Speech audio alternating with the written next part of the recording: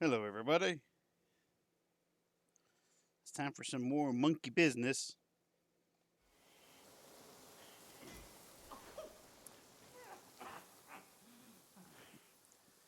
What we're gonna do is, I think I'm gonna have to actually wash my hands real quick. I'll be right back.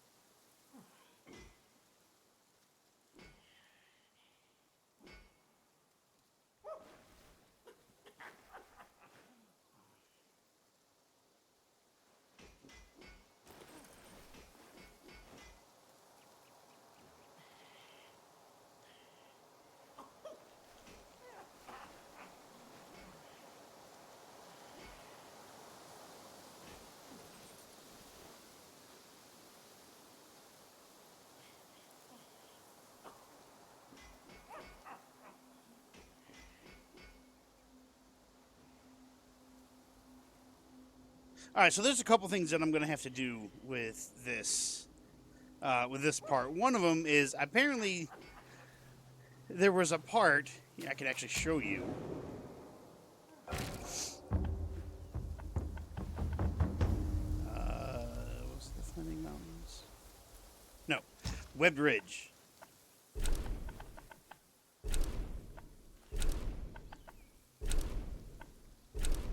Here, there's a boss fight that was supposed to be here, and I fucking knew that there was supposed to be a boss fight here because it just looked so out of place to just be nothing. However, to do that boss fight, you'd have to go all the way back to chapter 1, and there's a waterfall in an area. It's not that. I think it's here in the Forest of Wolves. And I saw it just because I was like, I get past a certain point and then I'll go watch some of the YouTubers that I watch with their playthroughs. Because I'm like, okay, well, I've passed this part. I can watch up to this point because I don't want to have anything spoiled for me. But apparently, there's a secret dragon fight there, much like there was here in Yellow Wind Ridge. That one dragon that had the twin maces, he had to jump up on the rock to avoid the lightning attack, and he was behind like a weird barrier.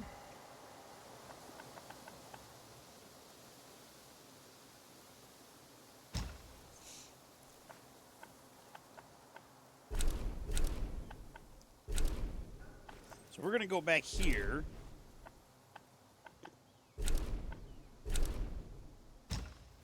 Think all we have to do to get the hidden area here in this chapter is find that dude, the pale stalwart guy, and talk to him a couple times, and then it will lead us to a secret area.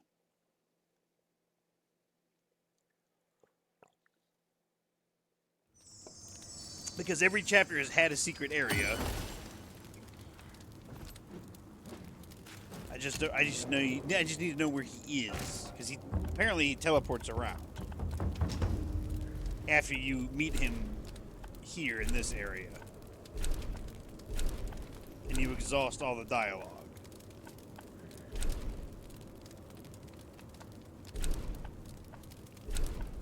So we're gonna teleport here because if he's not in that regular spot, and then I'm just gonna look up and see where the hell he goes after that, and then find him. I think I know where he is, but I'm not 100% sure.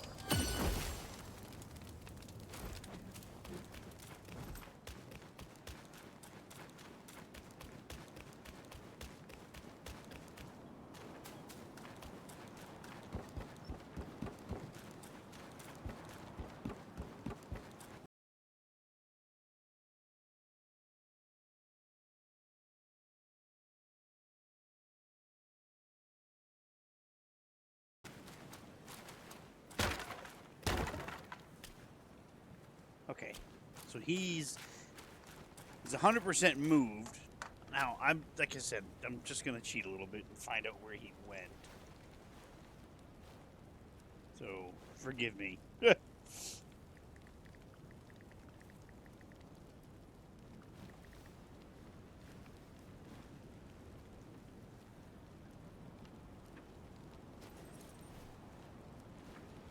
see.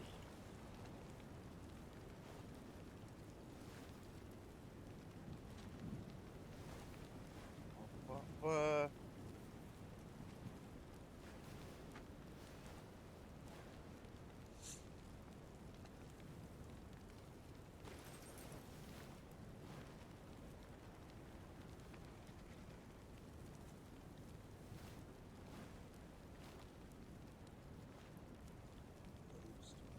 path secured. Proceed, and then he will join the destined one soon. After resting at the shrine, the palace will disappear. Furnace Valley. The lava third cart will be.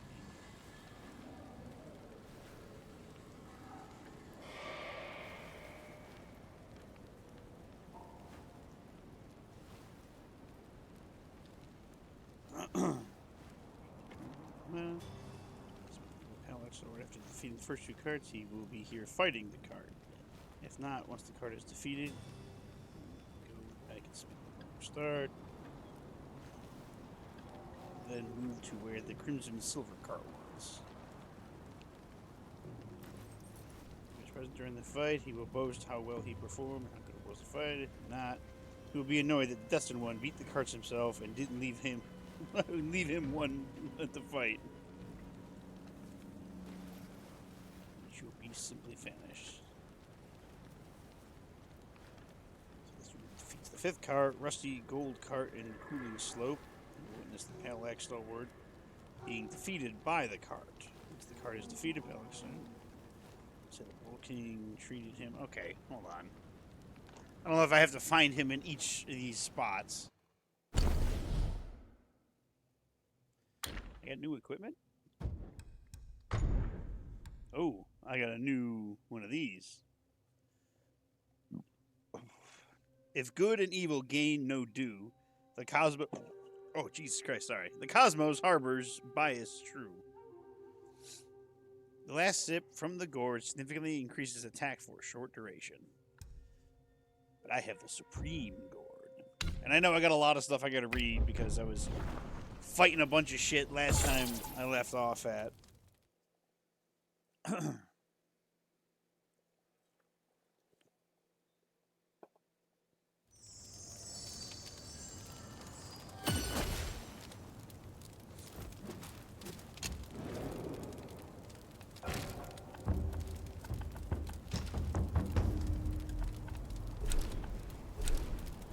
Height of Ember.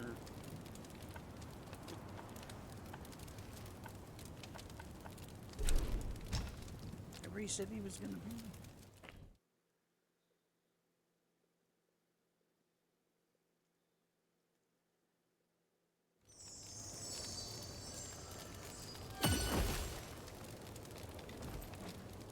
I'm trying to remember where all these fucking carts were that I fought.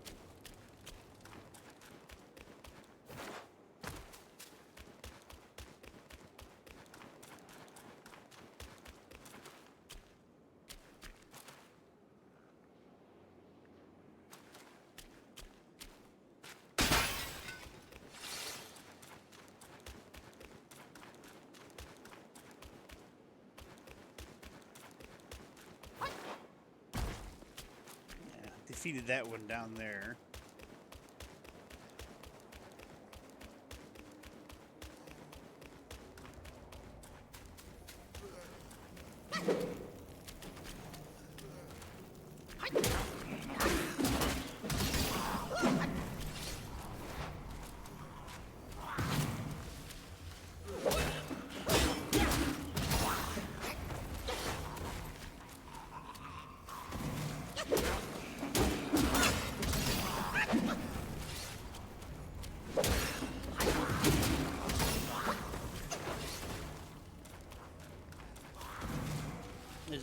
shit out of all these assholes in here. Build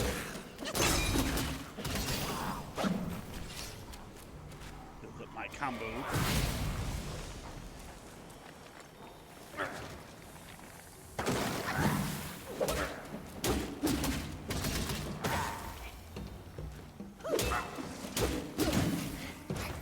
Bitch, did you just...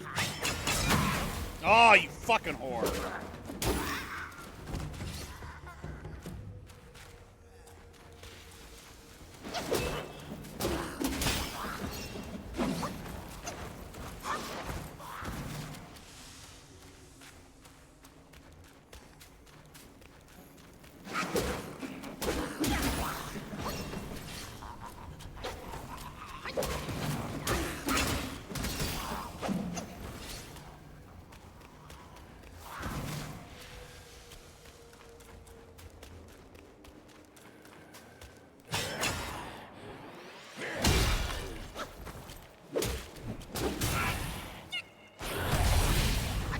I'm on fire!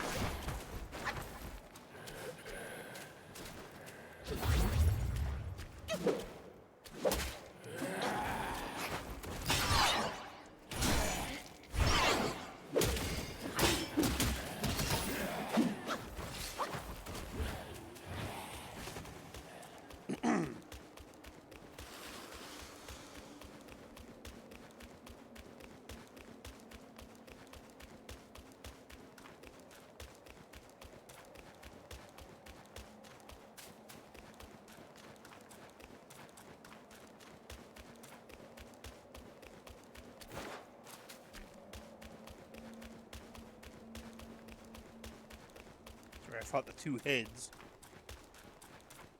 which was a pretty cool fight. I'm not gonna lie.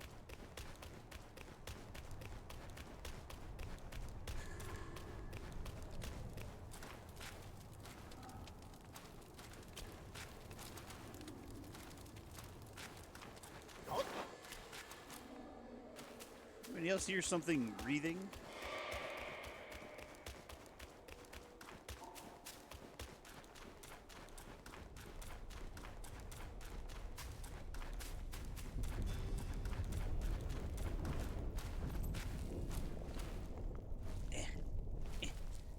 Good thing I'm not a fat monkey.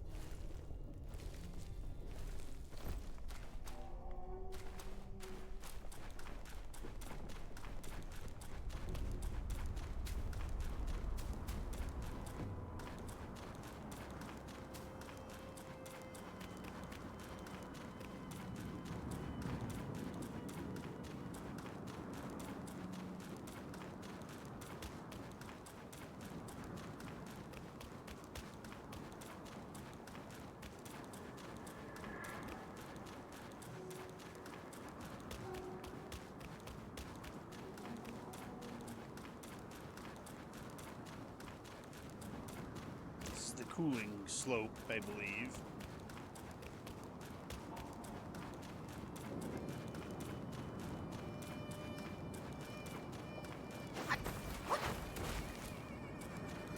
Super hill landing!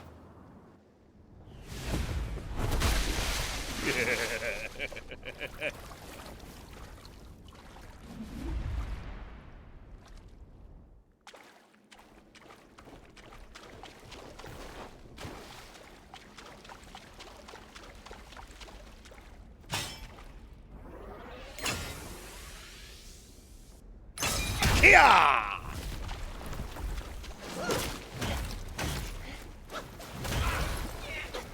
It hit me.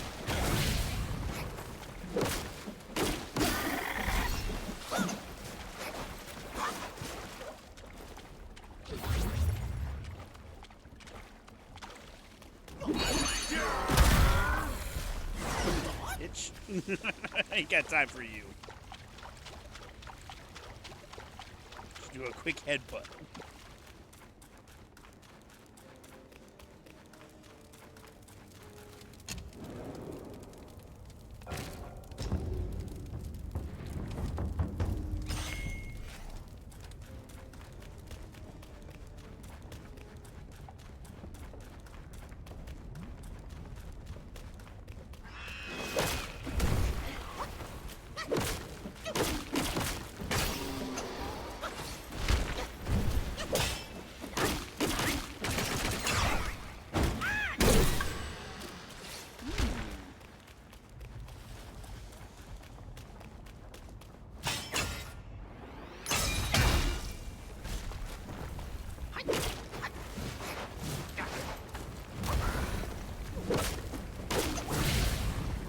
I'm on fire!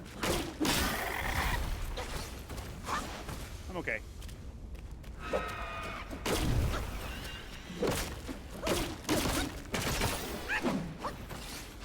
Oh, shit! I'm okay.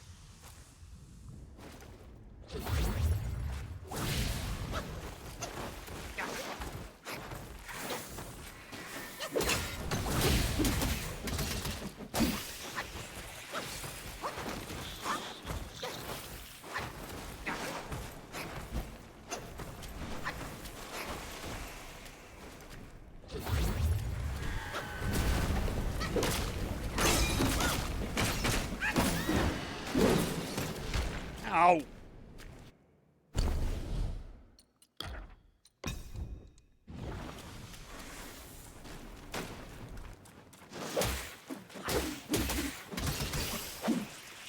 Yeah, that's how I was able to walk across this without catching fire. If you didn't have the fireproof mantle, this would be so much harder.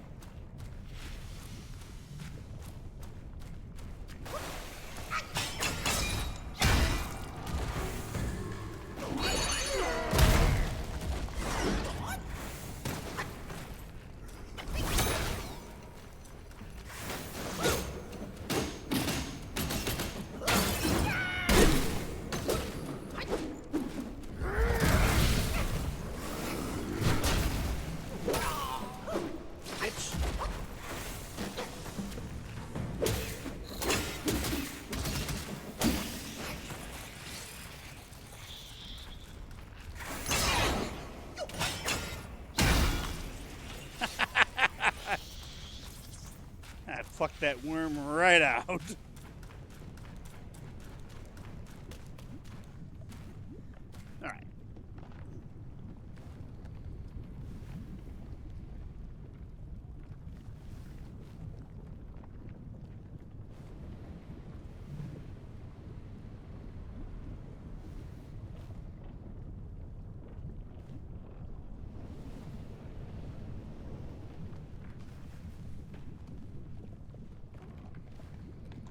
Furnace crater. I don't need this. There's a shrine that's just up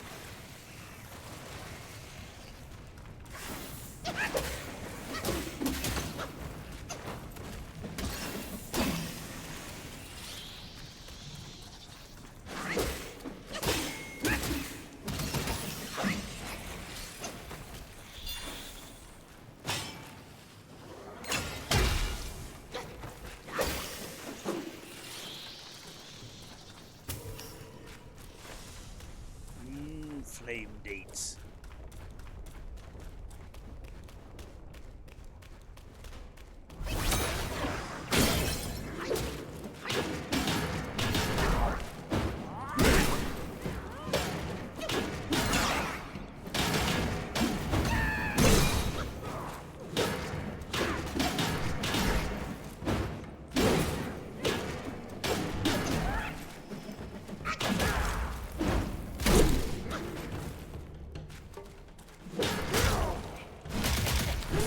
Really? That hits me?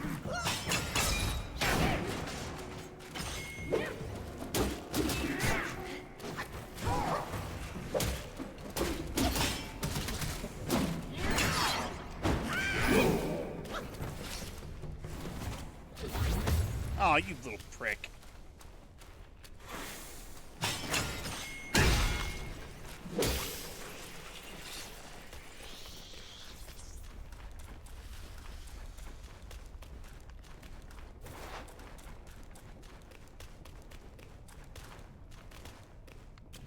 Yeah.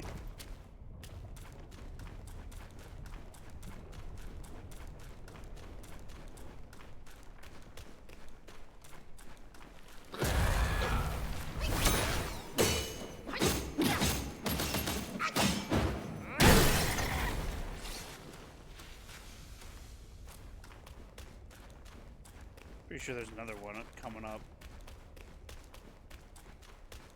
Well, maybe not.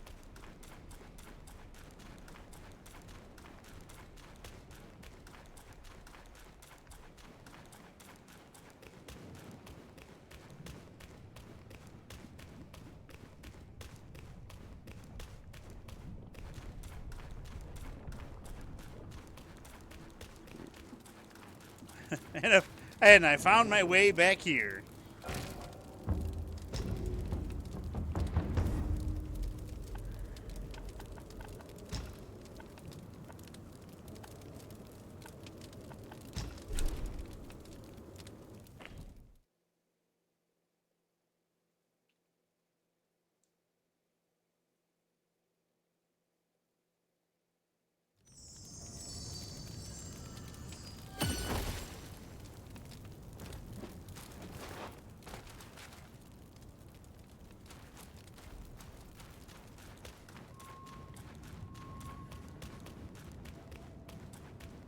I think going up just leads me to where the bull was.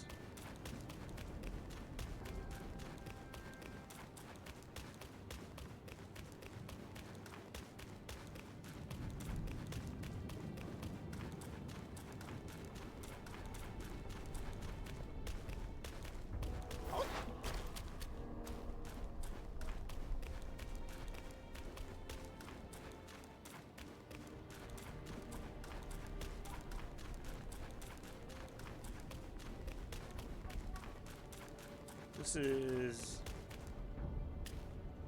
Alright, this is where the giant ball was.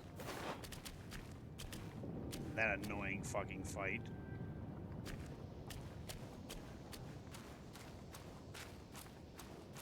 I mean, it wasn't even a fight, it was just run.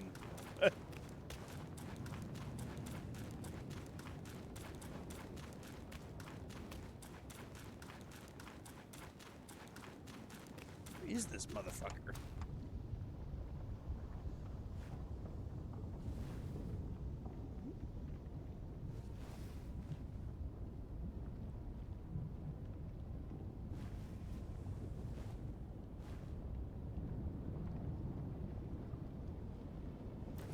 Supposed to be a frozen gate. I don't even know where the frozen gate is.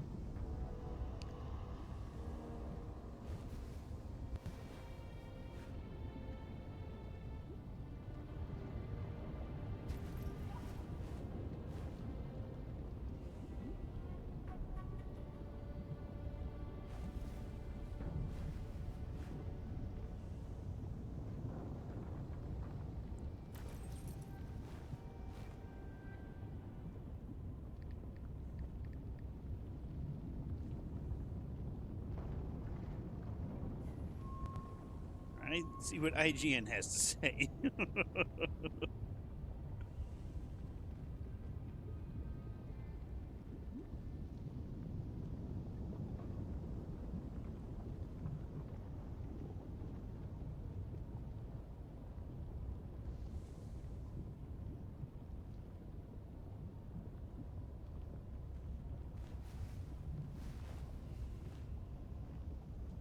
Wow, IGN, your fucking website sucks balls.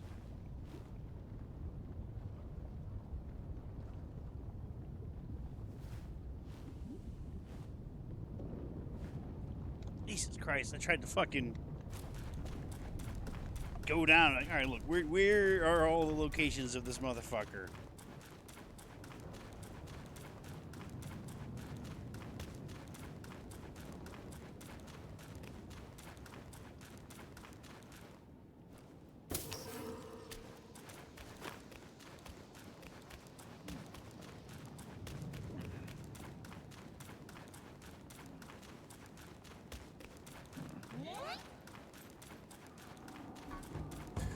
I don't need to fuck with that.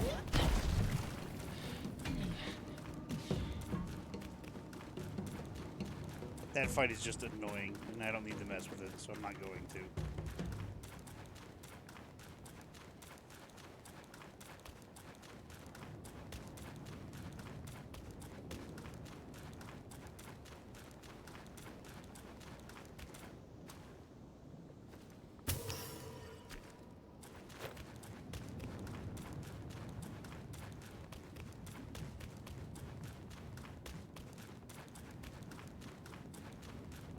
Okay, I have run all the way back here.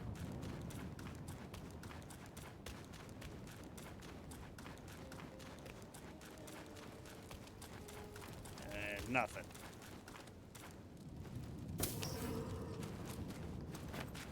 I mean, I'm gonna pick these up, and why not?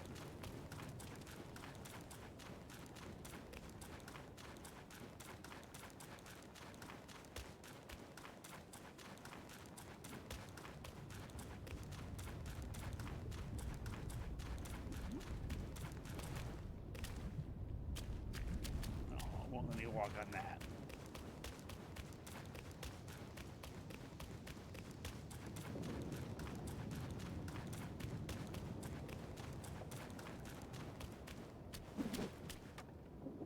Got some bright white hair.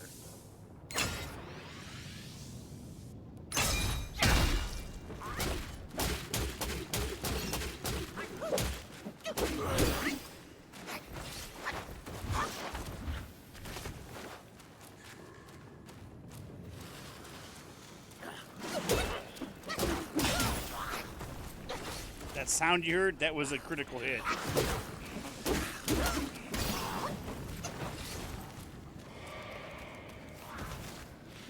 I forgot we had this guy.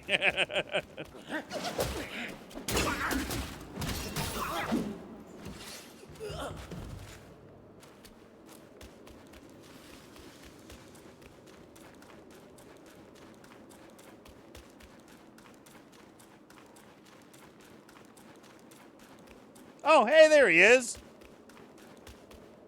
Hey, buddy. You brat fighting for your own pleasure. 5行车也不给我留一辆，老子的福都要笑住了。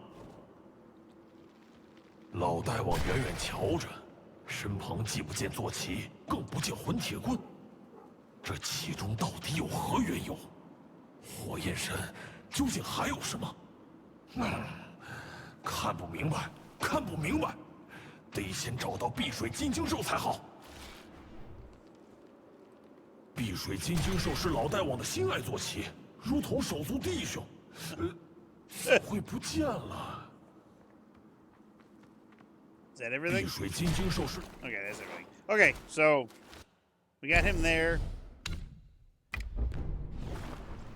Beat me up, Scotty.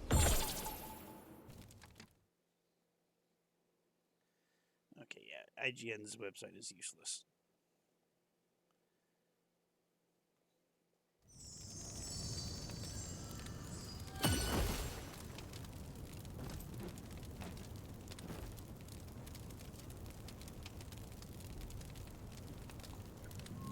Excuse me. Pretty sure he should be here somewhere.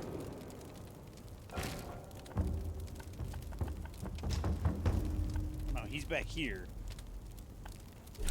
He's at the Emerald Hall.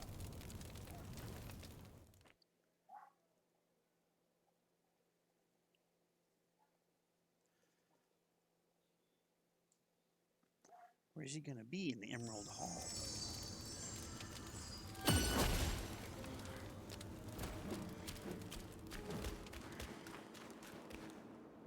That's not him. Those are bad berries. He's gonna be up here somewhere.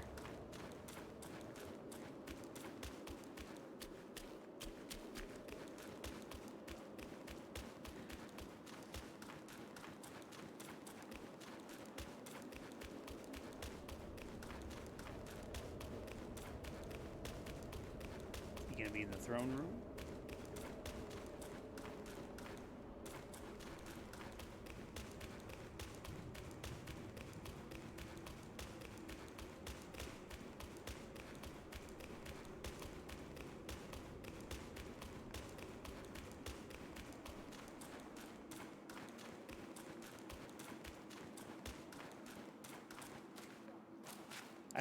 I saw the rock. I was like, ooh, that's a guy. Not a guy.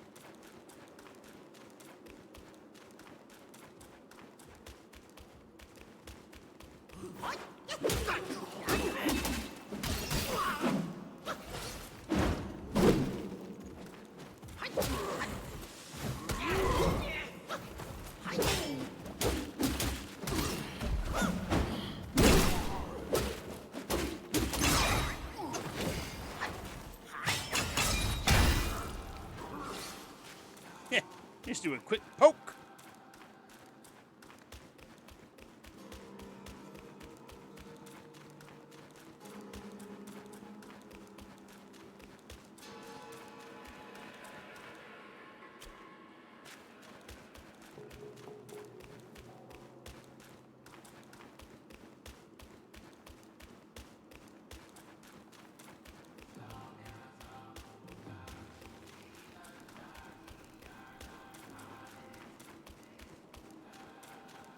I'm dumb. I'm so dumb. 老大王远远瞧着，身旁这其中到底有何？看。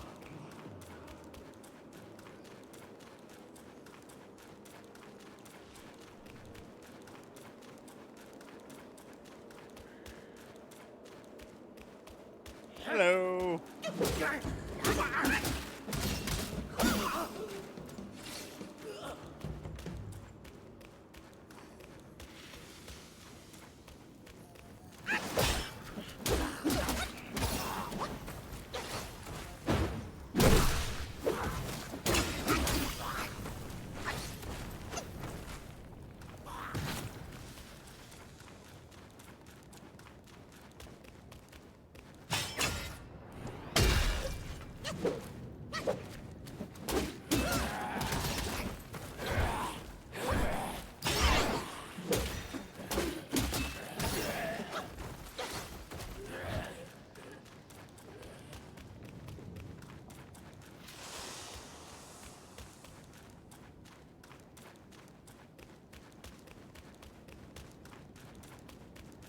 We're gonna get all the way back up here. I know this isn't exactly the most exciting right now, but I have to get the secret area.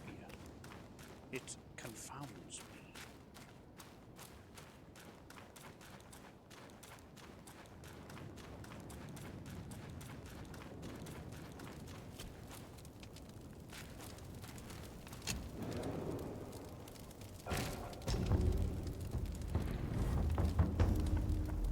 Yeah, he's probably moved by now. Oh, he's still at the Emerald Hall.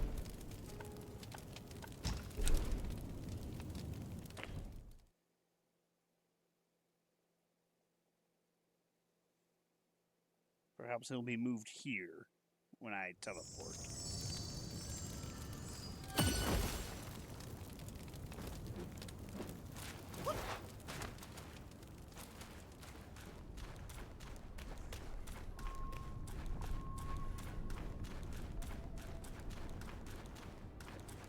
Because this is where the last boss fight took place.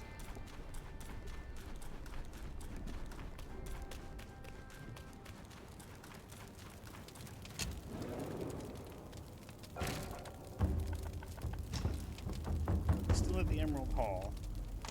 Okay, where the fuck does he go after the Emerald Hall? God damn it.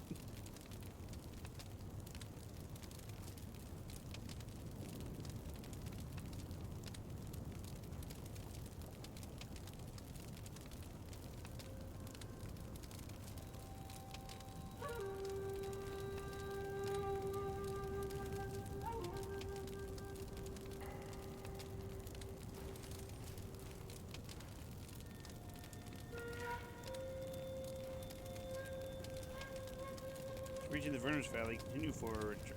Lava, third cart. Third cart will already be defeated by our horse guy. We already did that.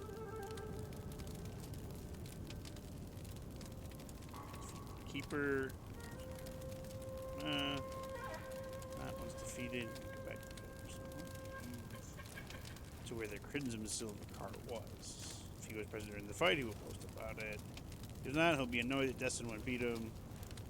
Helax feels that he's missing something and wonders why the Bishu Beast simply vanished. Destin 1 reaches the fifth cart, the rusty gold cart in the cooling slope. He will witness the Parallax stalwart being defeated by the cart. Once the cart is defeated, the Parallax will say that the Pole King treated him so well he doesn't regret dying for him. However, he failed his mission. He points to the Bushi Cave gate and states that the king must have done something reckless for his son, and the truth lies beyond the door. As he dies, he states that he went Easy on the cart, and for the Destined One to stay true. The Destined One can now interact with the door and proceed forward to the Bushi Cave. Okay, so where the fuck is this at?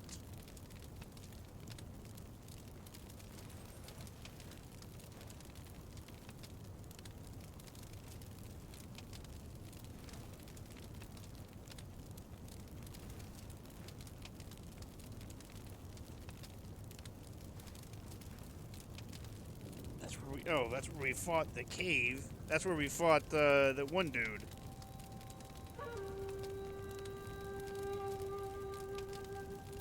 So he's in that place. Fire nice.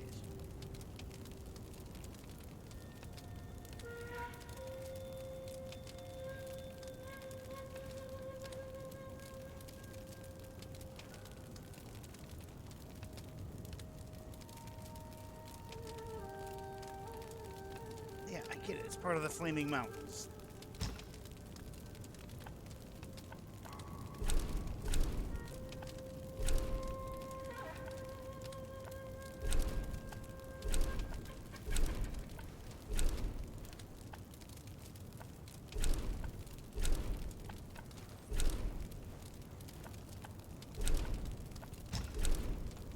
Here.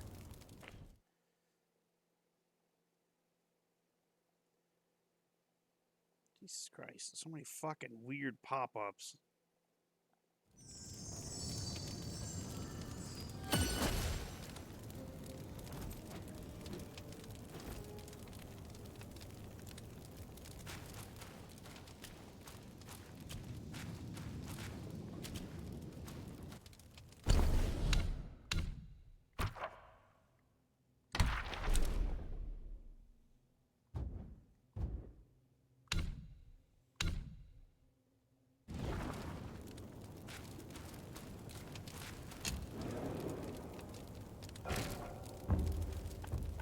There's nothing here that's called the cooling slope.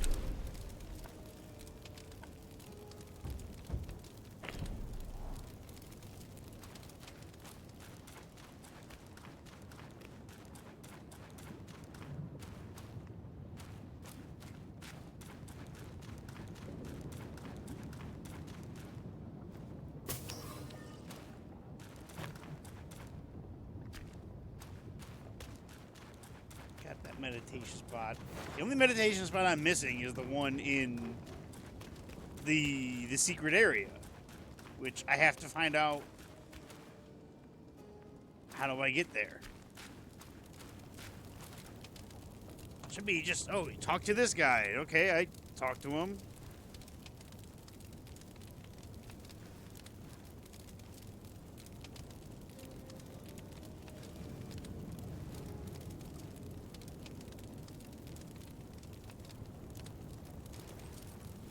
I love that it just says, as the Destined One reaches the fifth cart, Rusty Gold Cart, in Cooling Slope, he will witness the Pale Axe Stalwart being defeated by the cart. Is there a path that I fucking missed or something?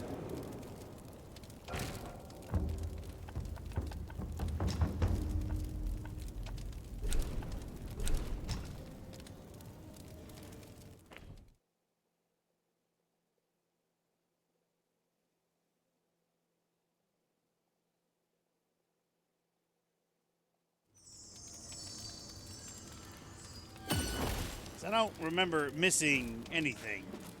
I was pretty thorough with this.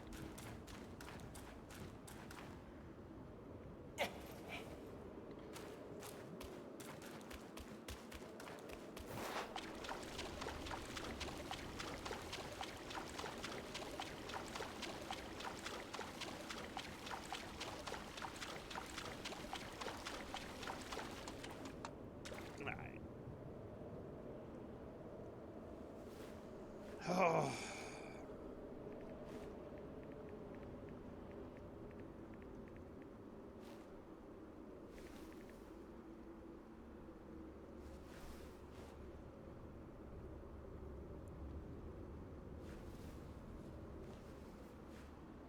Fucking Reddit. I doubt this will have the answer.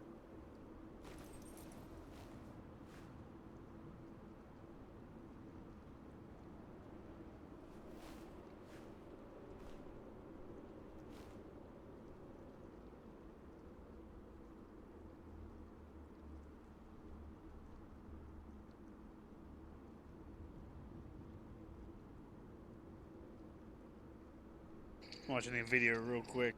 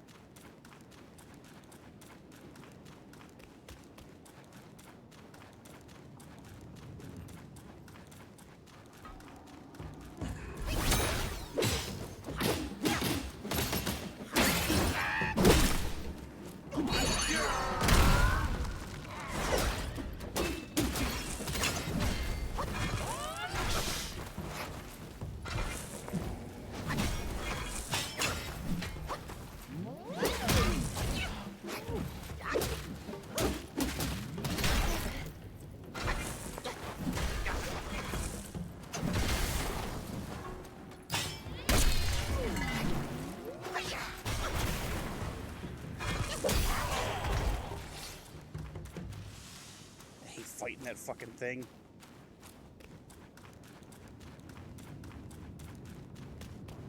Right, so from what I could gather, it was just a whole lot of running, and this was the path that I missed. Fuck. This has got to be it. Okay, well, here it is.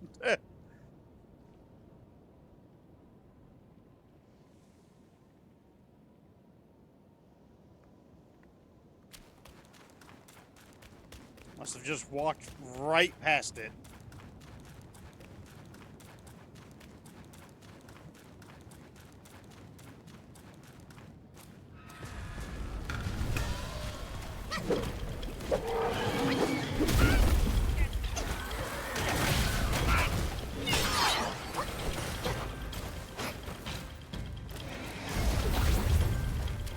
Alright, I see you got some ads.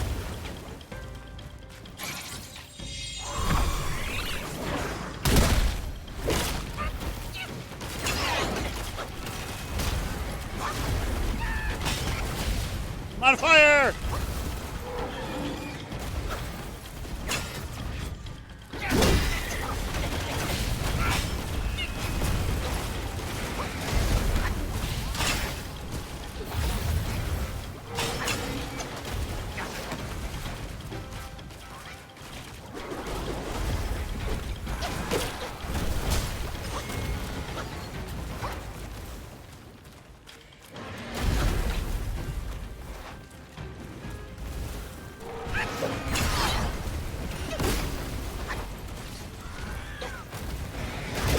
God damn it, you little shit!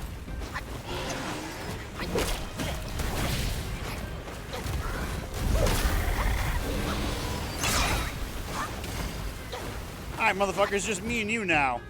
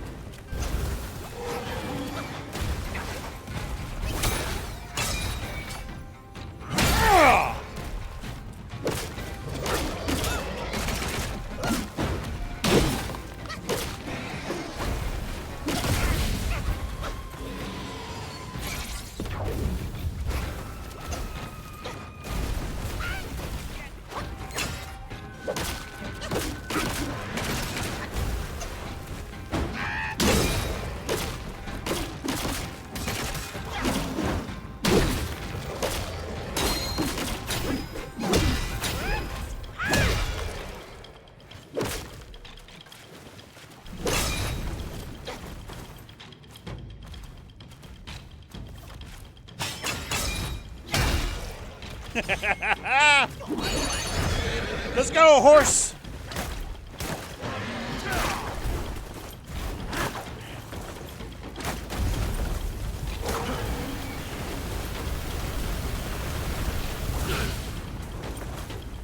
On fire!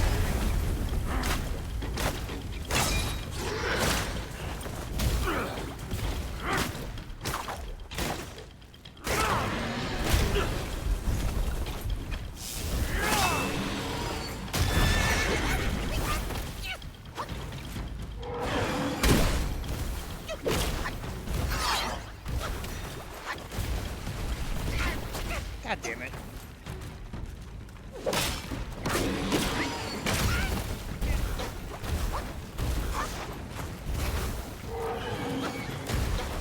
Tell you what, this one's a lot more aggro than the other one.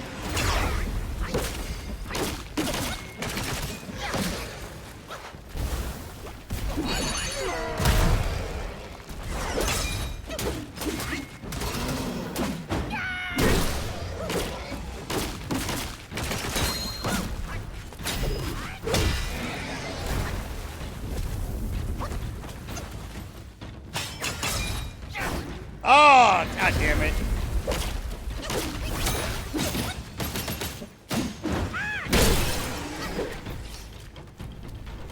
Sit the fuck down.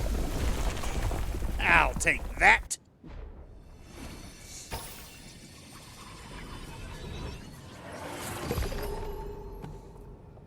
We got a new chief. If you're just joining me, I'm back here because I missed the secret area, and I spent the last like half hour looking for this path. And it's on the path where you have to run past the ball. You have to like double back, and then you can find it. Because I found it. I got a new spirit. Flint Vanguard. Take the form of the Flint Vanguard. Pummel the foe with stone fists, each strike stacking Scorch Bane. If the foe is ignited, they will also suffer burn damage over time.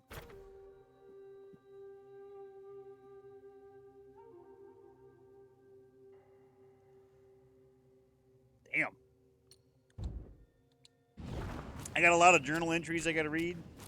I'll do that once we head to Chapter 1 to do the other secret that I just happened to come across while watching Prod's playthrough.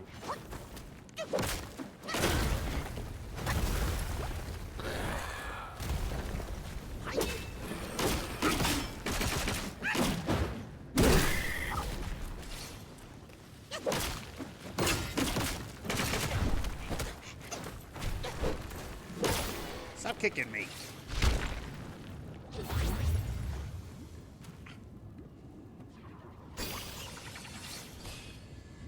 Can I jump on this? No. Okay.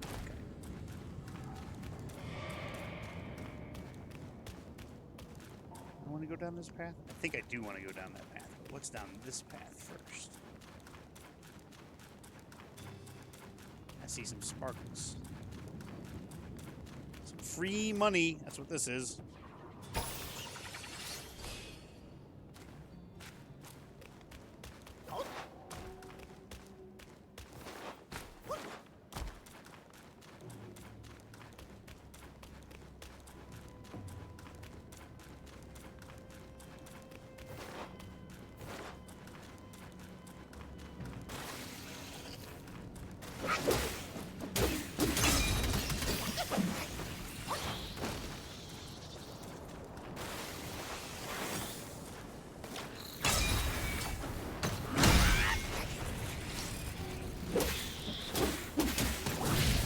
on fire!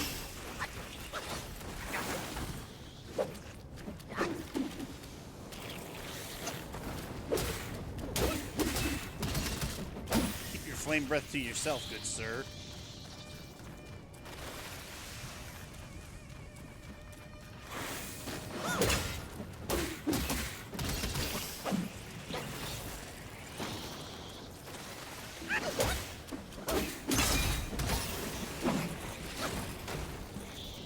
They can't hit me over here.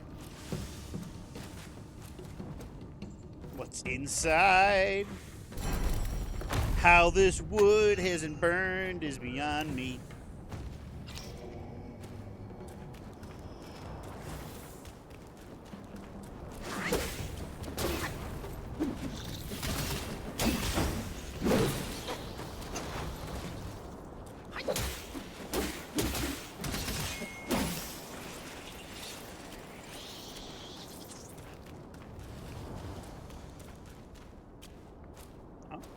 Deliver?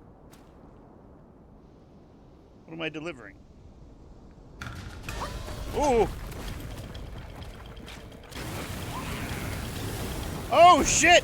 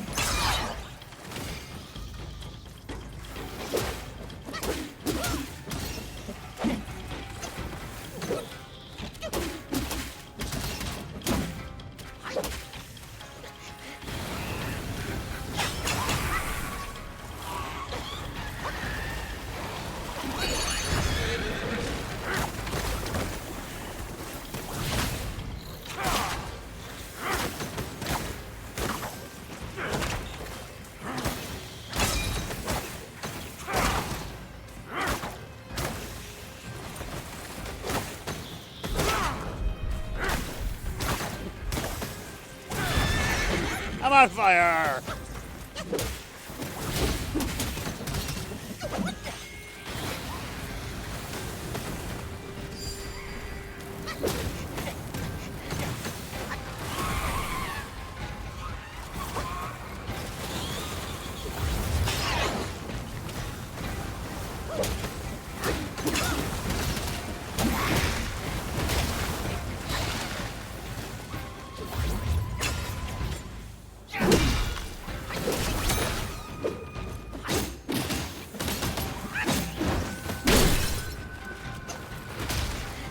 That shouldn't have hit me.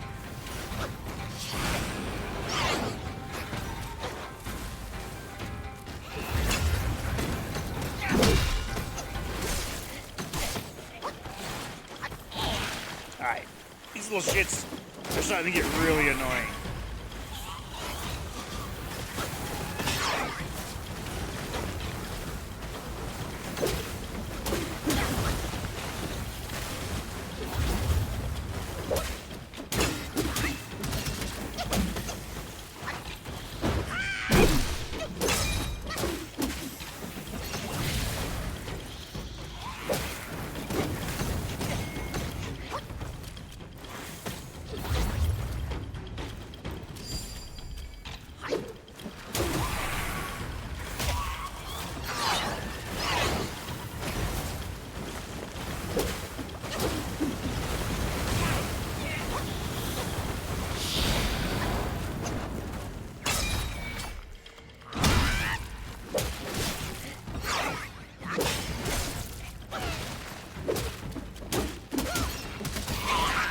Get the fuck out of here. Give me that shit.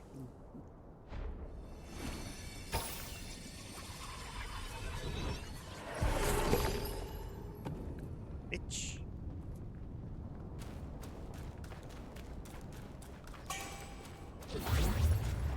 Mother of Flamelings. Take the form of Mother of Flamelings. Summon Flamelings to aid in battle. breathing fire that burns the surrounding foes. Huh. So I summon a couple little worms to help me.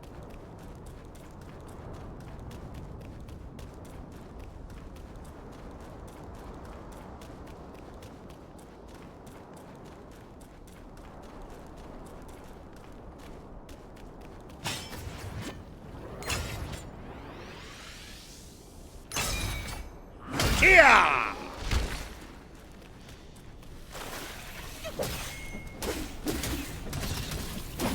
Get out of here. I just killed your mom.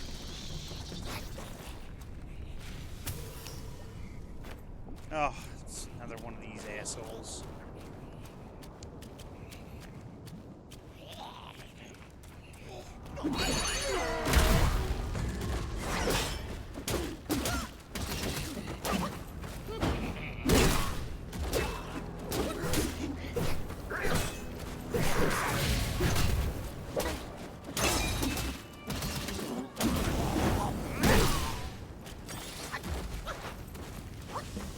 Nah, we're not on fire anymore. What was he going so apeshit for? No pun intended. For this. What was he protecting? Some fine gold thread. Alright, I guess that's worthy of protection. And a mine core.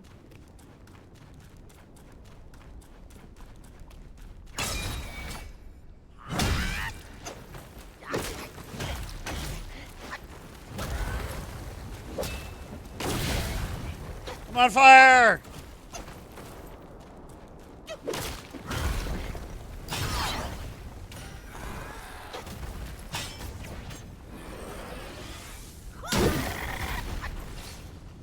Annoying little rock bastards.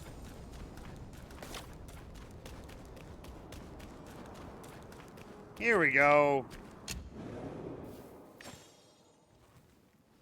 Finally made our way downtown.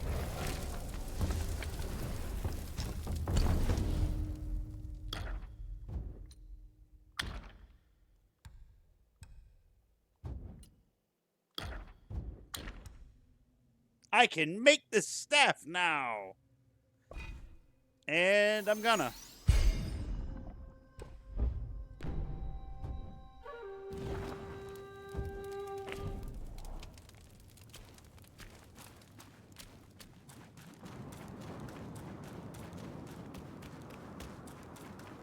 The extra burn resistance and everything.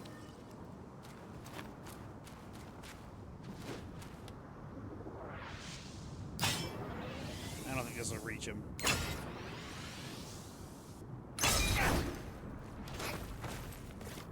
This will, though. Look at him. He's taking a nap.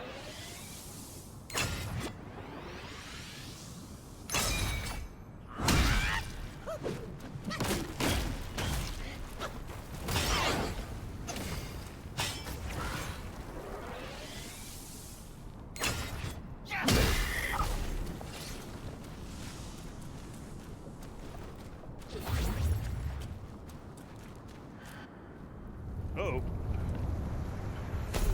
The last flame cart. Oh, he's got my buddy in his teeth.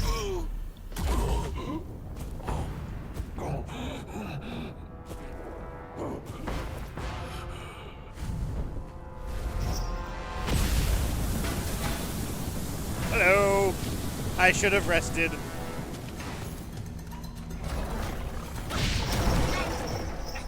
That hit me?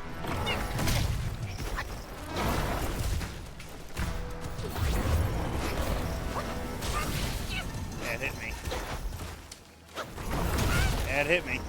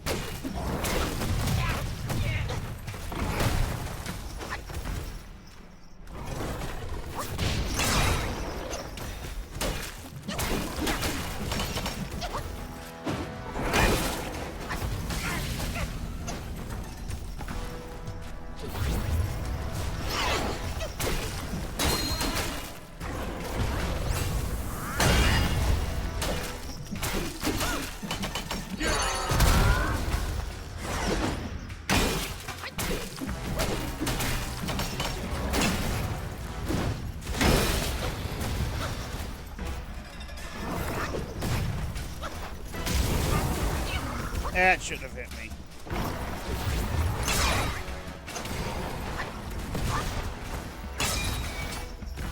Ah!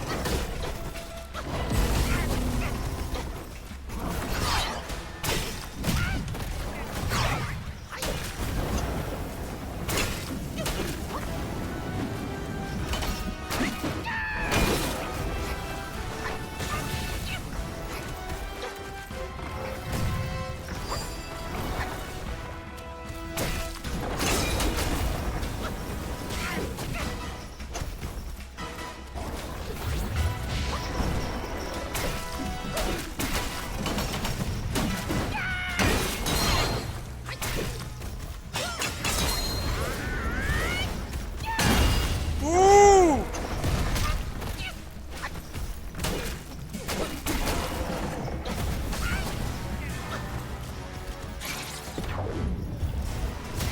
Ow.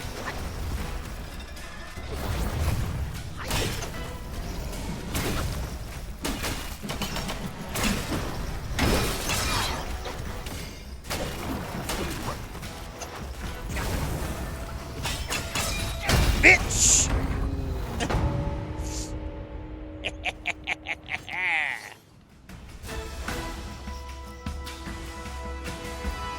That's right, motherfucker. Sit the fuck down. Who needs magic?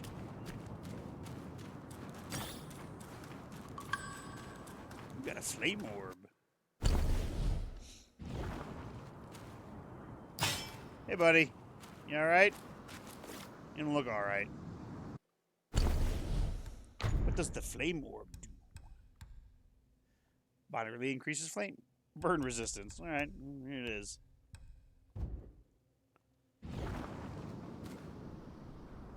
You alright? You don't look alright.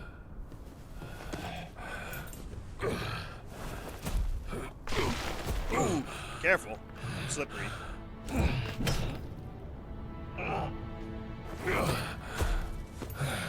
Maybe I should have let you fight that other 妖 card. 魔王仁义无双，侍奉他我心甘情愿，唯独辜负了大哥，他交给我的差事办砸了。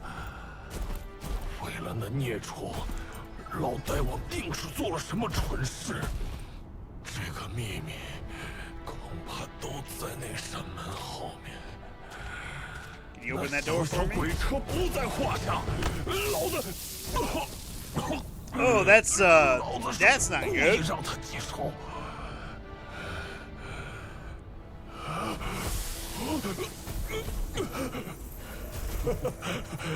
你是个顶好的猴头，但千万不要舍本。 He's being Thanos. Aw. Has everybody had meat die?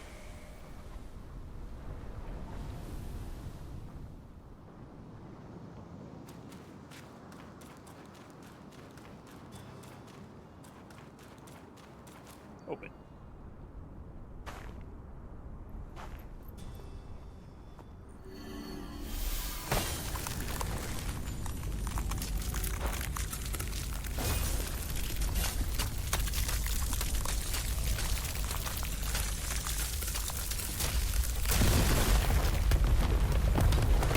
All right then. That's how you open a door.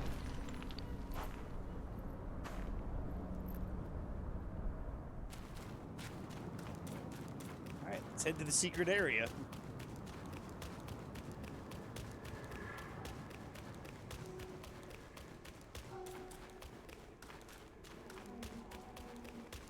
I already see the frog. You see?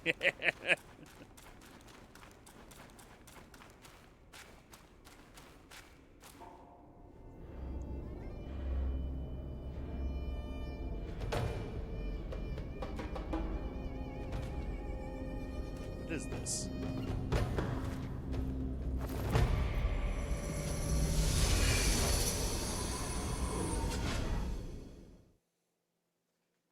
Oh, I gotta get out of here. I gotta fight the frog. I can't just leave that frog there.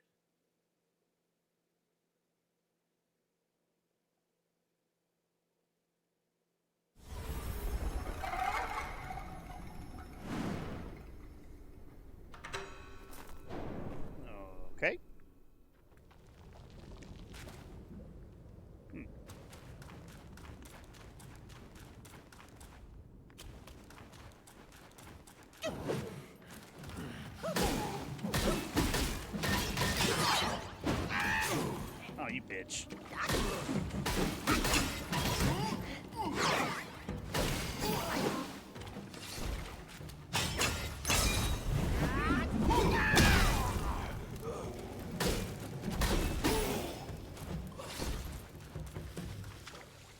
Take this.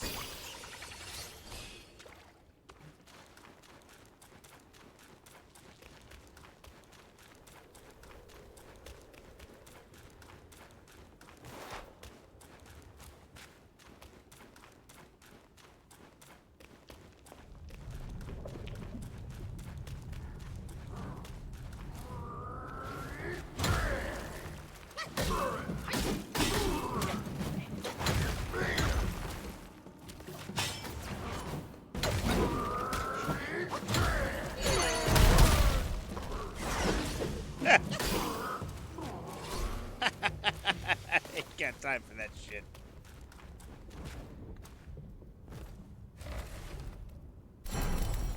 Just pop this open.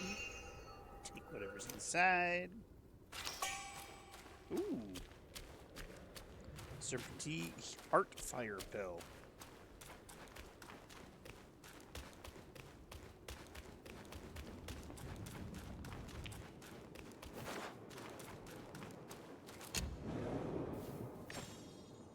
This ride looks a little on the burnt side. There we go, now it looks a little better.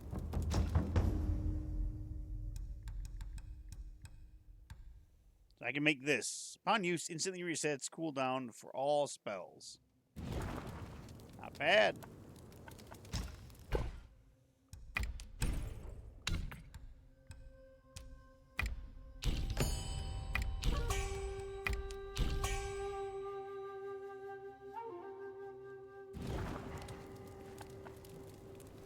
Lowest amount of money I've had in a long time.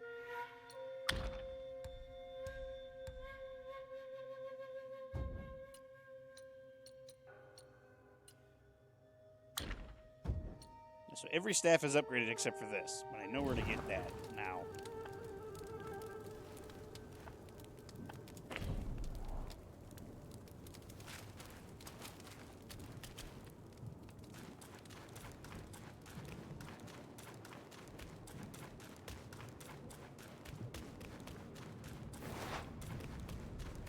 Am I gonna have to fight down here?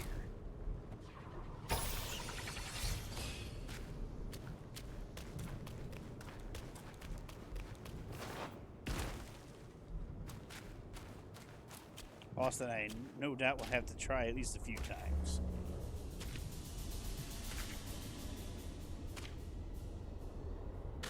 Hello?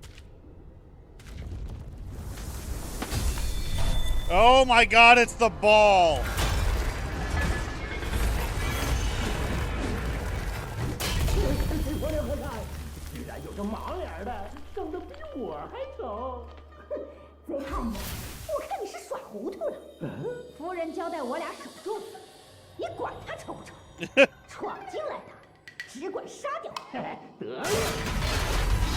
Oh my!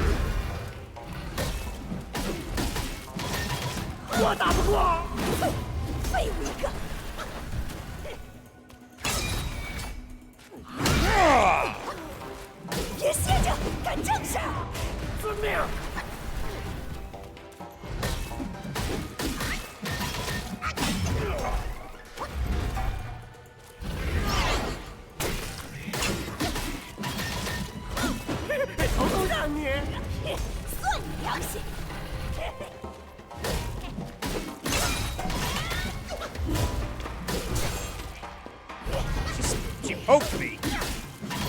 这不是打，我娘歇着。贼婆娘，进去耍耍。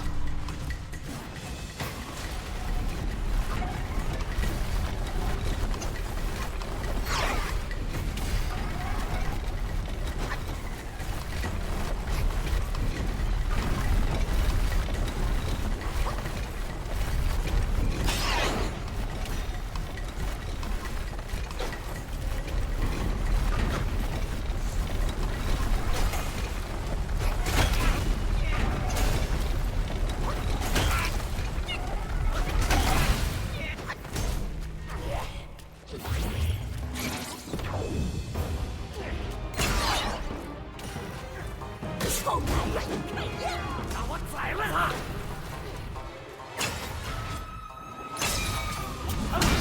对，秒碎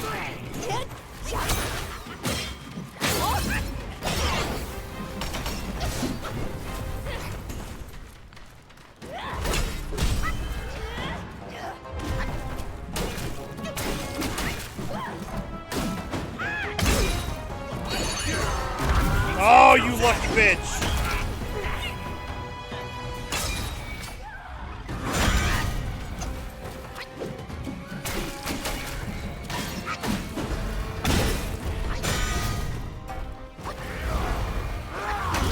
Ow.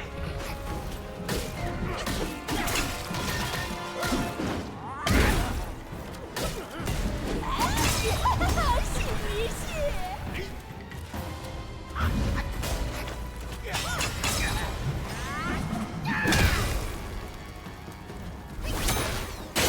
Goodbye. 你这毛怪，后退路烫脚的很。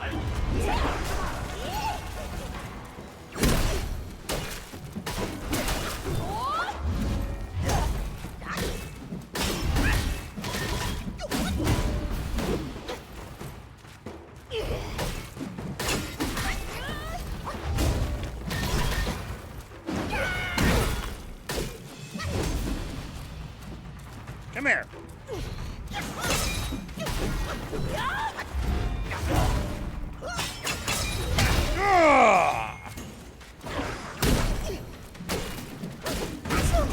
Get out of here 你去喂那老牛的紫皮狮子狗吧。 and eat a sandwich because you're fucking super thin.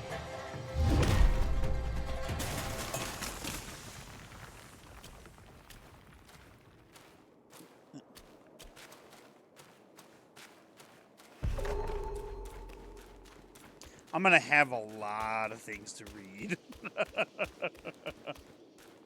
That wasn't that bad of a fight. That was pretty cool.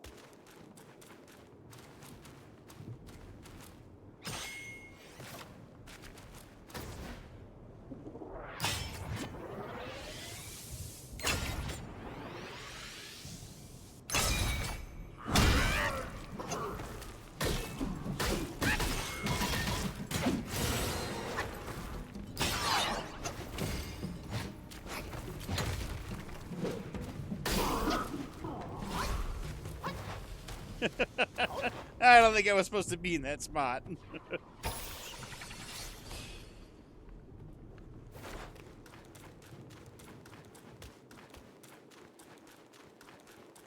What's this? Ooh, good. Looking for another one of these. This one's what? Mana? Stamina.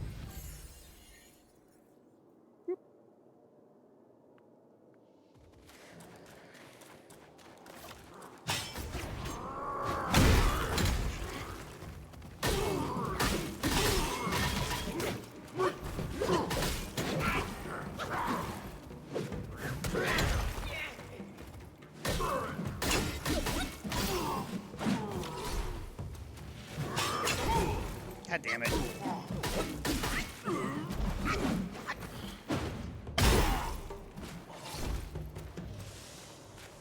I feel bad. I feel like I'm picking on these guys. Like, they can hit me and they can do damage, but they don't do that much damage.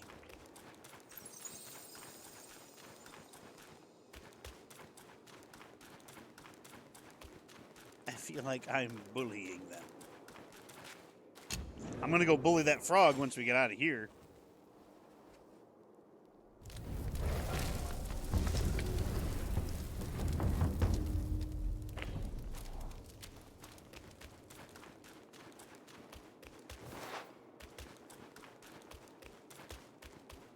at that dude. Look at that dude in the back.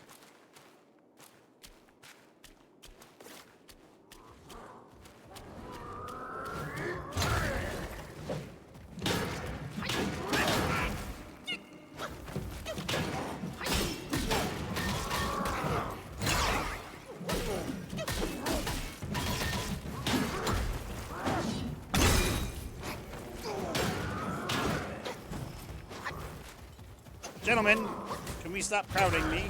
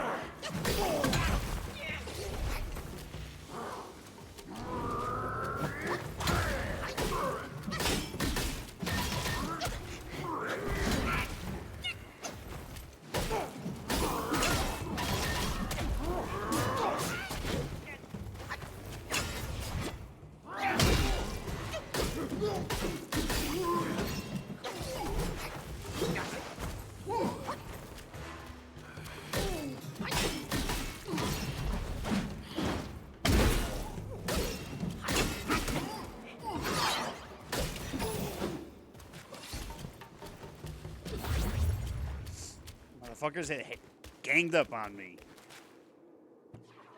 I'm just one little monkey with a bow staff. Granted, it's a magically enhanced bow staff.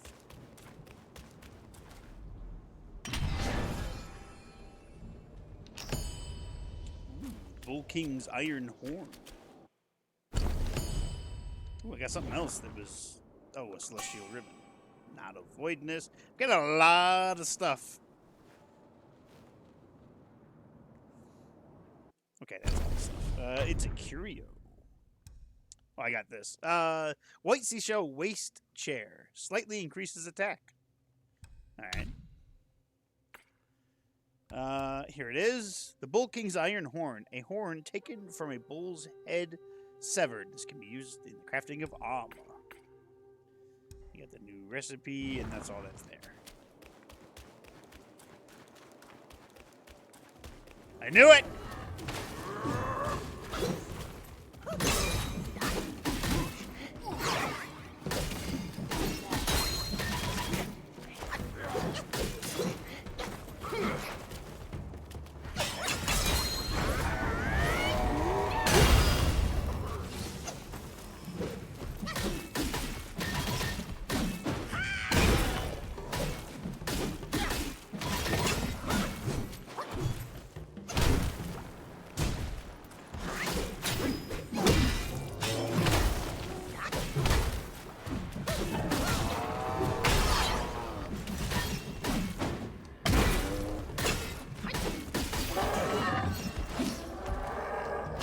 Down you go, big boy. I shall take your soul. I've taken a lot of souls in this hour and a half. The Bull Governor.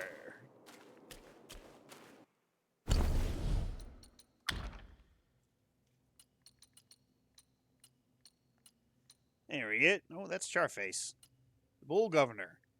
Take the form of Bull Governor, charge towards the foe, and cleave with a great halberd, thrusting it into the ground to deal scorch damage on hit. Wow, that is quite the charge.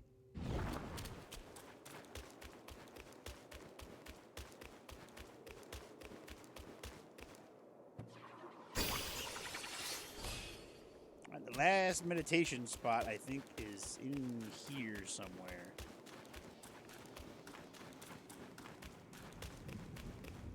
Must keep an eye out.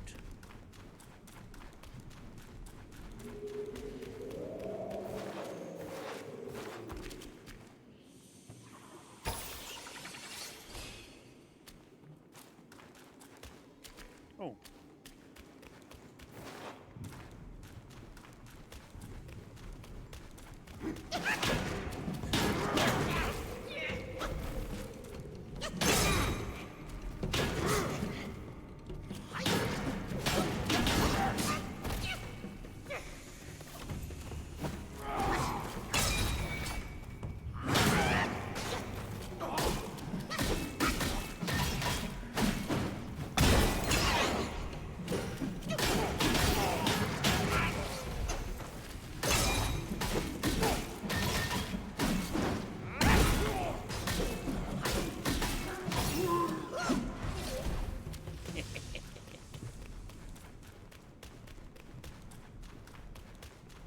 can slide down the ice if we wanted to.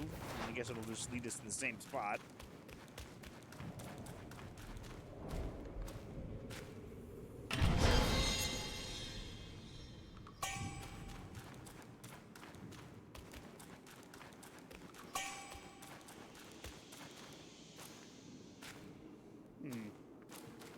We got a couple different paths.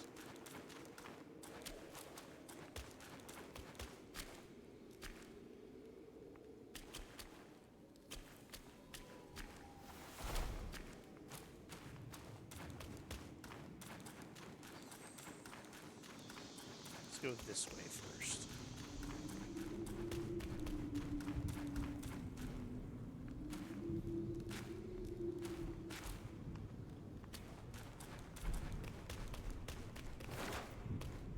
Oh, can I not? Okay.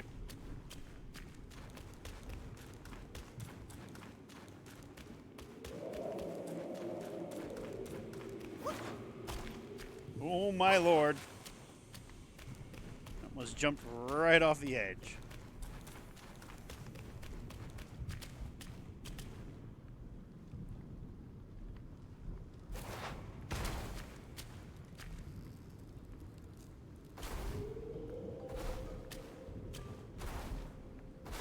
I just wanted to see. I just wanted to see if there was a secret there. There was no secret.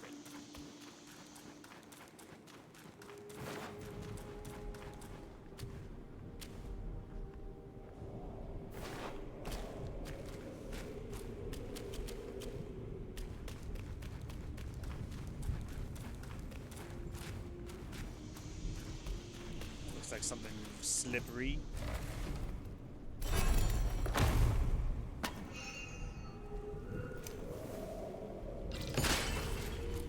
Fucking A, celestial ribbon. Just that little wooden chest?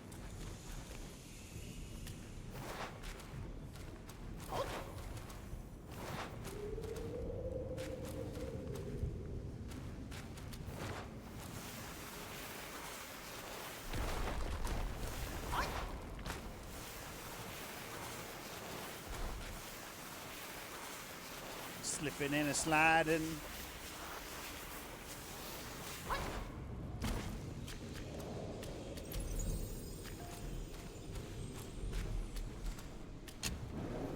This is gonna be right before a boss fight.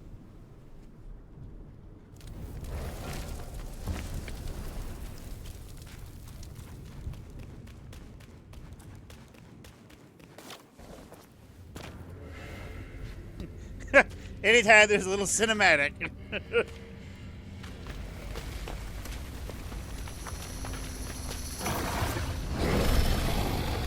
Golden-eyed beast. Oh shit, I didn't know.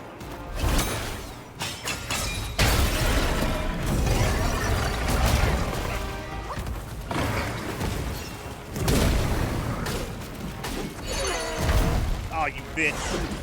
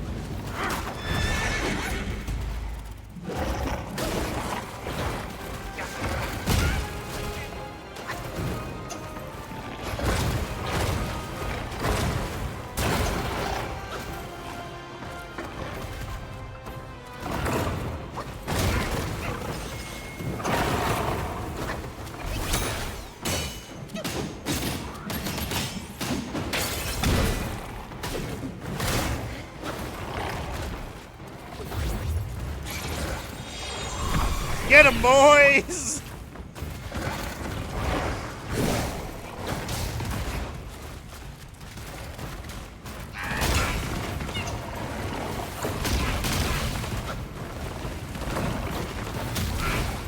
That hit me. Definitely shouldn't have.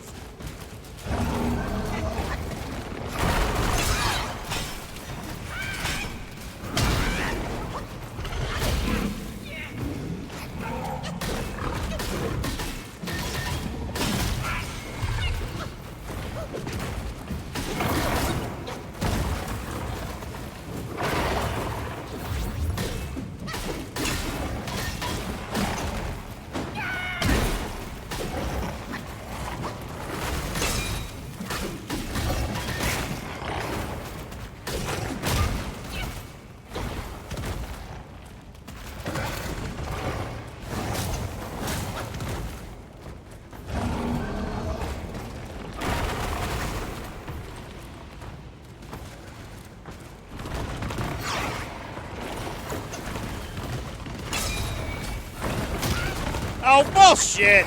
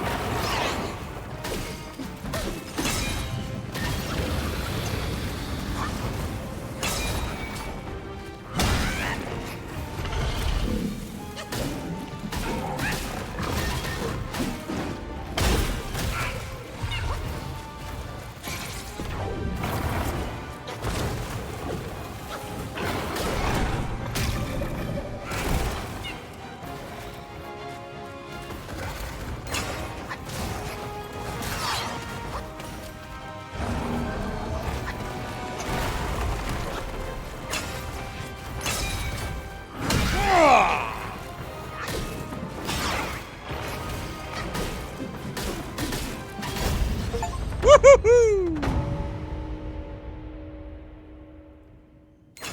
Down you go, motherfucker.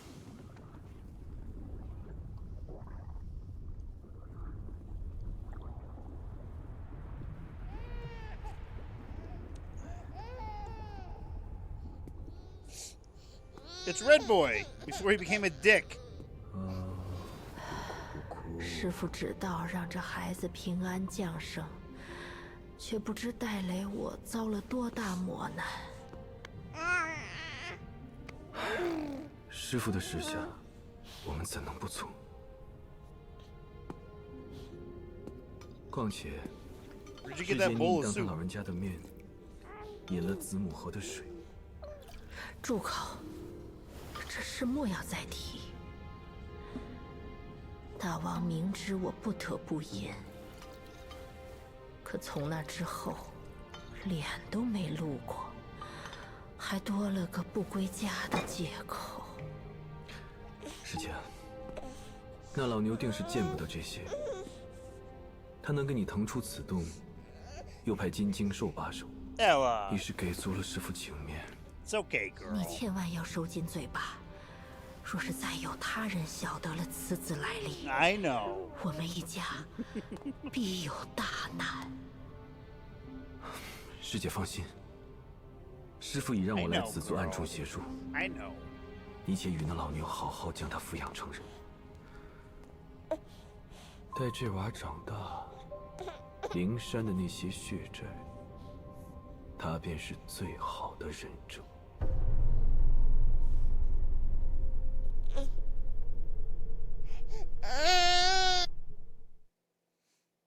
We gotta go beat up the frog now.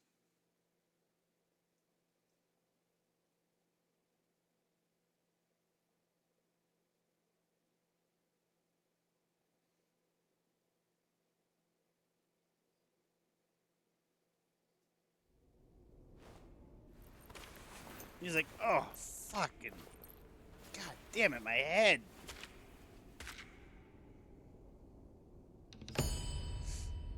Well, fuck, we got 3 of his horns. Another celestial ribbon.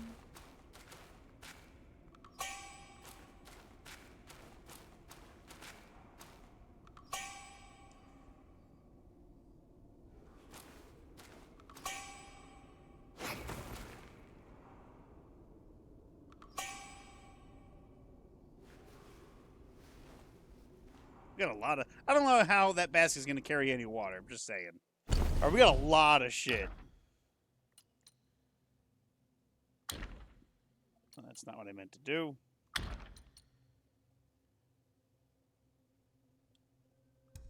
So we can create that.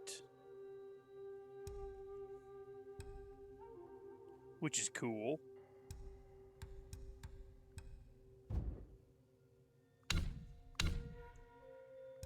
We got the Curio.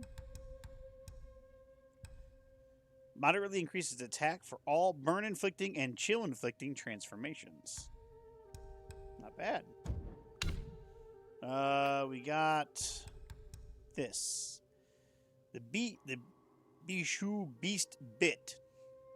The Bull King fashioned this for his cherished mount. This can be used in the crafting of weapons. Alright, we gotta fight the fire frog.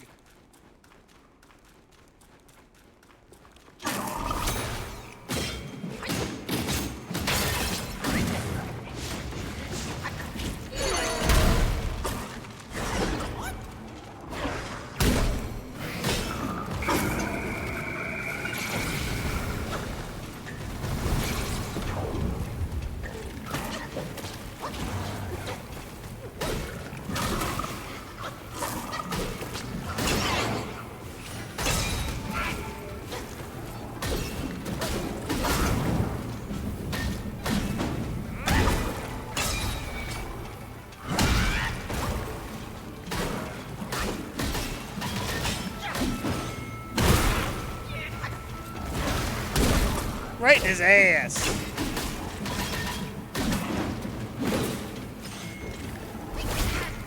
Oh, you fuck.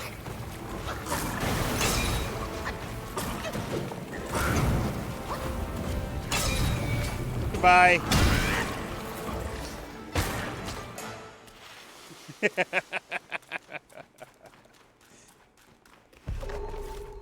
We did it! We beat the frog, we beat the secret area. We learned some stuff.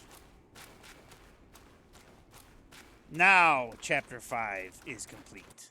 And I gotta do beam me up, Scotty.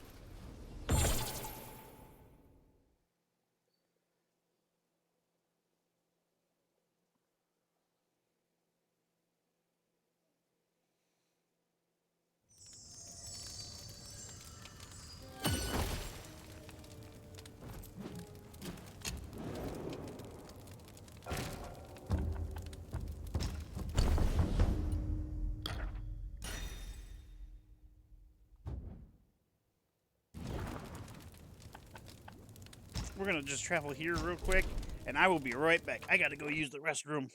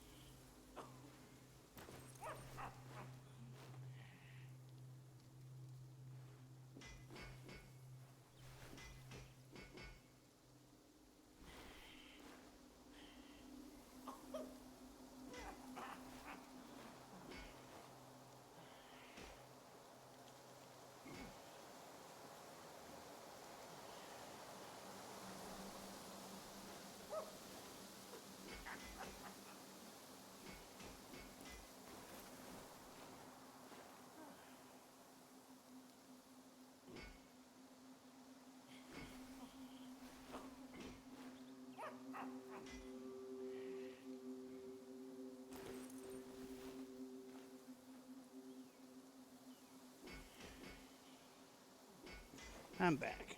And so was Ella. Hi, girl. Okay.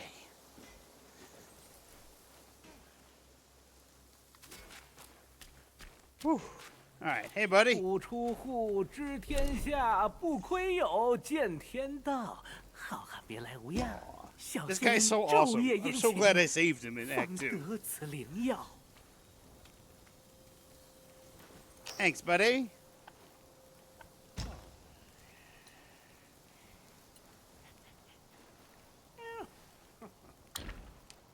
内敛 me two 承 of these, 担 please.，外敛惩罚。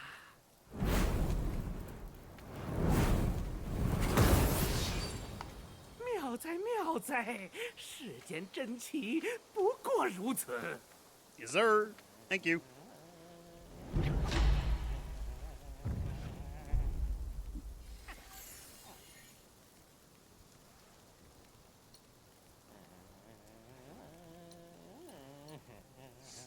Oh, I thought this was at maximum. Well, I guess it's not. Oh, well.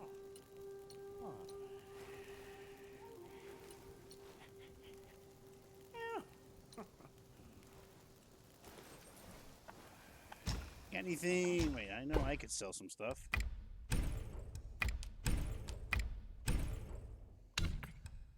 Got anything new? Got nothing new. Okay. 想走近道的人多 Thank you. 了， Hello. 炼丹术。 That's already at the highest tier. 有天去。 I need 4 more awakened worms for that.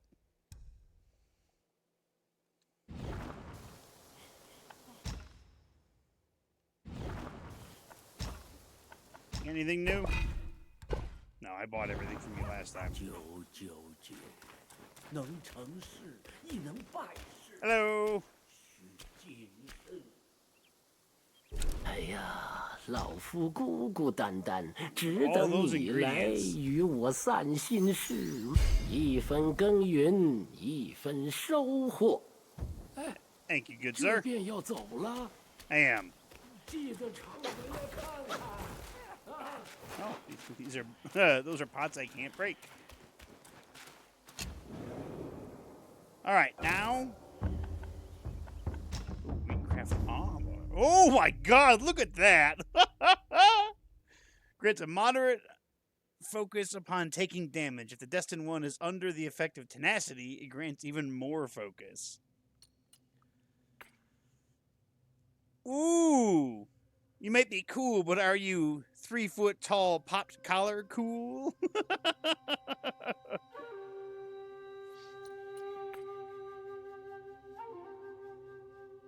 Damn! These are nice looking.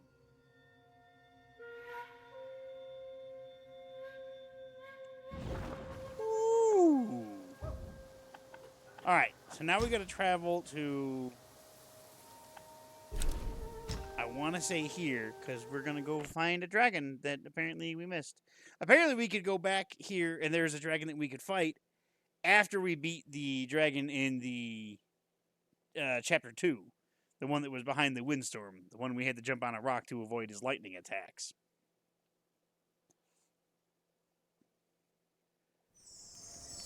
It's somewhere near a waterfall. So, we gotta find a waterfall.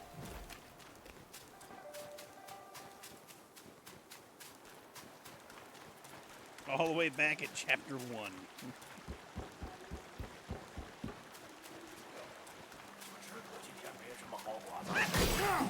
Oh God.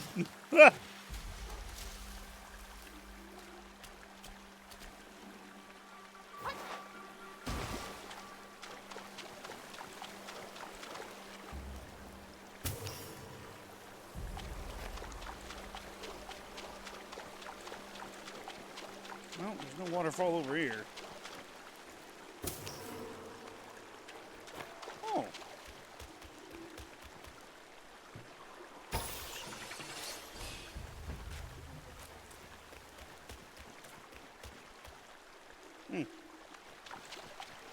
I can't believe I've missed that.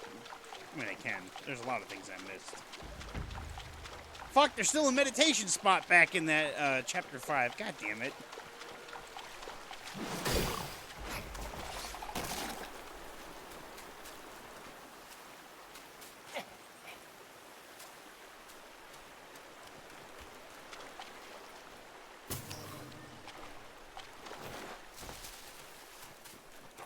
It's in the cave somewhere. Ooh, he survived a hit.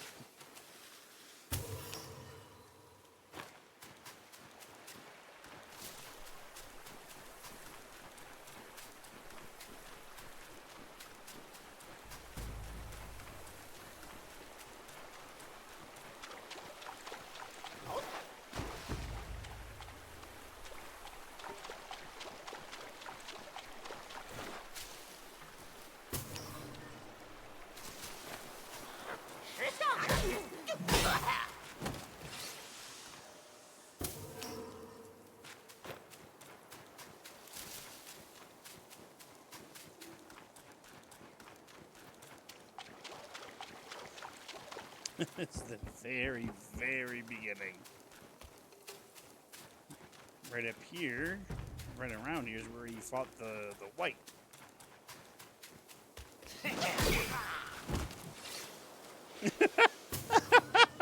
I love ha ha. It's instantly dead.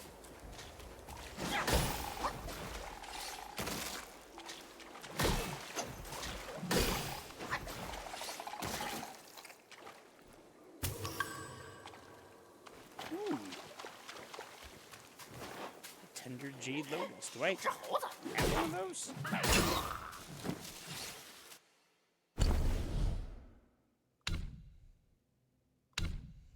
I must. Yeah, I got 2 of them now.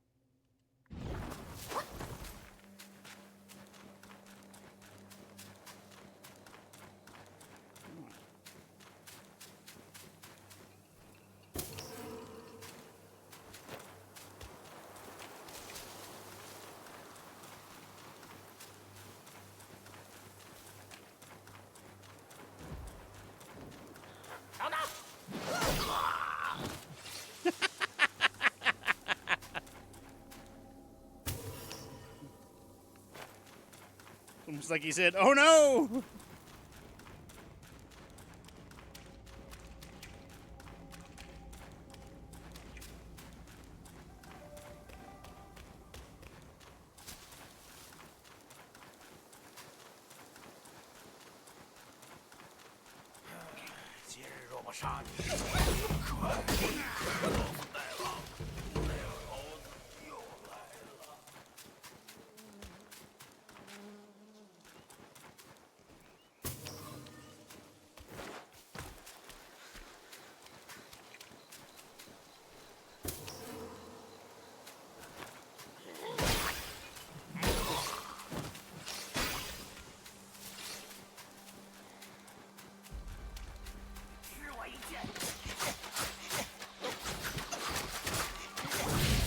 Woo!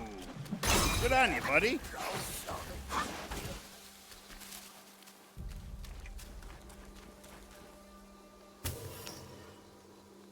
I was too cocky.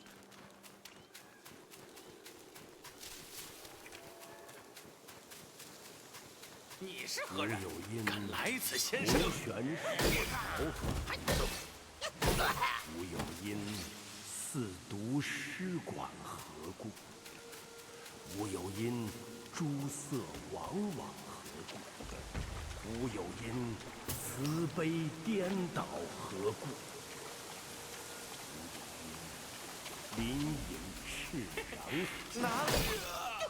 是曰：木生如烟，物长雷电，击背而歌，真。This must be it.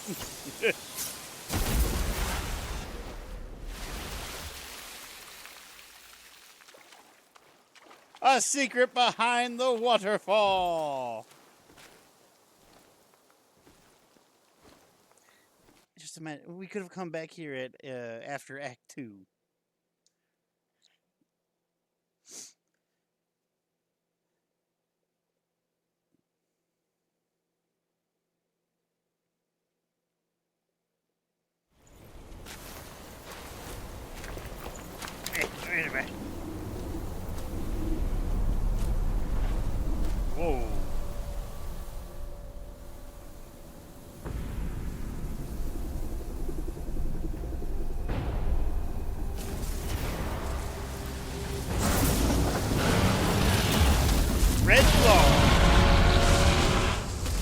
buddy?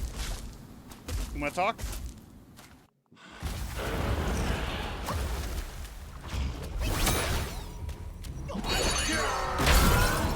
I don't think he wants to talk. That's fine. We don't need to talk.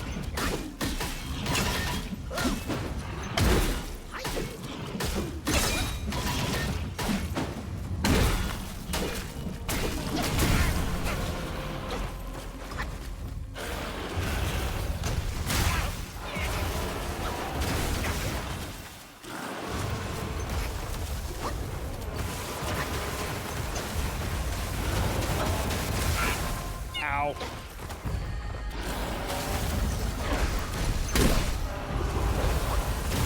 I can't see anything.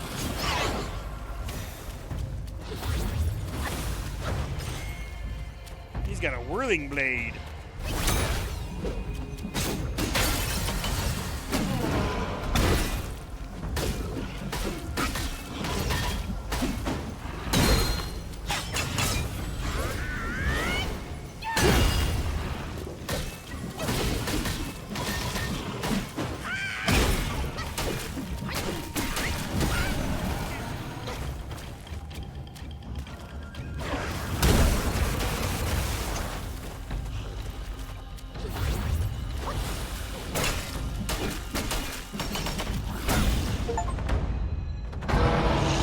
You can definitely tell it was supposed to be here so much earlier.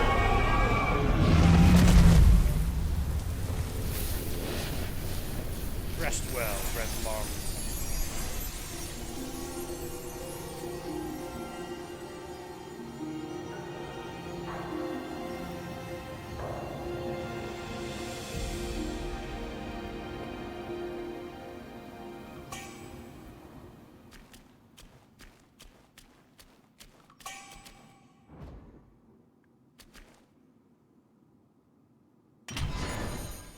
What did we get? A Thundertail. Boshan Sensor.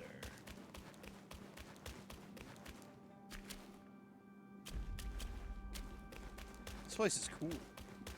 I do need... I'm going to switch out this one. Shock Quelling. And I'm going to have to make some more Shock Quelling. We got a new curio. Here he is. Grants considerable damage reduction when gourd use is depleted. We got a new... The Thundertail. Veiled in clouds and mist at rest, this long tail conjures thunder and lightning with its every move. Its purpose lingers in mystery, likely to unfold in times ahead.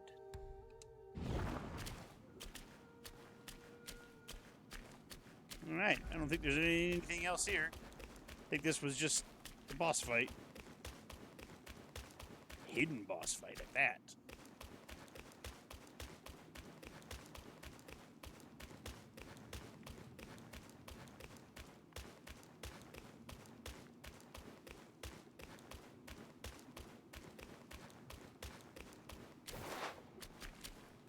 See if anything happens if we go back out.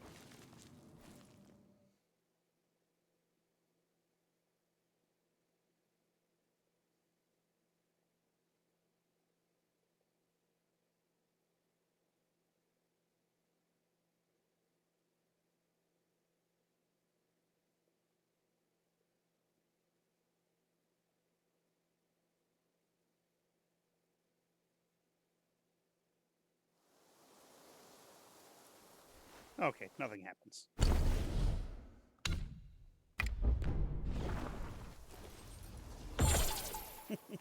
I love that. I love that ability. I mean, it's just a homeward bone, but it looks really cool when you do it.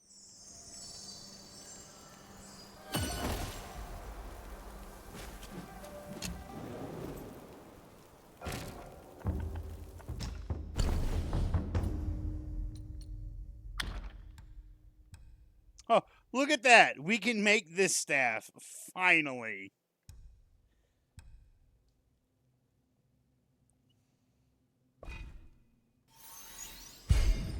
make it. We're also going to make this.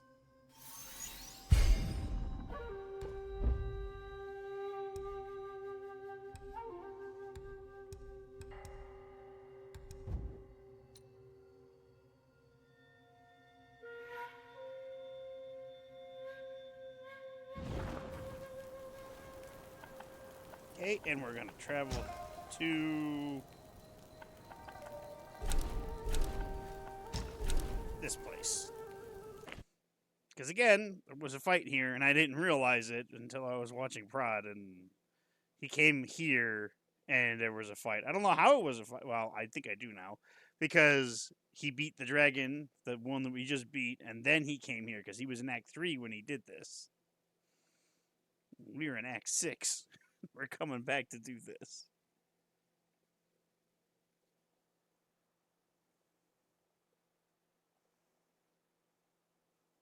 吾有因头悬石曹河故，吾有因四毒师管河。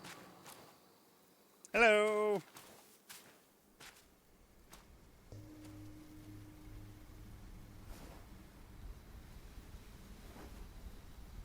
算卦的袁先生料事如神，但他一定不会料到，我化为文士，藏于他身。Hey now. You know, we could just talk. 先父为成全取经而死，我等无一日不想为先父报仇，却无一日不是流离失所，无家可归。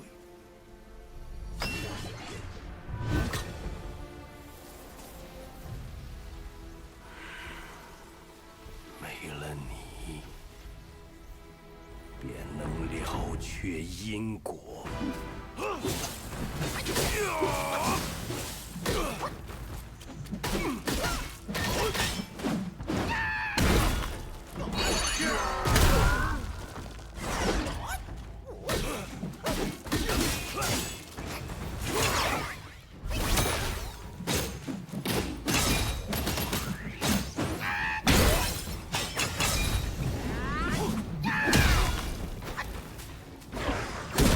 Did you just dodge my attack, you little shit?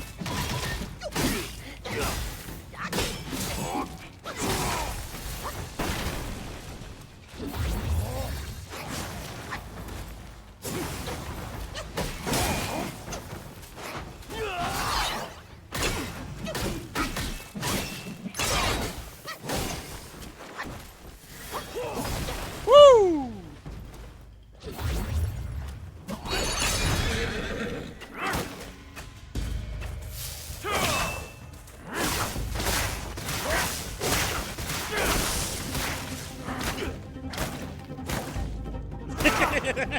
Whipping his ass.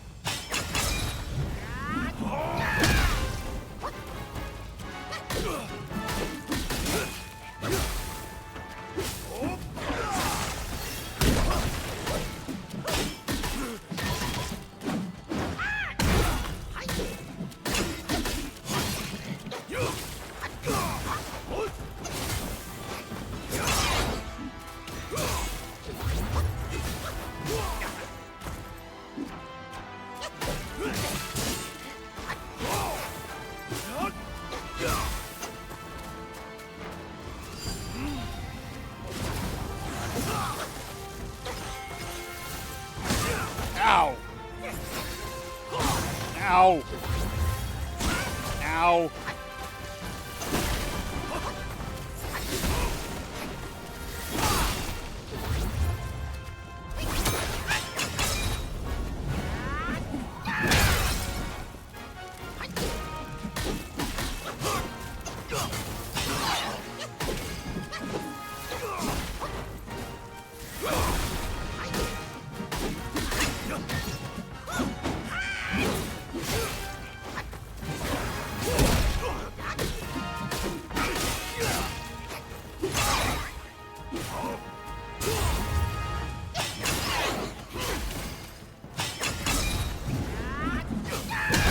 Bye.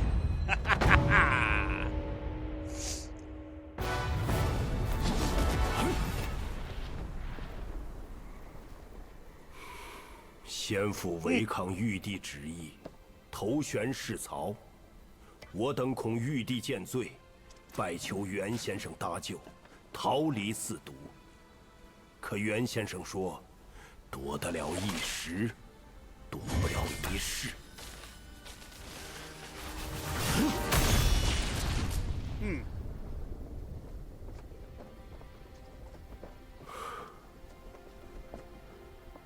终归会有人来取我们的性命。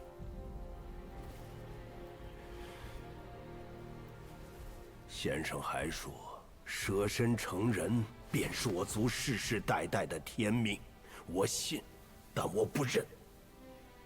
但愿你的命，不是在为这老天做嫁衣。啊。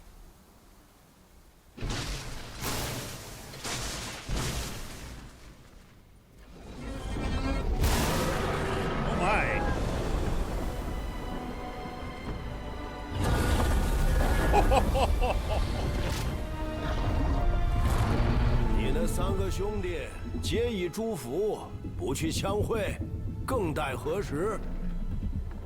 唉，缘落缘起，不妨再赌一把。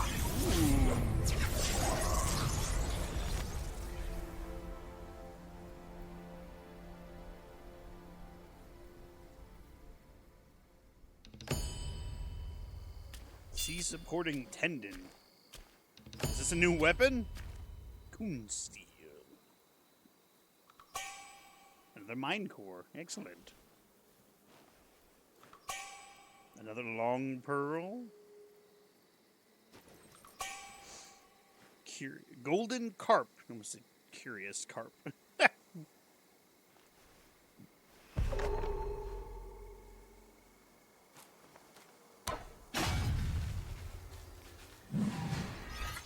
Just put this in my ear. Golden linen. Linen. Golden thunder, lightning's gift, a deadly dance both cool and swift, transforms into yellow long, gaining immunity to shock and the ability to see through the enemy. Each attack inflicts thunderbane. Nice! Feel like taking a ride. How you doing, Aaron? How you doing? Hope all is well with you today. Where'd he go? Where'd the guy with the giant gourd go?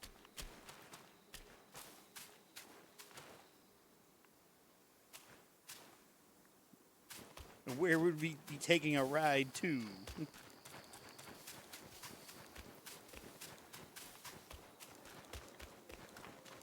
Okay, those are all the secrets that I knew of.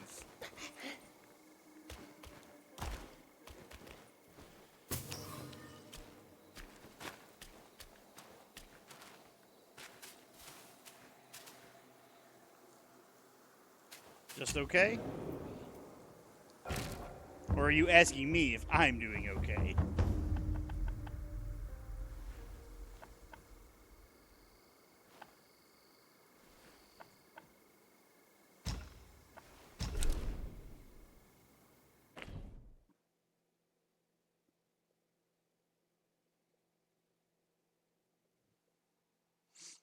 You're referring to the dragon. Oh yeah, I have a cloud serpent, as I believe those are called, mount in World of Warcraft, and it's one of my favorite mounts, because I had to work my ass off to get it. I like that one as much as I love my Netherwing mount.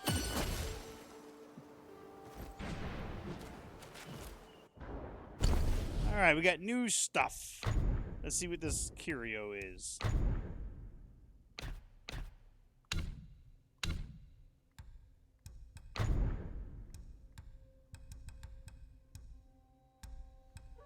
It's this. Moderately increases chance of obtaining materials from defeated enemies. Nice. Put that on, go farming.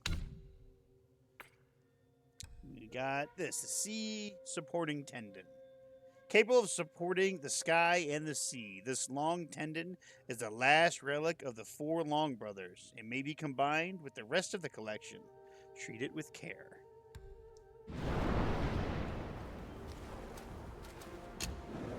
I am doing good. I went to the DMV today, and I got my... I didn't get it, but I have it. I'll get my real ID in 5 to 10 days. Moderately increases the damage dealt by pillar stance moves. A Long can be summoned to execute thunder at the enemy at pillar stance heavy attacks that cost 3 to 4 focus points.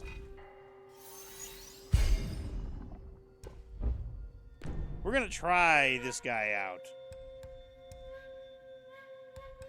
I've wanted this for so long. I think I have everything. I have every single staff that you can get in the game.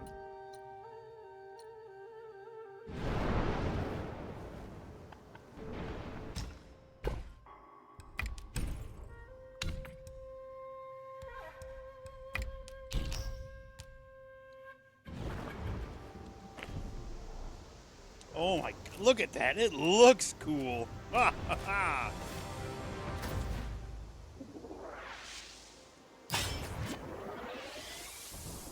别怎么又停啊！快走，快走！ Woo! That's awesome.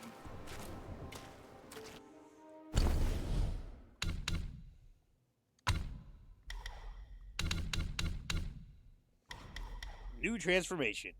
Moderately increases invincibility when see through an enemy. There's only 1 point for that, so I'm going to get that.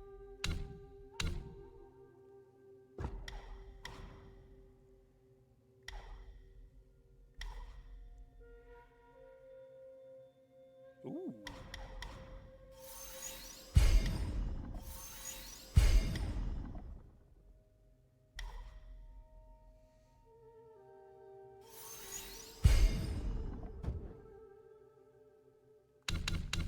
All right. Well, you just came in time at the end of that boss fight to experience the Reading Rainbow. Because I have a lot of things I got to read. Oh, wait, we still got to find that last meditation spot.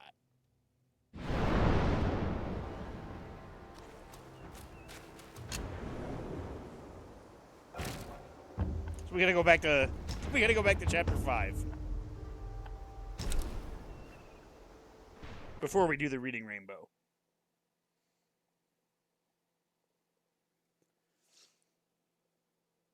It cost me $69 to get my my real ID.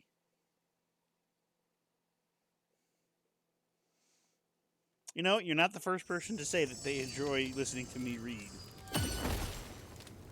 Centenny has said that before.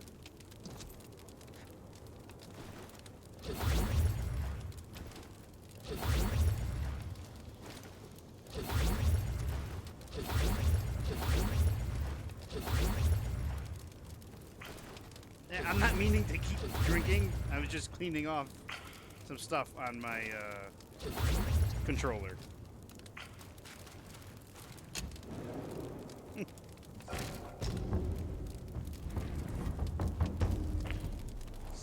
Okay. There it is. There's the meditation spot.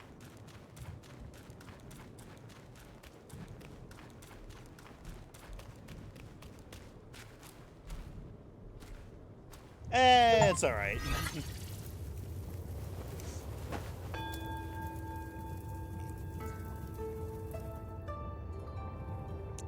I do to a certain point. I remember I had a class in high school. It was called Science Fiction and the Supernatural. I remember seeing that, and I signed up for it like in a split second because I was like, this shit is going to be great. Oh my god. It was an incredibly boring class, and most of the stories that we had to read were god awful. I slept in that class every day, and I sat in the front row. Yeah, I didn't care. I still passed with like an A, so.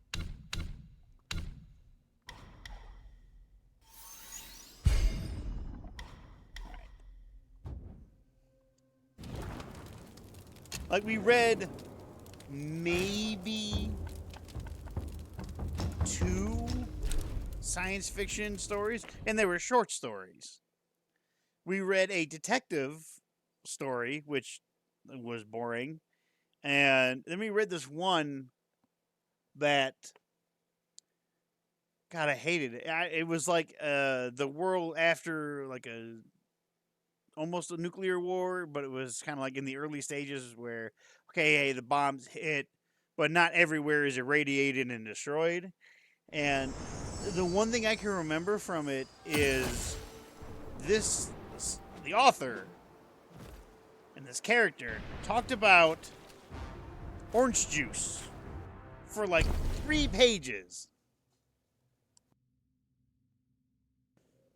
And I was like, this, how can you describe orange juice this much? All right, I'll be right back.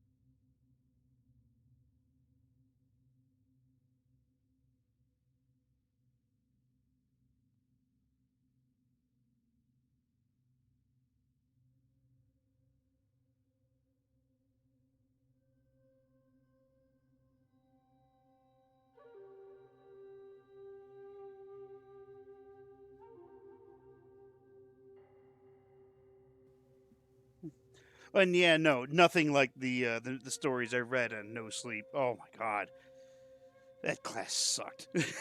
It was so bad. All right, last meditation spot, because there are no meditation spots in this chapter. Welcome to the Reading Rainbow. We're gonna be here a minute. Lesser Yaoguais.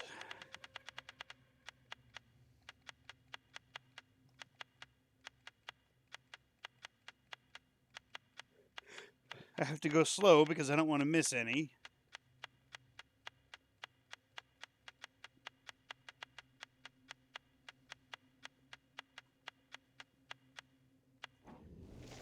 An eagle soldier.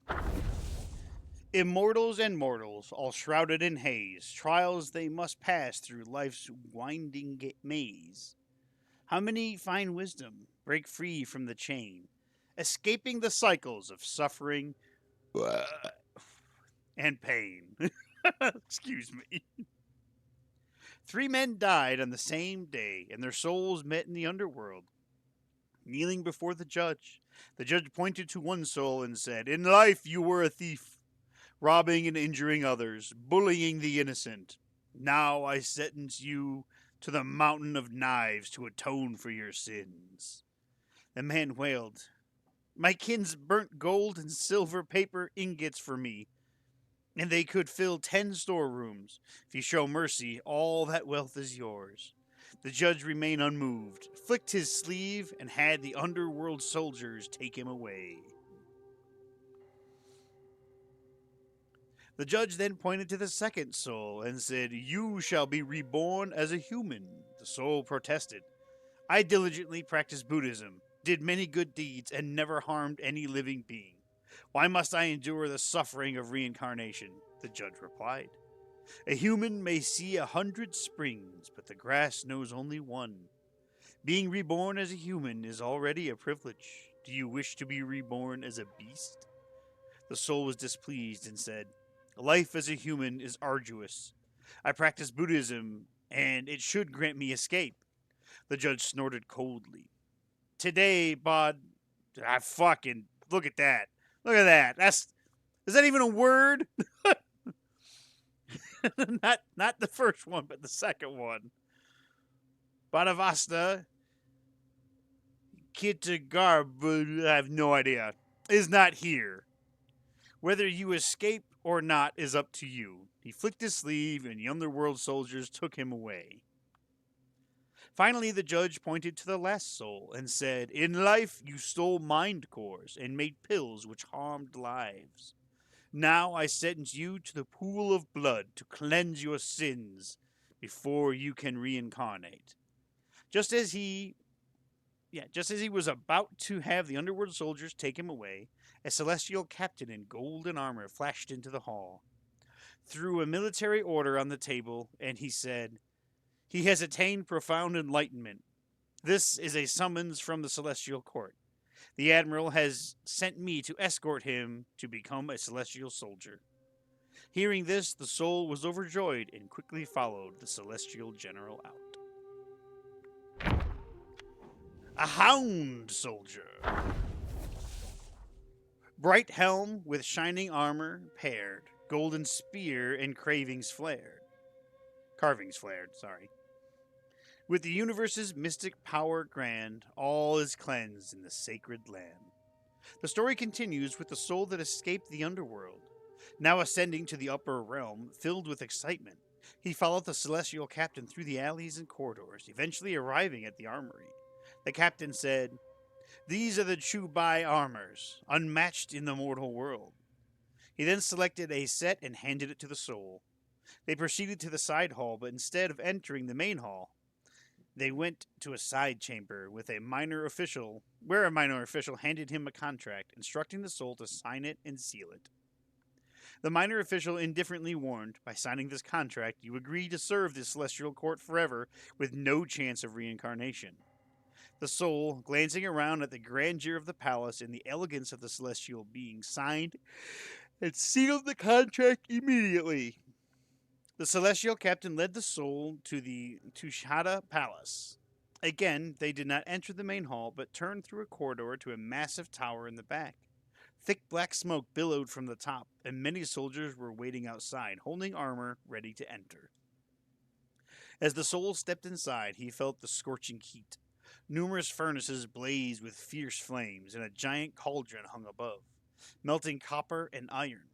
A Taoist boy with a fan approached, smiling. "Celestial soldier, heed my plea. Your flesh is gone, your soul must be. Bound to armor, fierce and bold, in battles fought, be brave, yet hold. For if you falter, heed this call, your very soul shall perish, fall." And with that, the boy pushed the soul into a mold, arranging the armor pieces. Still bewildered, the soul saw the giant cauldron tilt above him, pouring molten metal. Ooh. His piercing screams echoed through the tower. Ooh, God. A jackal soldier. The mighty general, like thunderclouds, descends with lightning to the mortal crowds. In battles fierce, both sides contend. Life was hard, and hardships transcend. The newly forged soul, having barely accustomed to his armor yet, heard that the Jade Emperor, in his fury, had dispatched 100,000 celestial soldiers to descend and subdue Yao Guais. Fearing that he was not skilled yet with his weapon, the celestial captain gave him an iron bow and instructed him to stay at the rear and shoot arrows. Descending to the mortal realm with the others, he saw banners flying and weapons gleaming. 18 celestial nets covered the mountains, and it seemed all celestial beings, be their constellation officers or admiral, had come to surround the area tight. The battle raged with relentless fury, and sand and stones whirling through the air. The sky and the earth darkened as dust and debris filled the universe. It's debris, but I always pronounce it debris. The newly recruited celestial soldier had barely fought when a powerful force stunned him. When he awoke, he found himself in front of a tower behind Tushada Palace corridor. 2 Taoist boys were carrying him inside. A Taoist boy greeted him with a smile. Luckily, your armor isn't ruined, or you couldn't be healed. As he spoke, the boy pushed him into a mold, arranged the armor pieces, and poured boiling metal over him again. Emerging from the quenching pool, a lightning flash sent him back to the battlefield. Dazed and still in pain, the new soldier stood on the battlefield, unsure which celestial deity had struck him again with a golden wave. He found himself once more in front of the Tushada Palace Tower. After that, he was burned, drowned, and shocked, but each time his armor remained whole. Hence, he was reforged and sent back to the battlefield again. Unbearable! He grabbed a weapon from the ground, finally resolving that he could not suffer alone. Rebelling against the celestial court seemed the only way out. Captain of the Court. Immortal rights bestow eternal life. A body forged in steel, free from strife. Through sorrow lingers, pain remains. In cycles of rebirth, truth regains. Continuing from the previous story, the soul had been a celestial soldier for 1,000 years and had risen through the ranks to become a captain of the court. Despite his promotion, he felt lost and uncertain. In life, he had not attained enlightenment. As a celestial soldier, the highest rank he could achieve was that of a captain. Many former celestial captains, in an attempt to change their fate, had fled to the mortal realm, only to be hunted down and killed, their souls dissipating with no chance of reincarnation. This time, upon hearing of upheaval at Mount Huiguao, the celestial court dispatched celestial soldiers to the mortal realm. Missing one head count, the celestial captain received orders to select a soul from the underworld. He approached the judge and saw 3 kneeling souls. He chose the one who had practiced Taoism and brought him out of the underworld. The soul, seeing the celestial captain's gleaming armor, the cold edge of his blade, and the intricately carved shield of solid iron, was excited. The celestial captain paused and asked something he wasn't supposed to. If you come with me today, you will have no chance of reincarnation. As a deity, the highest rank you can achieve is my position.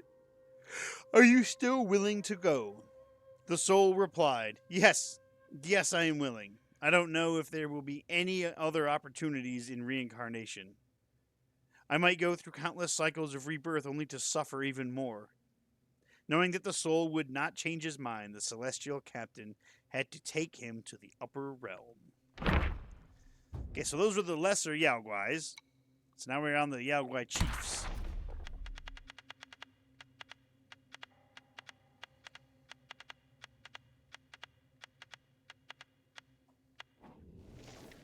Top takes bottom. Bottom takes top. A beauty weds a beast so vile, with horns and fangs, a facade's sweet guile. In love's embrace they form a pair. Rolling in the haze, many lives they ensnare. This story was told by Master Zhu. Years ago, Zhu, dissatisfied with his wife's strict adherence to propriety and her lack of warmth in the chamber, took a fiery and beautiful concubine. The concubine had a terrible temper, often bossing Zhu around and showing no respect for the lady of the house. If anyone tried to talk to her into adhering to manners and propriety, she would laugh and curse them until they left in disgrace. Yet, Zhu found this amusing and indulged her in every way, spoiling her with affection. One day, Zhu was returning to the capital to report on his duties.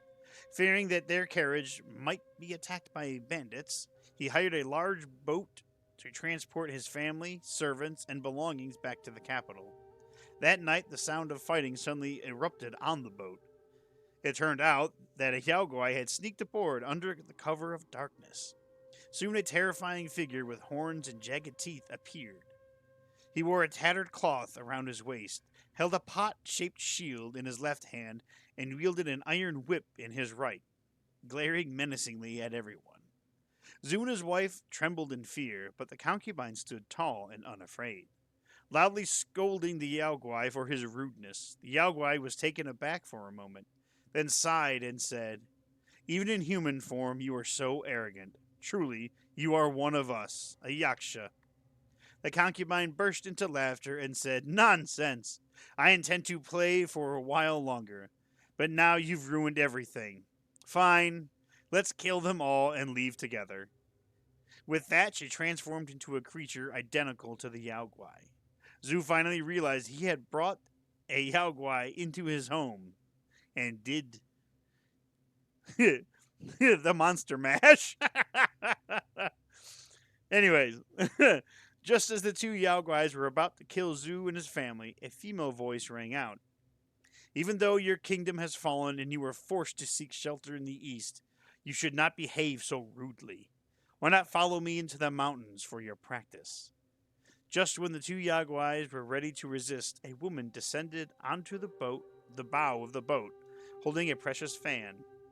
With the powerful wave of the fan, she immobilized them in the wind. After this terrifying experience, Zhu never dared to take another concubine. The Flint Vanguard. Odd rocks with fiery streaks. From a fiery river they rise, forged in the blazing inferno under the scorching skies. With loyalty, they shape rivers and move mountains high. Unmoved by the world's chaos, they stand firm and nigh. Bod Guayin, I'm just going to say Bod because I cannot pronounce that other half, was set to visit the new Mount Sumera to discuss important Buddhist matters with Bod Lingji. As Red Boy was always eager to serve Guayin, he accompanied her on the journey. Upon arriving at the new Mount Sumeru? New Mount Subaru. That's not it. They learned that Bod Lingji was still away on the trip to the Yellow Wind Ridge. Thus, Guayin turned towards Yellow Wind Ridge. Given the urgency of the matter, she instructed Red Boy to wait for her by the river valley. As Red Boy wandered alone by the river, he noticed a massive rock guai standing majestically by the water's edge, like a giant guard hound. The rock guai diligently moved stones and piled dirt into foothills. Intrigued, Red Boy approached to get a closer look. After careful contemplation, committed the sight to memory. Several years later, due to the Bull King's return to the Flaming Mountains, Guayin suddenly summoned Red Boy and instructed him to fulfill his duties to the family, allowing him to return to his homeland. As time passed, travelers passing by the base of Flaming Mountains saw a large flint rock guai as big as a house standing prominently by the fiery river. It tirelessly moved stones and dirt, its diligent demeanor resembling that of a giant guard hound, leaving people in awe and wonder. Mother of Flamelings. Springs birth rivers, trees root in the ground. Gold's elusive source is seldom found. Wealth like clouds can vanish in a day, yet honor stands like mountains, will always stay. There once was a medicine gatherer named Chang Ming, who gained fame for selling flame ores. One day, a burly man dressed as an immortalist visited Chang Ming's herb shop The Immortalist produced a palm-sized piece of cinnabar in the color of gold. Intrigued, Chang Ming inquired, "What is this?" The Immortalist replied, This is a gold flame ore, a treasure from inside the mother of flamelings. I've heard of your fame as a medicine gatherer, and I can offer a partnership." Chang Ming asked, "What is the mother of flamelings?" And the Immortalist answered, "It is 10 times larger than a typical flameling, and could fetch a fortune in gold. The catch is the need for a substantial amount of flame ores as bait." Initially, Chang Ming declined because it cost him his precious flame orbs. But the Immortalist returned with a load of ores and beseeched him, "I have an urgent need for gold flame ore. Find the mother of flamelings with these baits I have given you, and if you catch it, you shall receive the gold as I promised." Chang Ming accepted such a lucrative offer in an instant, and the two set off on the following day. During their journey, the Immortalists realized Chang Ming lacked any power and used mere street tricks to deceive Flame Guys. However, as a true man who did not fuss over minor quibbles, he accepted Chang Ming's methods, and together they located the Flameling's lair. There, the Immortalists lured out the enormous mother of flamelings, using copious amounts of flame orbs. Confronted by the mother, they were bombarded with fireballs and overwhelmed. Chang Ming had no power to resist and was nearly burned to death. Yet, faced with no escape and a desperate act to save Chang Ming from the woe he led him into, the Immortalist mounted his sword and flew directly at the mother. He slew her at the price of his own life. As the mother of flamelings lay dead, all the flamelings fell lifeless. Chang Ming harvested the gold flame ore from the mother and the flame ores from the flamelings, alongside the bait brought by the Immortalist. He returned with a fortune and wrote books like Mountain Chronicles and Observations of Fire, boasting of his solo conquest of the mother of flamelings. If you wonder why Chang Ming turned to writing instead of continuing his life gathering flame ores, a line in his book hints at the answer. With the mother's demise and her children scattered, no flamelings will appear here for 500 years.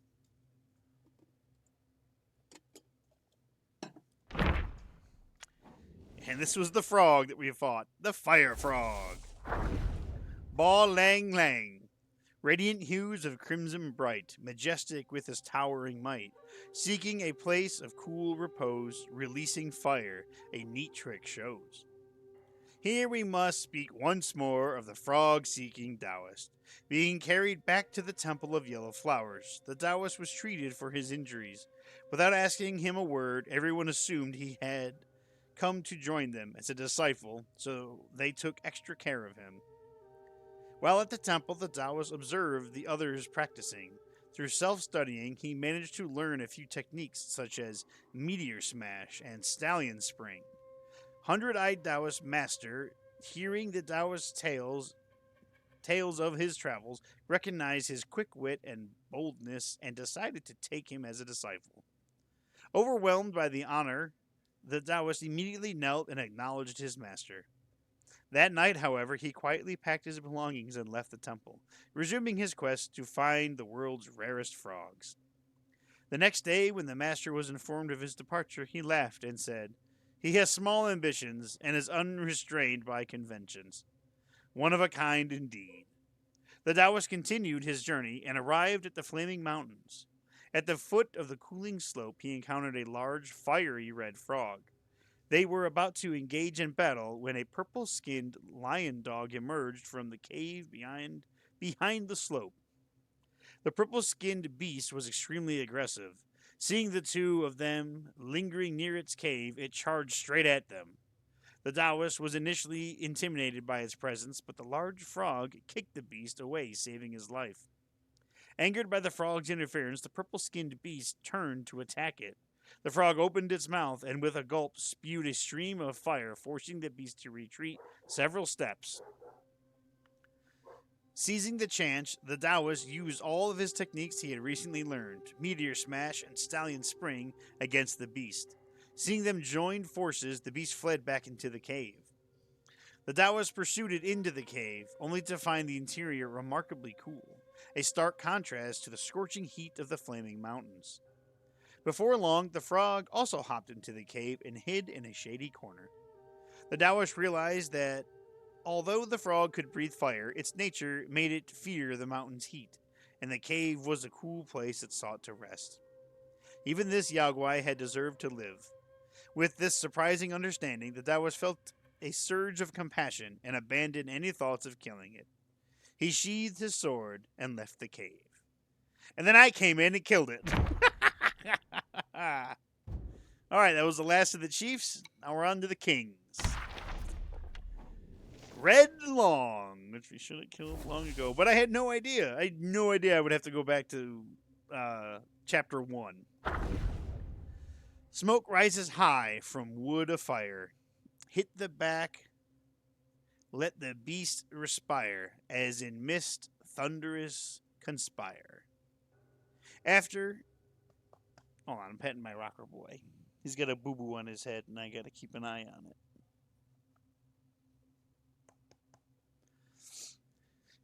After the case of the old Long King of Jing River was settled, the Long princes found themselves facing an uncertain future. Following the journey west, rewards were given based on merit, but only the Long princes alone awaited judgment, heightening their anxiety. They sought out Yuan Shushang and asked him for a sign of their fortunes. The sign showed the Long lies hid, not a time for action, which became a thorn in their hearts. Among them, the most concerned were the 4 Longs who governed the 4 rivers, and knew well the might of those above. They took initiative to resign. They took the initiative to resign, hoping to save their lives by retreating. Yet the letters they submitted to the celestial court were all returned. Time flew by, and one day, Yuan Shuyang sought out the 4 Longs. He relayed that their signs had shifted. The Long lies hid, it stirs in the deep, indicating a favorable time for action. Upon hearing this, the 4 Longs left their underwater abode and went their separate ways to plan their next moves. Red Long was quite astute, knowing that the Black Bear Guai was greedy for treasures and had the protection of Guai Yin. He bartered all his valuable possessions with the Black Bear Guai in exchange for an ideal cave nestled in the mountains. Afterward, he went into seclusion in the cave and slept for many years. One day he awoke and wanted to soar up to the sky and stretch his body again, but he found that he could hardly climb to the clouds. He remembered an ancient saying, "When a Long wishes to ascend to the sky, it must first climb the claw wood." He wielded his thunderbolt tail to carve out a set of claw wood in the mountains to help him fly, but it was still no avail. To no avail. Red Long was unwilling to accept defeat and sought help from the Black Bear Guai. Although the Black Bear Guai was not good at flying, really, he couldn't resist the chance for profit that presented itself. He sold the Boshin sensor he had brought from the Guayin's place to Red Long, claiming the sensor could recreate the clouds and smoke. He cited a passage from an ancient text to persuade Red Long. A Long cannot traverse without clouds. Red Long believed this to be true. He embedded the sensor on his back and burned his will to forcibly create smoke from it. When one sensor was not enough, he added another. Each time the sensors emitted smoke, they greatly consumed his will. Oh, that's not good. And yet the help they provided was very limited. Although Red Long could use it to fly again, the flight could never compare to that of the old days. He could only reside wearily among the claw woods. Alas, to think that the world harbors such vexing realities. A skill once mastered can fade with neglect. Such is the nature of all knowledge. If not applied, it withers away to nothing in the end. How lamentable. I mean, that's true. Yellow Long. In robes concealed, a long lies, trapped within the currents of life's ties. Soaring high, golden linen arise, fate's trials from which none can hide. The plan he had was simple. Since the old man could foresee destiny, he would surely sidestep misfortune by staying with him. He believed he could elude all danger. After his brothers each fled to distant realms, he transformed into a long pattern on Yuan Shuheng's robe. Yes. For the next 100 years, he followed the old man across vast lands, watching him decipher omens and foretold futures. But what good did his words change? Most, in their hubris, fell into the same snares. Whenever this occurred, the old man would seek refuge in drink. By fortune's grace, he possessed a gourd that brewed its own wine, and thus he often drowned his sorrows in a self-spun stupor. In his drunken haze, the old man would often converse with the shadows. At times he would mutter wistfully, "What use is it to see through the game if you cannot play it?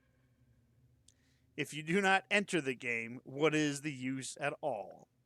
At other times he would be spirited and cheerful, explaining, "With life and death both predetermined, so why not be bold and give it a try?" Occasionally he would speak with a heavy heart. What's done shapes what's to come. How many can truly defy destiny? And sometimes he would sigh and question. If you could predict where you would die and deliberately avoided it, could you really escape? The Long often wondered if these words were meant for him. But since the old man never exposed or drove him away, he assumed the old man was just rambling in his drunkenness. As time went on, these words gnawed at his heart, leaving him torn and unable to decide whether to leave. And this guy, the Bishu golden-eyed beast, with auspicious purple skin and majestic sight, mighty and fierce like a tiger in fight. Ice and fire clash, a battle so dire, in scorching hills and frigid lands, a path of mire. The Bull King sat on the mountain top, utterly exhausted and unable to move. He watched as the Bishu beast limped away from the battlefield. He thought about calling out to it, but decided against it. His longest-serving mount had been heartlessly driven away by him, without even a backward glance. His most trusted weapon had been taken by his own son and discarded who knows where. The Bull King glanced at the bloodstains on his body. His old wounds had not yet healed, and now there were new ones. That brat's fire point skills had improved again. Initially, when the boy learned of his origins, he clamored for revenge every day. Fearing that his son would bring about his own demise, the Bull King had locked him up for a while and assigned the Bushi beast to guard him. Unexpectedly, Red Boy managed to escape, and by the time the Bull King arrived, the beast had chased and fought him for quite a while, leaving the boy pinned under its claws, barely alive. It was the beast's fault for being so ruthless, forcing him to severely injure it to save his son. What was wrong with that? Fortunately, he had held back enough to let the reckless beast keep its life. But who would have thought that the brat's injuries were faked? Now, the tables had turned, and the son imprisoned the father. Retribution, it seems, does not come from the karma, but from the hearts of men. The one who wanted to save you, you drove away. The one who wanted to kill you, you saved. A familiar voice echoed from the depths. Yes, you can save me, and I can save you too. But who will save us? The Bull King's head began to ache again. Okay, that's it for that. And now we got characters.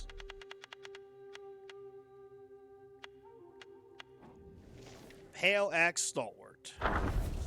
With axe in hand, the guard shows might, fearing neither toil nor plight. wishing for the mountain's peace, braving dangers till sun's last light. A bright afternoon, camp of seasons. Splendid! That's the morale I want to see, the Bull King explained. Seated in the main camp atop the cliff, observing the Bulgwise training below. Standing beside him, the pale axe stalwart, my king. Only such a powerful army is worthy of your majestic presence. The Bull King nodded approvingly, saying, "You've done well, young captain." Looking at the pale axe stalwart, he said kindly, "You've not been under my command for long, and yet you've managed to train this mixed troop so well, it's beyond my expectations." The pale axe stalwart replied humbly, "When I first arrived and saw how well regulated the king's domain was, I was equally surprised." Realizing he might have misspoken, he quickly apologized. "I meant to say," the Bull King laughed heartedly, "no worries. The well-regulated domain is all thanks to the lady of the house. Her strict rules keep these boneheads in line." The pale axe stalwart also laughed. "Indeed, I was initially taken aback by her strict rules." Seeing his straightforwardness, the Bull King praised, "You've done well in managing the troops. I'll promote you to my vanguard." The pale axe stalwart quickly knelt. "Thank you, my king, for the promotion. I will serve you with the utmost loyalty." Just then a voice called out, "Father, why have you summoned me?" The pale axe stalwart looked to see a red-skinned youth approaching from behind. "I called you to observe how to muster and command troops. This is my newly appointed vanguard. Come and meet him." The youth patted the pale axe stalwart on the shoulder and smiled. "Very good. If my father trusts you, you must be capable. When I become king, you shall be my general." The Bull King clapped his hands and laughed. "Such ambition! The future of this domain will depend on you." The youth pondered for a moment and said, "Father, why not entrust that item to me as well?" The Bull King's face darkened, and he did not respond. "Father, you trust me with the domain," the youth continued, "so why not with a mere object? Ever since you obtained it, you've grown more haggard.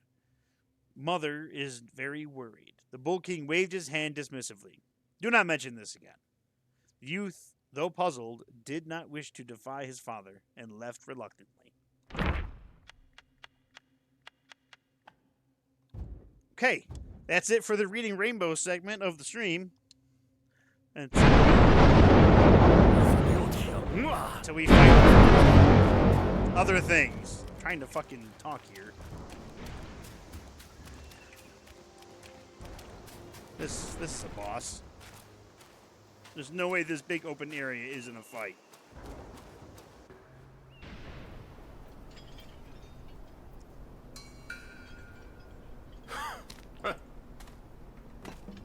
唉，造化低了，是条绝路。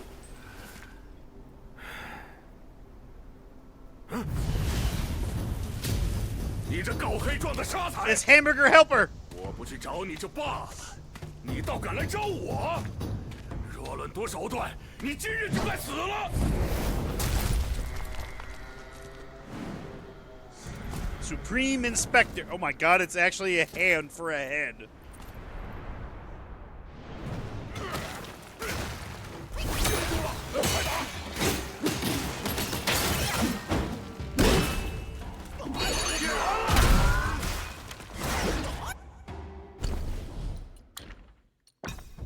Ah, damn it.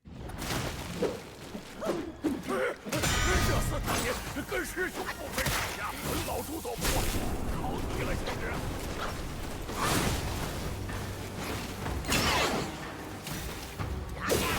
Ow.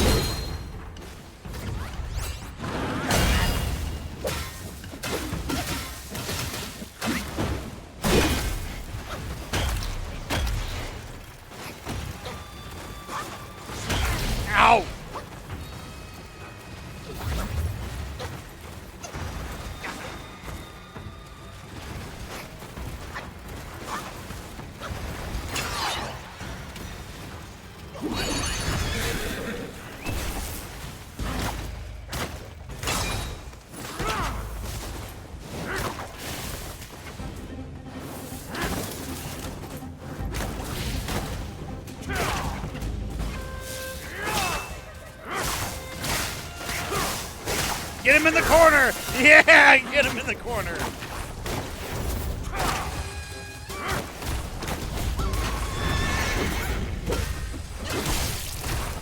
Oh shit, he grabbed me! I'm okay.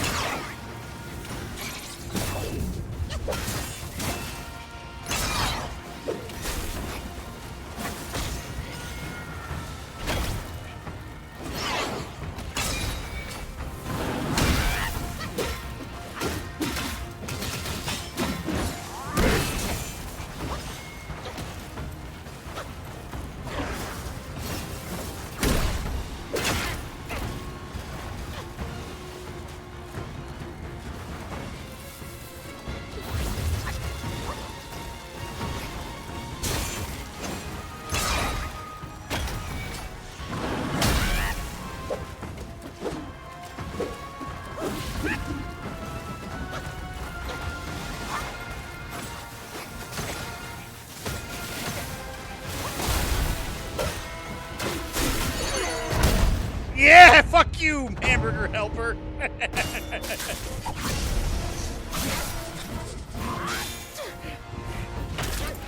Oh, he grabbed me.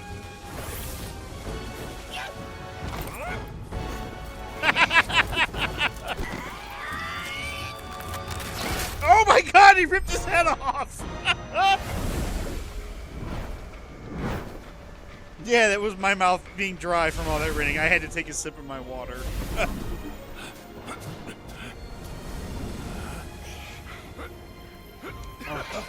Oh, I'm at Nimbus. 造化，是师兄的筋斗云嘞！我正愁该如何捞你，不知这云倒是乖滑，想是他在这山间云雾里躲藏了多年，感应到你的五根，记起救主人，恰巧救你一命。他既认得你，倒不如先使唤使唤他。I can call the 我 Nimbus. 虽能化风，可驮不动你的肉骨凡胎。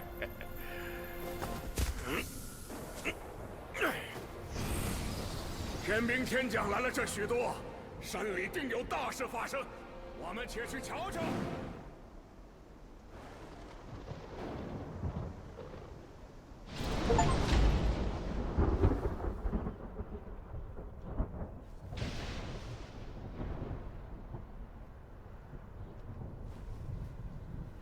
All right, give me 1 second. I gotta take this dog outside because you gotta go poop.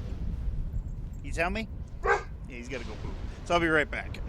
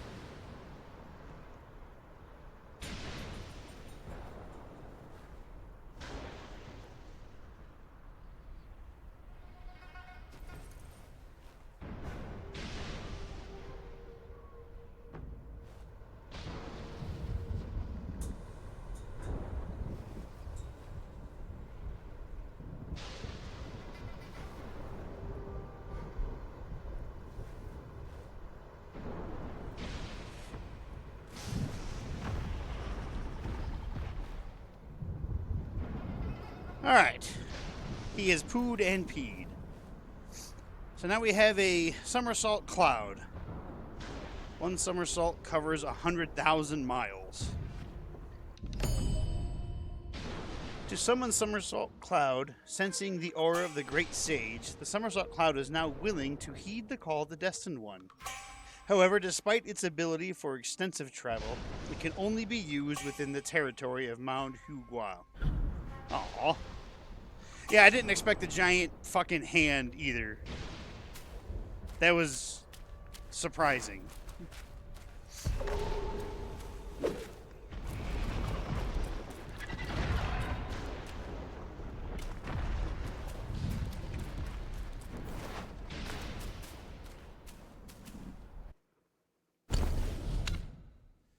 We got a new thingamabob. Oh, we got a new recipe. Ascension Powder.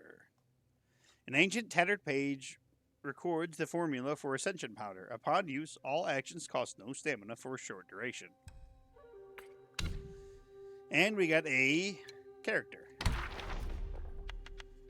The Supreme Celestial Inspector, aka Hamburger Helper. The mighty inspector, the Emperor's guard, so grand, rides fiery wheels at the celestial gate to stand. Upholding justice, silent and stern, with one steel whip the souls burn.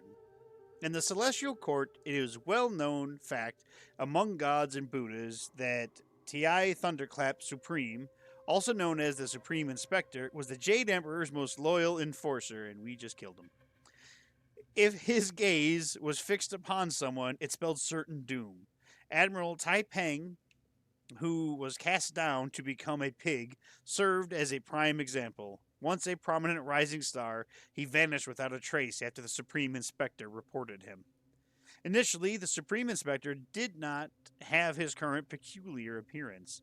Though not as handsome as Tai Peng, he was at least presentable. Later, the Jade Emperor, in appreciation of the Inspector's impartial enforcement of his decrees, transformed the Inspector's head into the shape of his right hand, symbolizing that when the Inspector was present, it is as if the Jade Emperor himself was there. When deities encountered the Inspector, they respectfully greeted him and then quickly distanced themselves. They dared not engage in any high-spirited discussions in his presence, fearing that any mistake might be caught and reported. Though the Inspector had no close companions, he did have some interactions with an old god of very high rank in the Celestial Court, aside from the Jade Emperor. Some immortals said that since the Inspectors willingly took on such a significant role, he deserved to endure this solitude. Every advantage came with a disadvantage. Others argued that the Inspector had accepted this unappealing position precisely because he preferred not to socialize, finding himself perfectly at ease and content in his role. Opinions were divided, and no consensus was reached. As for what the Inspector truly thought, no one knew, for he was a hand.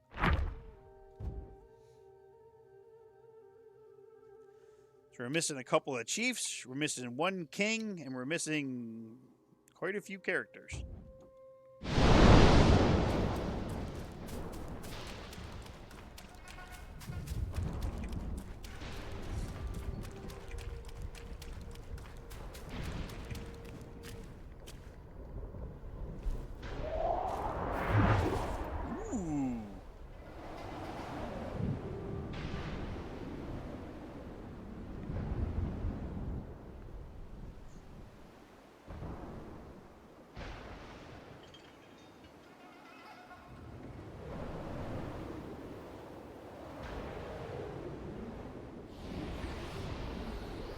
Oh, this is so cool!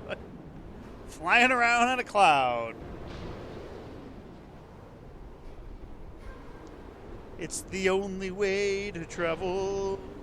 Flying around on the Nimbus.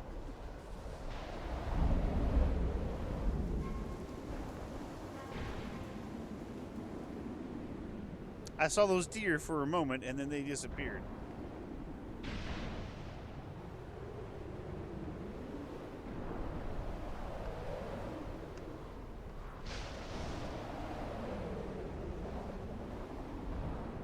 This is so cool. This is so cool.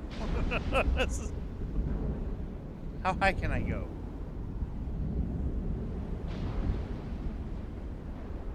Alright, I think that's maximum height.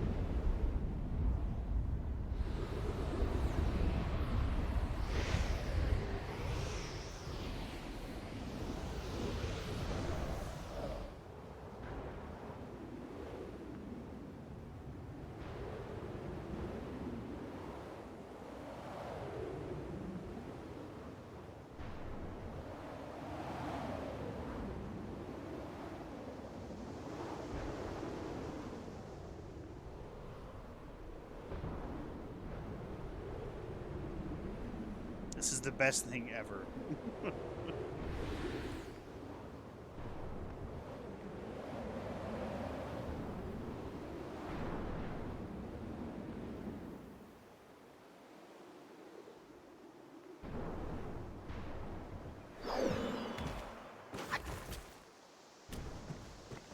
Where am I?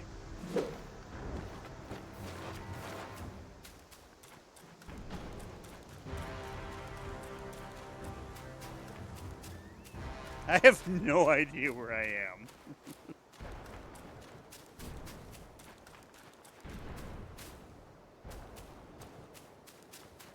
Oh.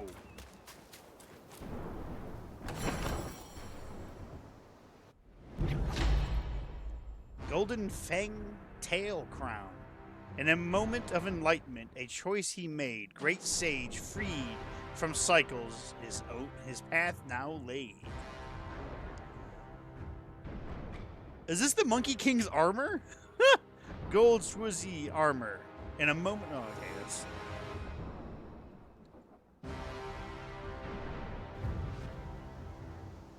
I think I just found the Great Sage's armor.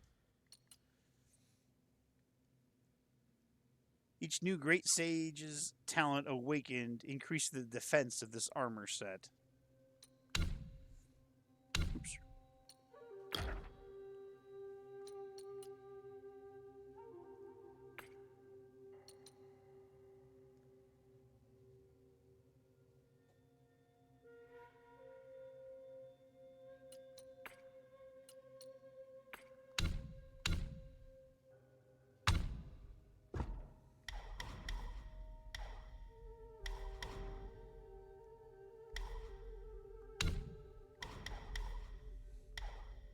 I don't even have any points. I don't even know why I'm looking.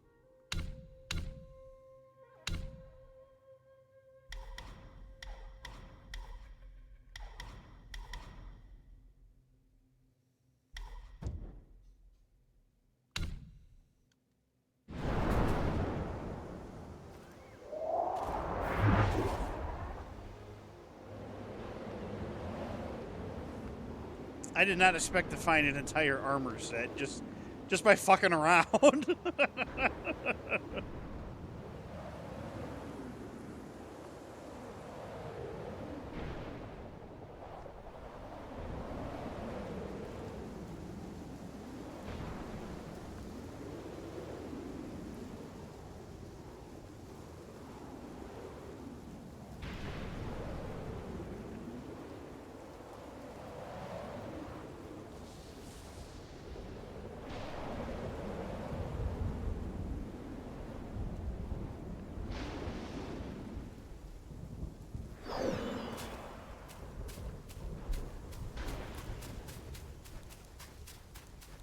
Oh, what the fuck is that thing?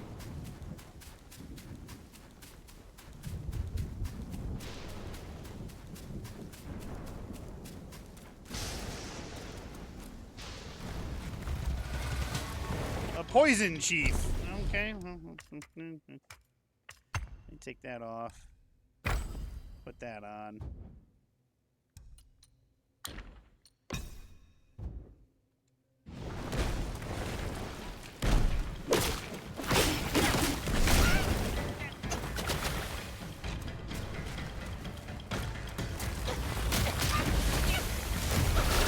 Well, he poisoned me. That's okay.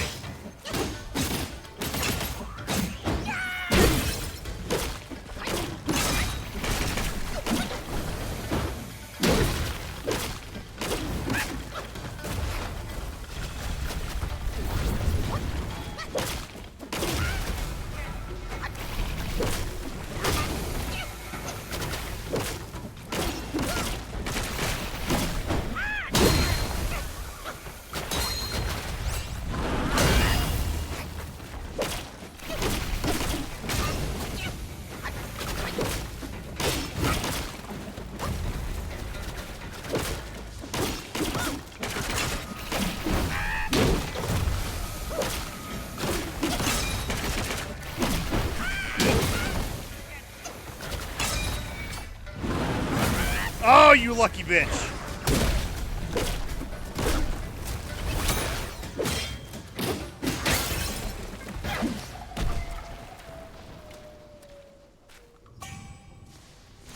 I slowly walk away.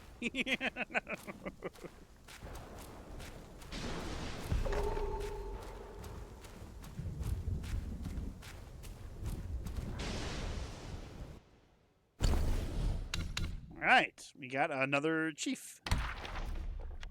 The Poison Chief. Together we roam the world's far end. In shared hardships our spirits blend. With harmony our bond grows tight. Though rootless, we thrive in the light. From the peak of Mount Hugo, struck by a celestial axe, many rocks and trees tumbled down. Among them was a cliff rock that has absorbed the essence of the universe for countless years. The axe blow liberated it from its burdens, granting it the potential to turn into something sentient. Alongside the rock fell a crooked tree, severed in half with its broken roots and branches appearing on the brink of death. The tree implored the cliff rock, "We once occupied the same place. Now I am nearing death. Please help me." The rock, perplexed, responded, "I am but a mere rock. How could I offer you aid?" The tree explained, "You possess spiritual potential. If you would allow me to anchor my roots in your body for a few days, I might yet survive." The rock, mindful of its reputation, reluctantly consented. The tree entwined its ancient roots around the rock, securing itself firmly. When the rock expressed discomfort, the tree replied, "I am heavy, and I must bind tightly to prevent my fall." Months passed, and the tree's vines and roots had deeply embedded themselves into various parts of the rock. The rock, enduring great pain, attempted to dislodge the tree with all its strength, but it felt as though it was being torn apart. The roots had merged with the rock, making separation impossible. Consumed by anger, the rock cursed the tree daily and harbored mutual resentment. Both harbored mutual resentment. Eventually, the crooked tree, now infused with the rock's spiritual essence, began to emit toxins and prey upon living creatures.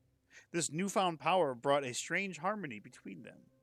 Alas, how unexpected it is to witness a relationship once fraught with conflict transform into one of mutual benefit.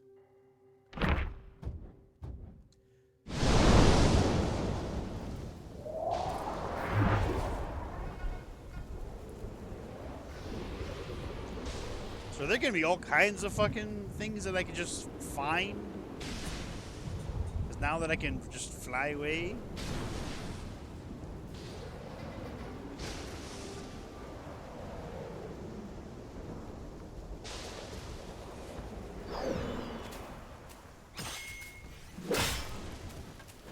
Well, I just killed a pig.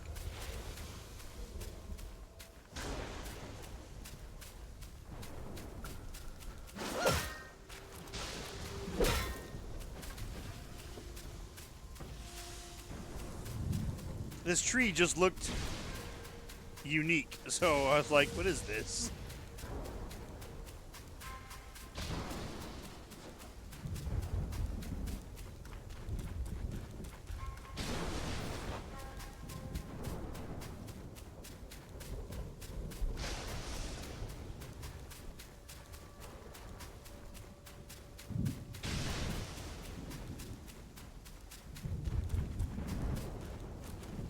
I almost feel like the developers got to this part and they were just like, all right, fuck it, give them the cloud and they can go wherever they want. I see a bunch of water over here. Do you think there's a frog?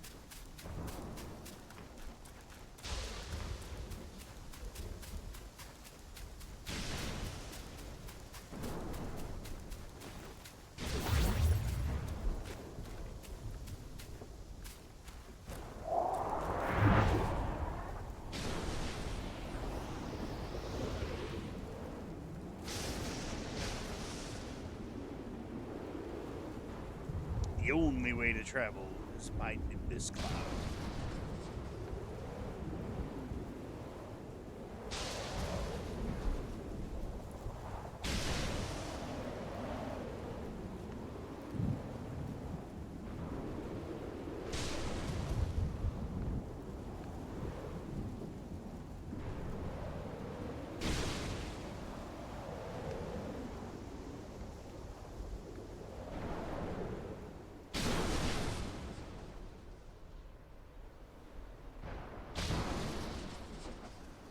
You know, I guess I shouldn't be up this high with metal. Just doesn't seem like it would be a good idea.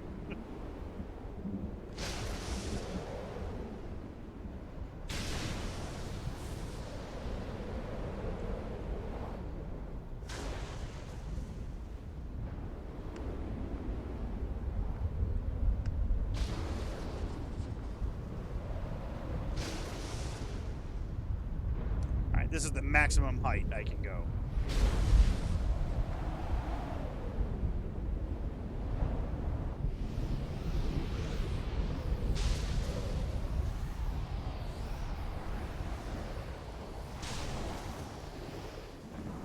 Ah, yes, graphical glitches.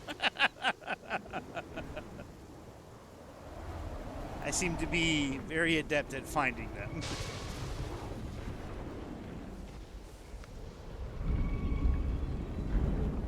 Oh my god, look at the size of that grasshopper!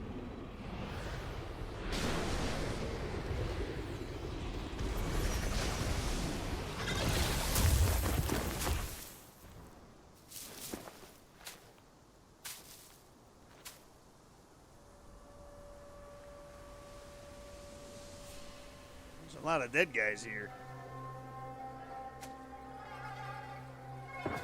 呆着，别跑！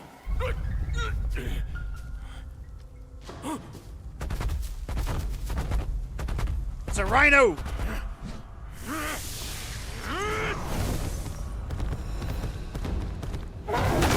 Oh!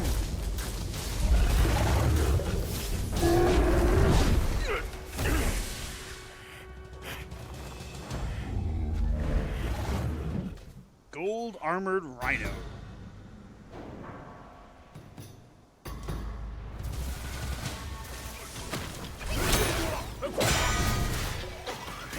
Ah.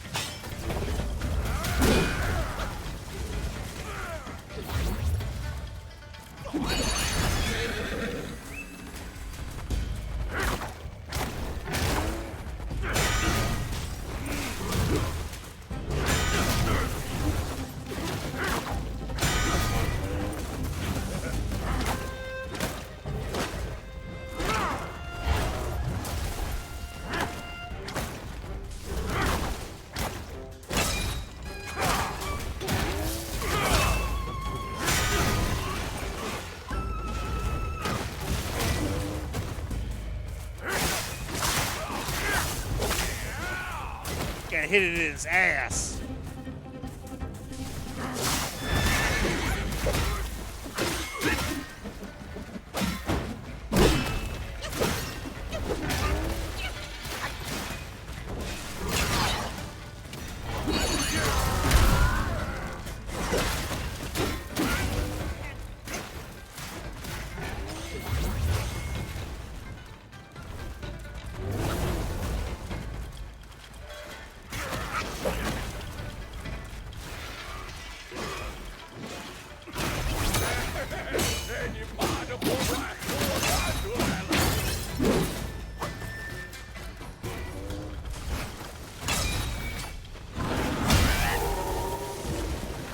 There we go.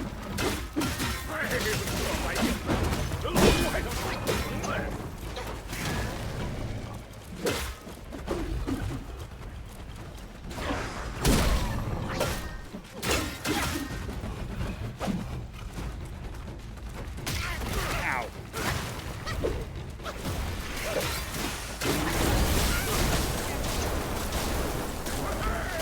Nope, that's the wrong one. I forgot that I could actually pause this game.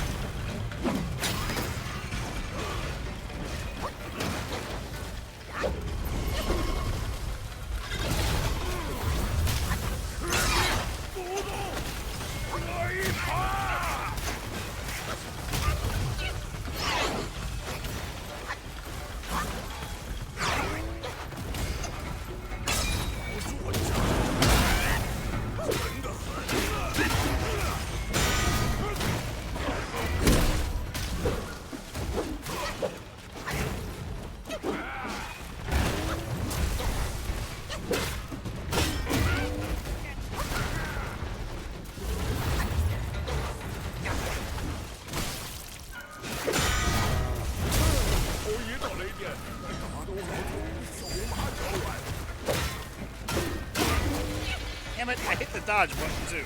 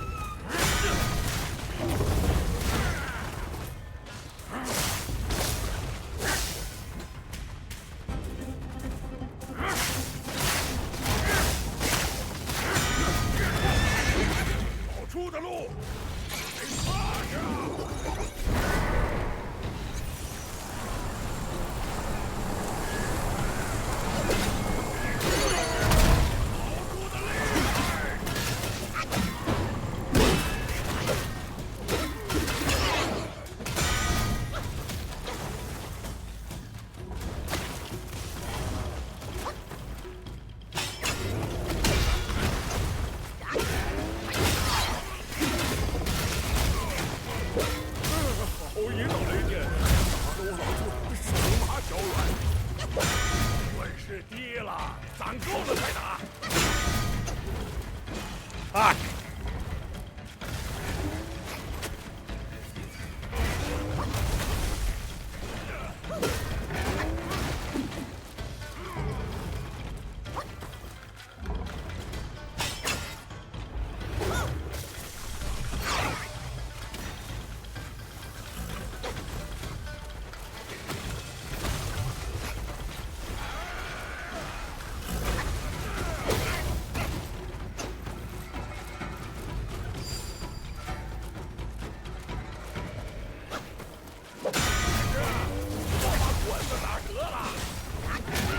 What? I was nowhere near that.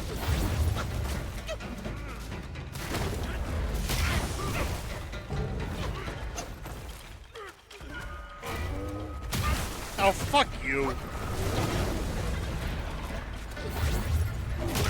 Oh, come the fuck on.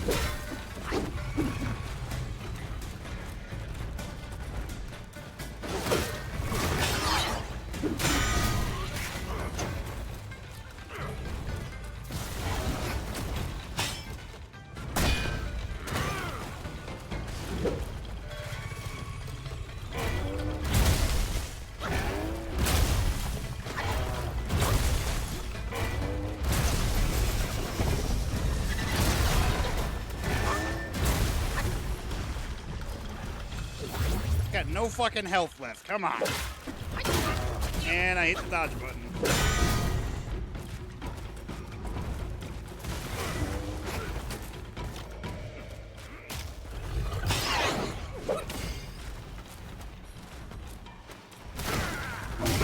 Yep, I dodged.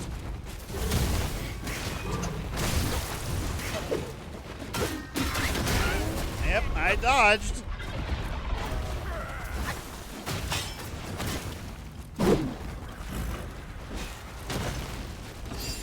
Hey, buddy, you want to actually give me some health?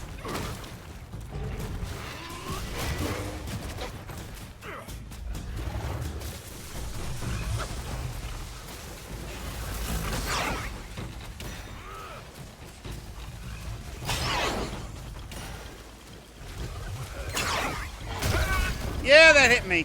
Yeah, that hit me.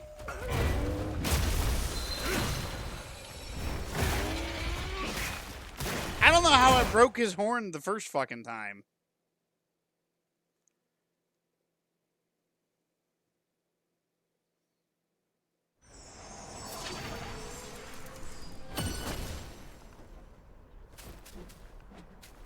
fuck that. This rhino started the fight.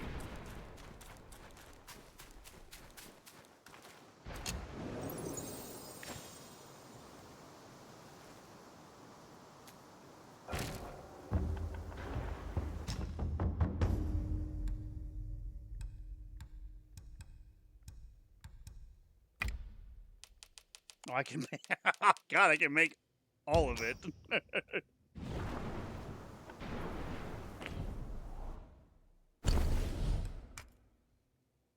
What does this do again? Reduces the damage. Okay.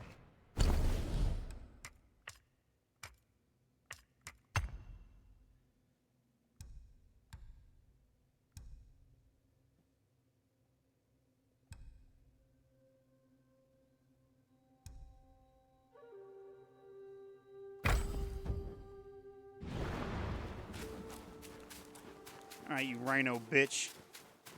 I've beaten fucking end of chapter bosses with no problems, and now I have to fight you again.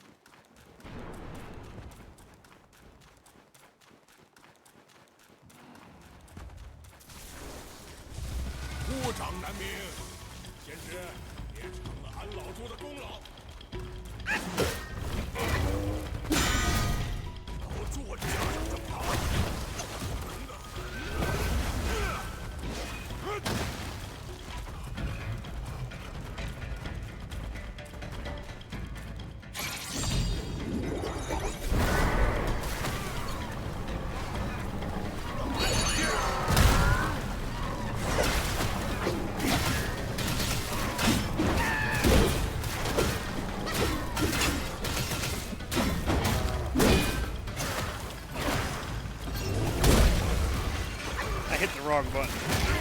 Yeah, that shouldn't have hit me.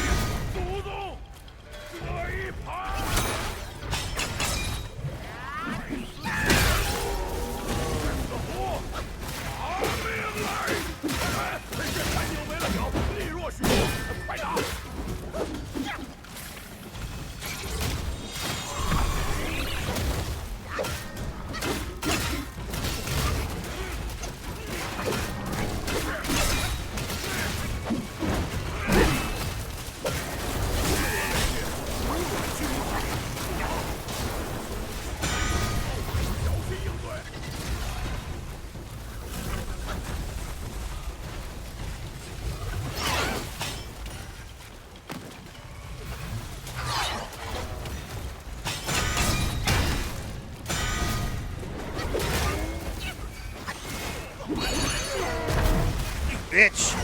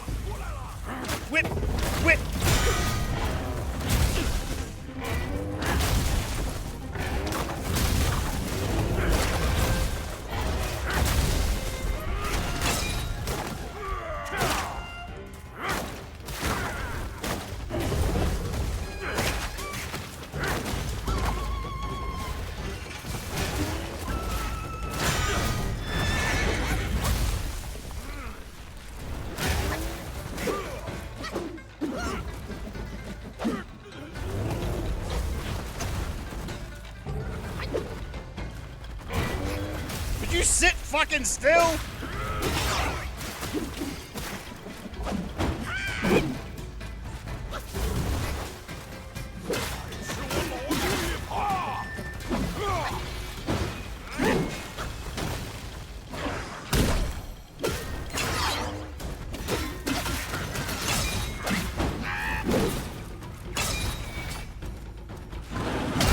Get the fuck out of here!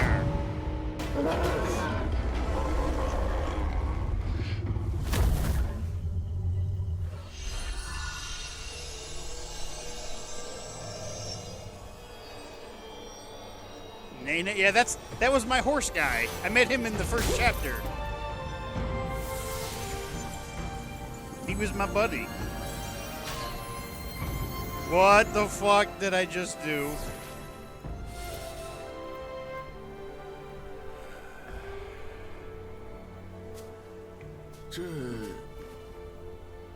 这是师兄的锁子黄金甲。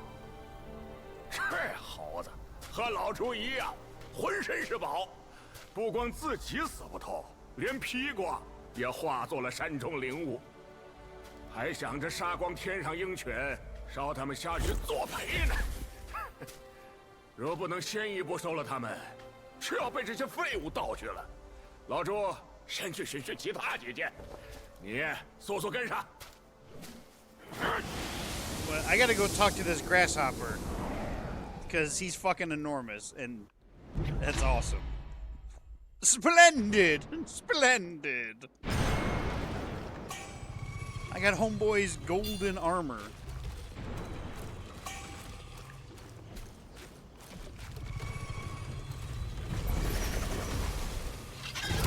Oh shit! Okay, we're okay.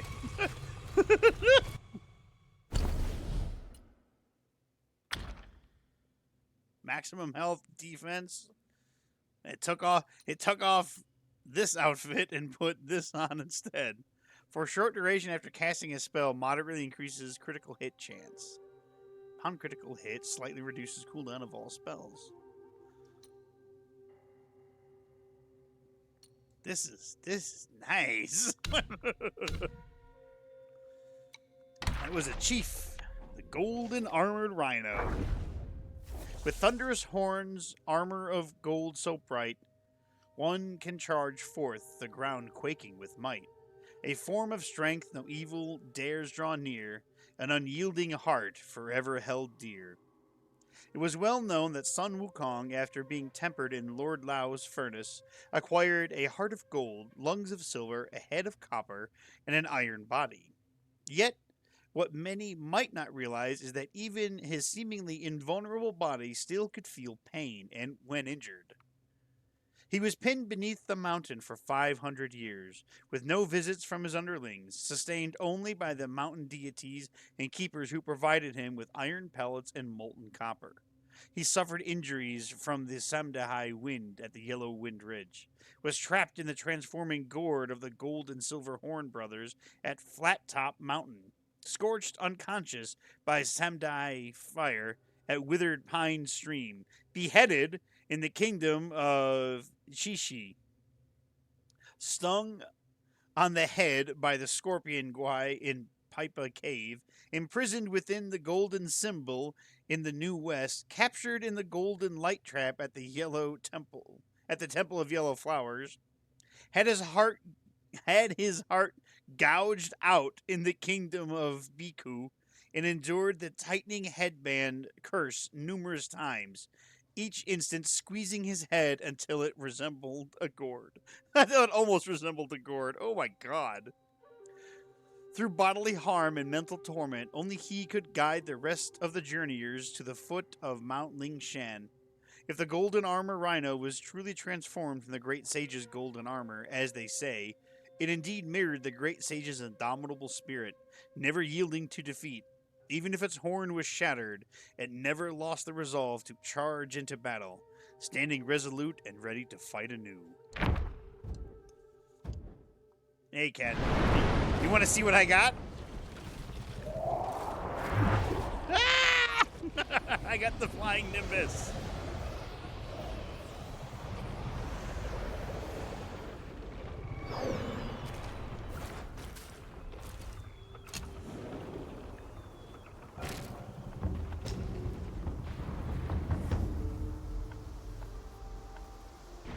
Right? That's exactly what I said. I was like, ah!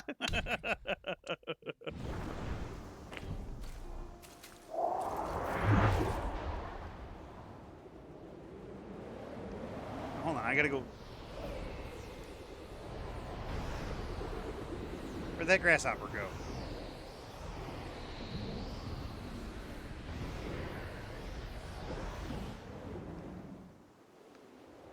It was over here. It's a giant grasshopper. How did I miss it?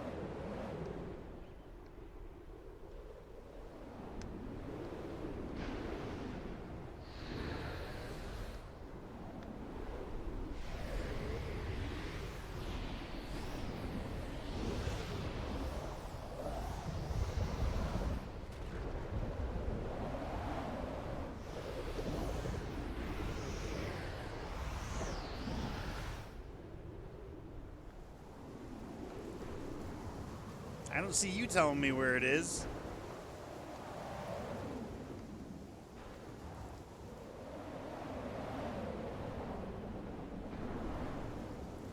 Now I'm just searching for other shit.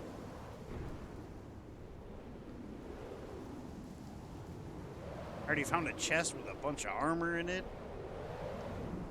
I fought some random fucking rock that had poison.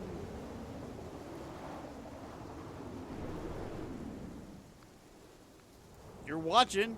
More eyes are better than none. Or my two.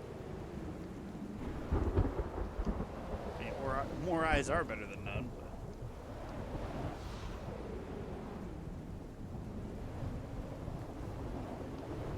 I gotta find this grasshopper.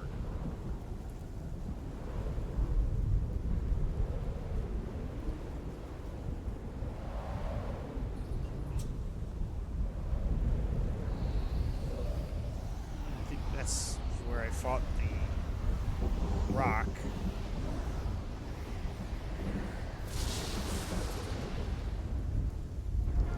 Oh. The deer just vanished. Deer were looking at each other. Do you see a monkey flying on a cloud? I ain't eating this grass anymore.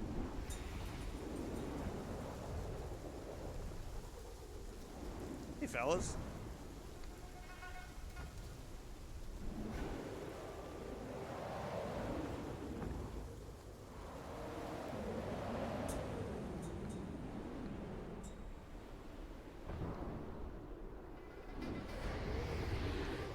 Ooh, wait. Oh, this is where I started. This is where I fought Hamburger Helper.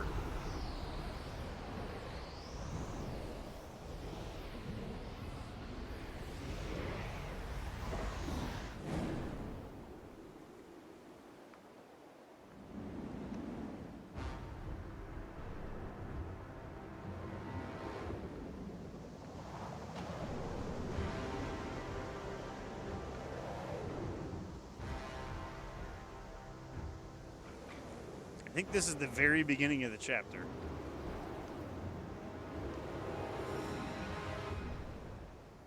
Where I first come in.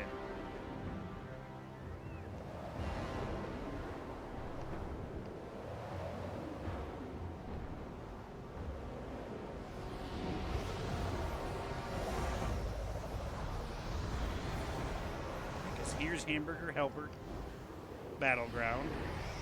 Wait, how low can I go?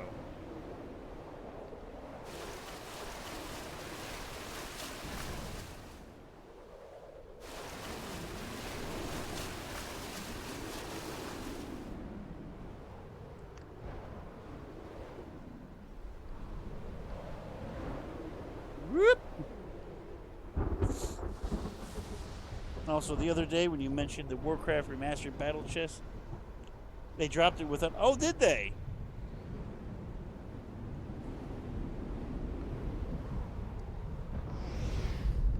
Those sneaky bastards.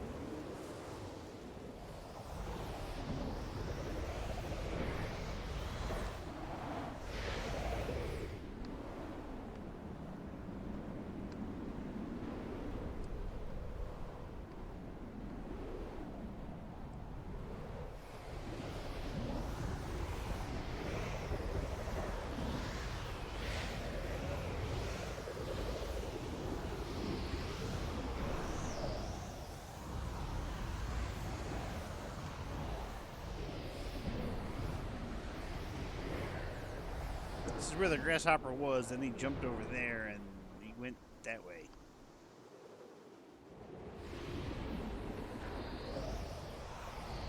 I wanted to see if there was anything over here. Doesn't look like it.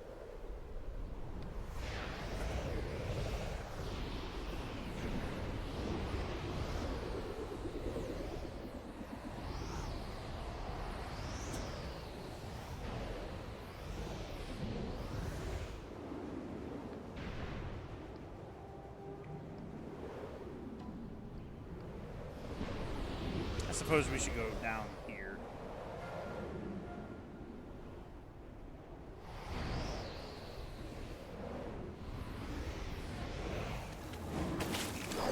That's a frog!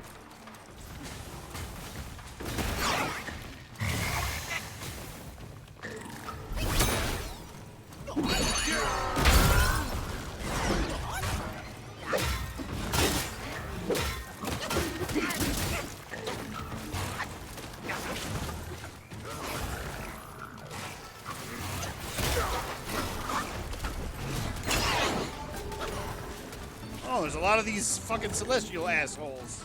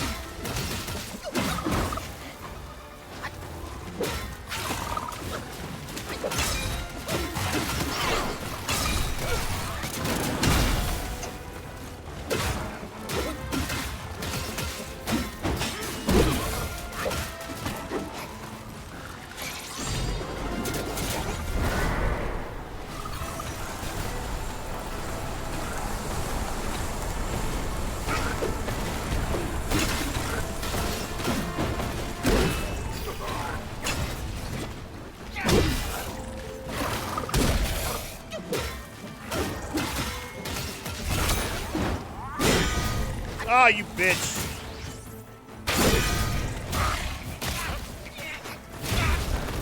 Oh, suck my left nut.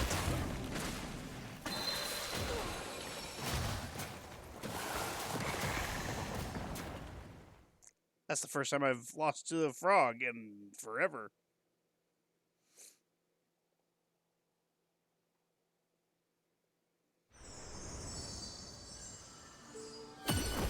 I'm gonna go kill his ass.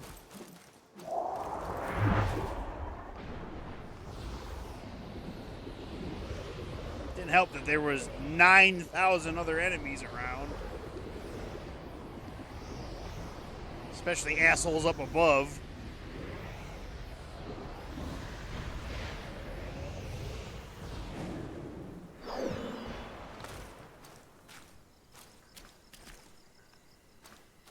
Blame Seth.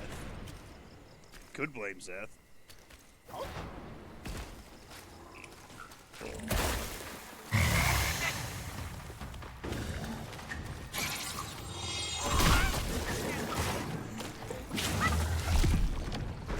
What?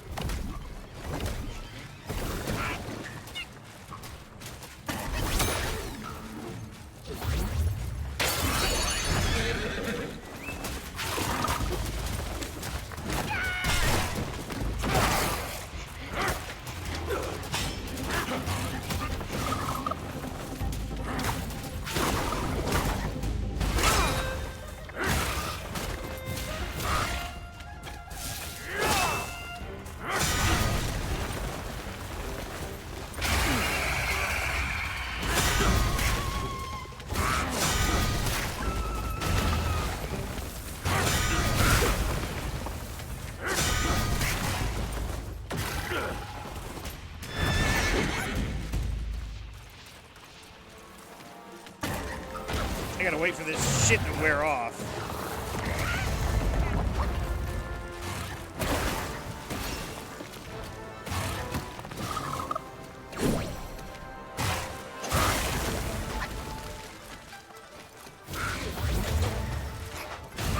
Yeah, that shouldn't have hit me.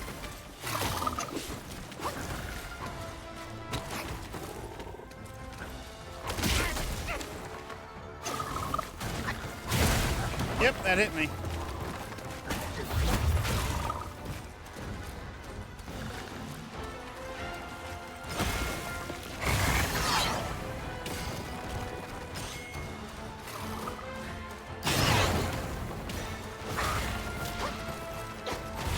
Yep, that hit me.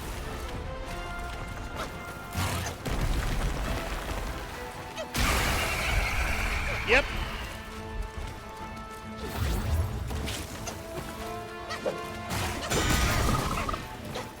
Is this shit gonna wear off anytime soon?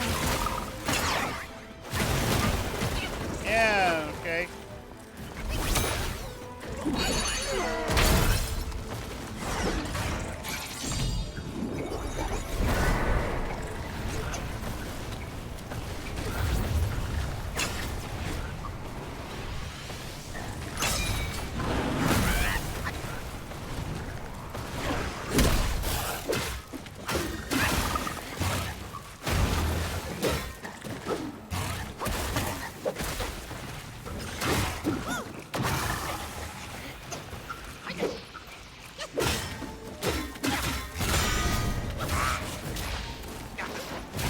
Yep. Yep.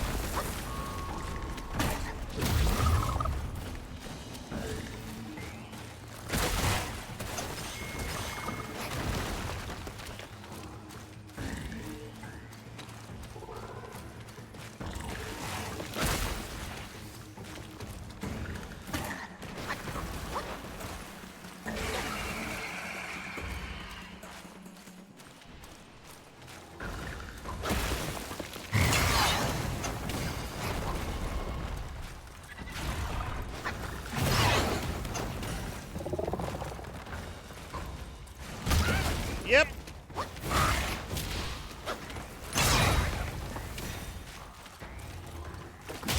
Yep.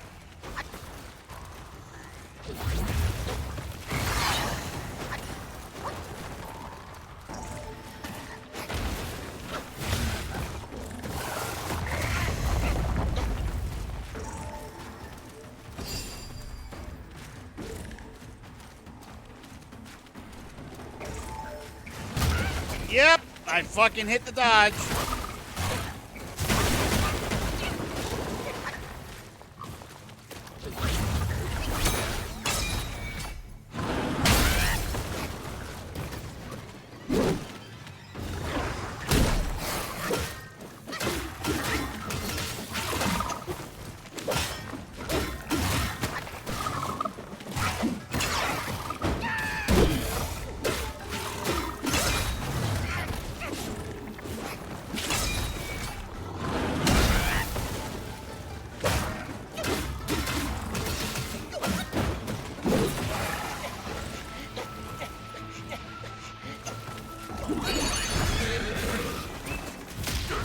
Are you fucking kidding me?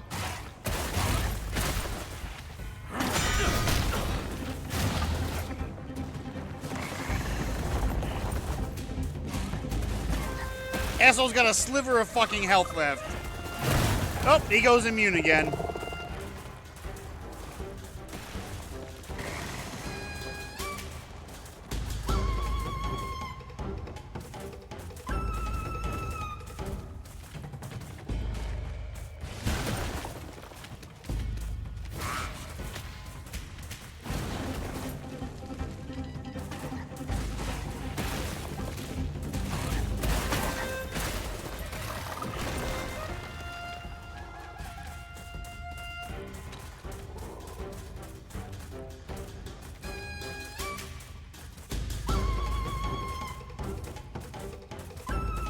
There's literally nothing I can do to hurt him. Just have to wait for the fucking shit to wear off.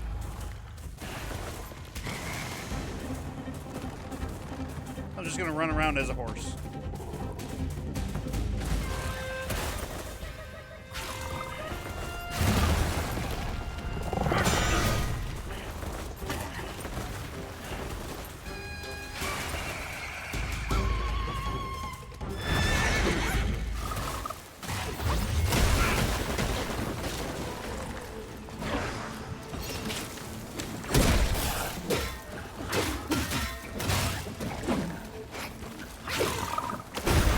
Get the fuck out of here, you piece of shit. Stupid fucking frog.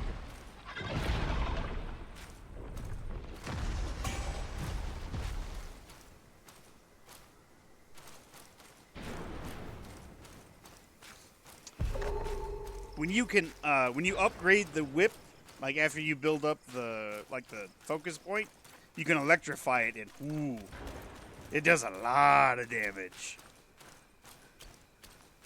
Like, not only does the whip in general just, I think, stagger, but oh, once you get him in like a corner or something, and you keep whipping his ass, it's nice. I hear the grasshopper.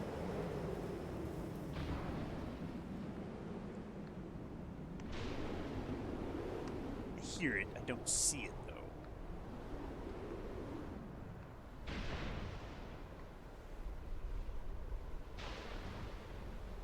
Got giant red antennae. Be that hard to fucking find.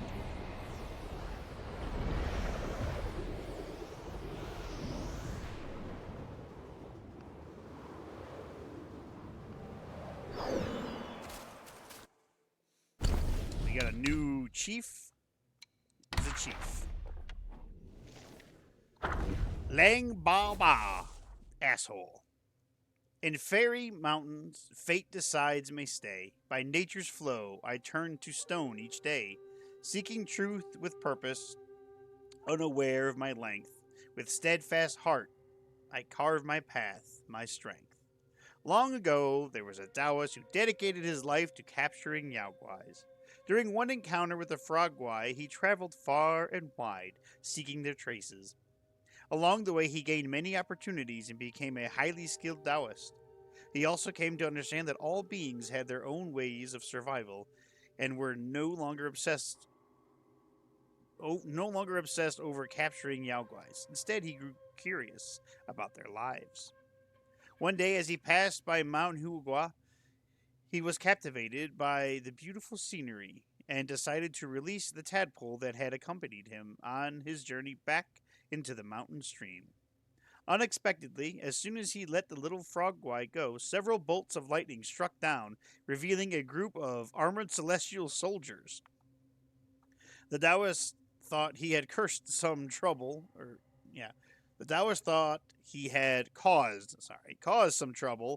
and was about to apologize when the celestial soldiers attacked him without a word.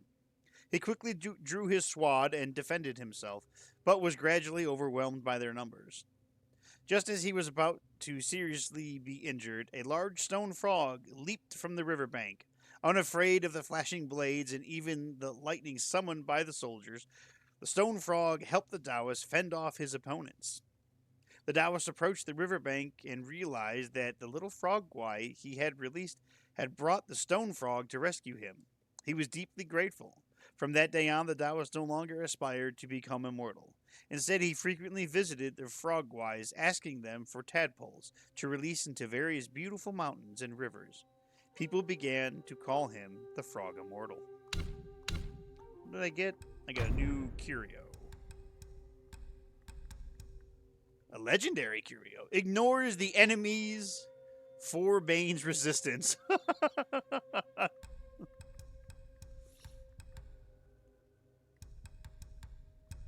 That's pretty good. That's actually pretty damn good.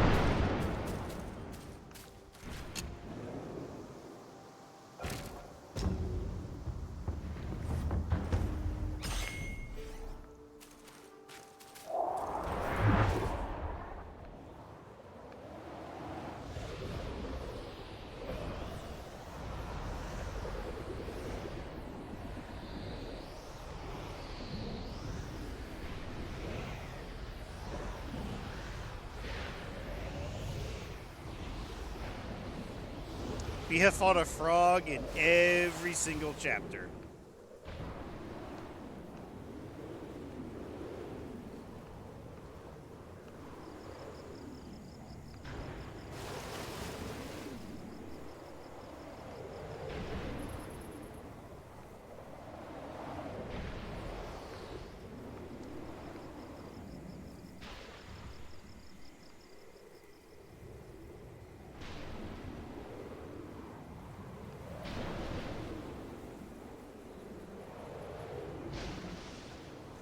I am definitely probably going to look up a guide to see if there's any other secret things that I've missed.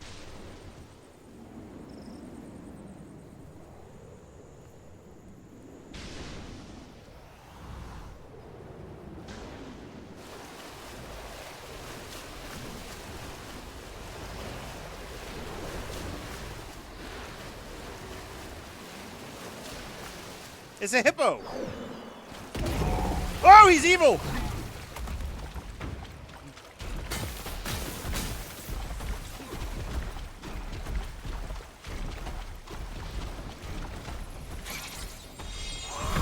Go, guys. Have some fun. I saw the grasshopper.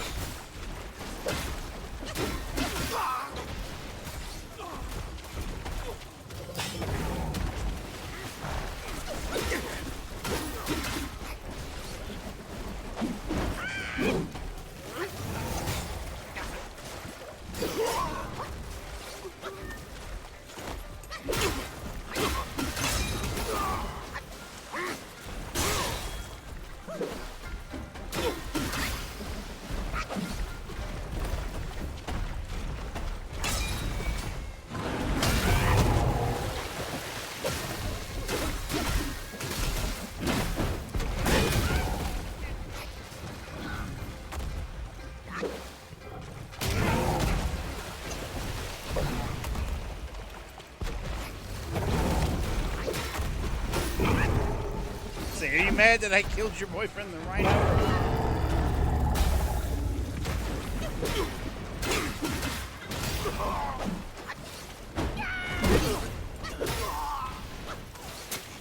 Ow.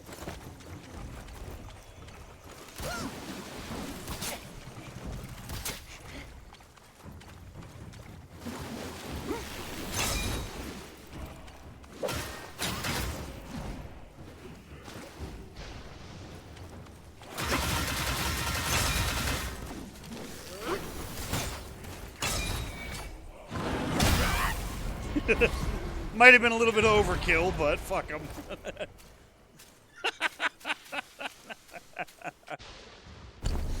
All right. What did I get? It was a chief.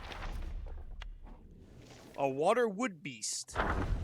Fortune or misfortune, hard to foresee. Blaming heaven and earth, yet still bound to be. Better to find joy in simple ways, ride the waves, and await brighter days. Long ago there stood a camphor tree that had grown for 1,000 years, its branches lush and verdant. One day a natural disaster uprooted it, casting it into a river. Due to its immense size and weight, the narrow river could not bear the camphor tree, leaving it stranded. A few days later, the villagers planned to drag it away for lumber. Unexpectedly, the camphor tree began to stir, transforming into a colossal four-legged beast that lurked in the water. From that time on, any craftsman with ill intentions who approached would be hurled into the water by the beast, striking fear into their hearts. However, when children came to play in the river, it never frightened them. Instead, it would occasionally use its wooden branches to rescue those in danger of drowning. Over time, the villagers grew accustomed to its presence and named it the Water Wood Beast. Once a year, a wandering Taoist. Oh, I'm sorry, not once a year. One year, a wandering Taoist passed through the area and heard about the Water Wood Beast. He called out from the riverbank, "Are you not weary of being confined here? There are many of your kind elsewhere. You should consider leaving." The Water Wood Beast remained unmoved, and 2 more years passed. Then, during a season of relentless heavy rain, the river's water level rose ever higher. The Water Wood Beast repeatedly battered against the riverbank, causing the villagers to flee to a neighboring village in fear. That night, the upstream riverbank gave way, flooding the downstream village. When the floodwaters finally receded, the villagers returned to find that the waterwood beast had vanished from the river bend. Most hippos are assholes. Am I in mystical Kung Fu Land Zoo? Man, I'm at the place where Sun Wukong was defeated in the prologue. Like, I've made my way back. Like, the ending to this game, I feel, is like literally around the corner.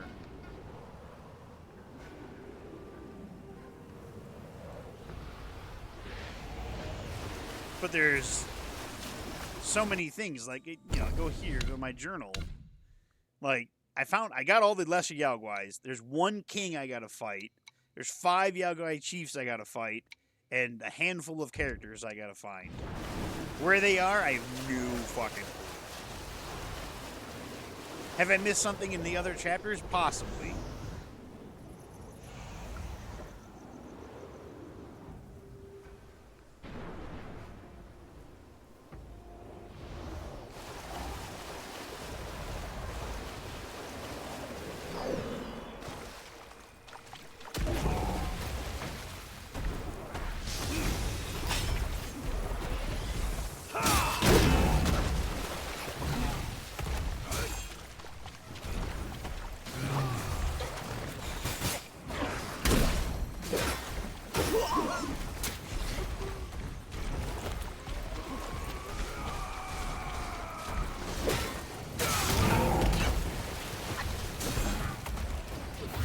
He's fighting. Oh, they're fighting the hippo. Ow!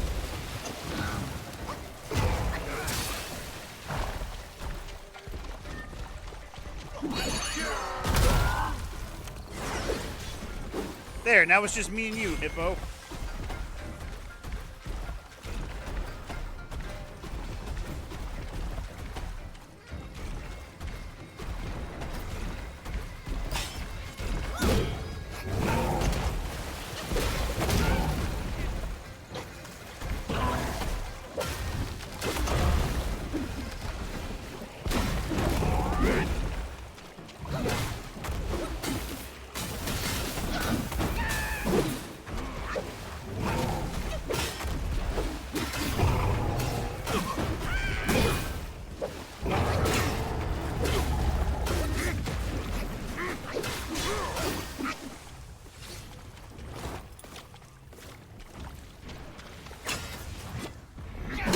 The fuck out of here.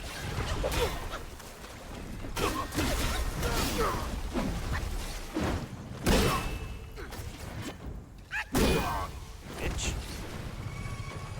It's the grasshopper!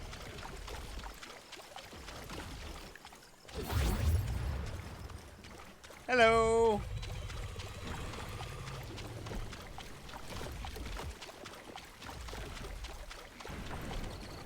Hello.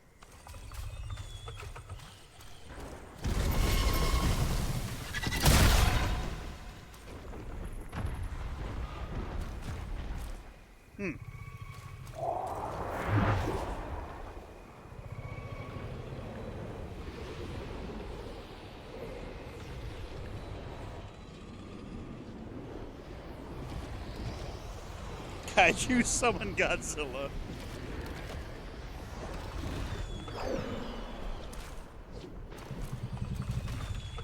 What? Ah!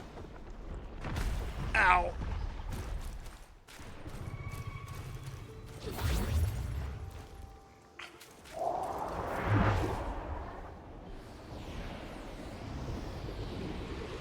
There's something on it. I didn't honestly think there was... Okay.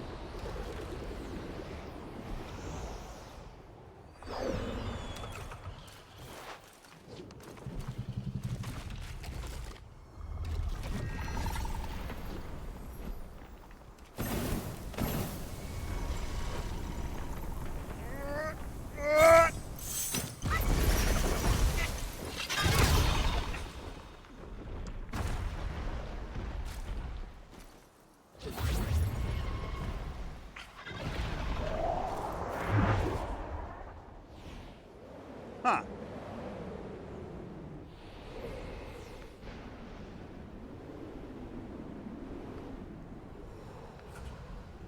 Where did he go?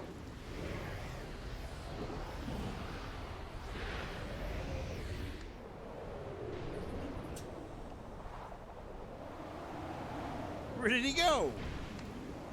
It's not that I could do something.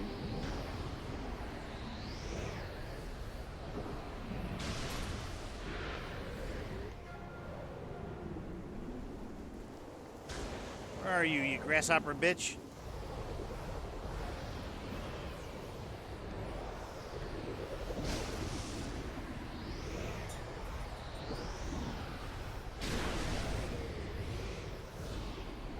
No wonder you get the Nimbus here. This fucking chapter is enormous.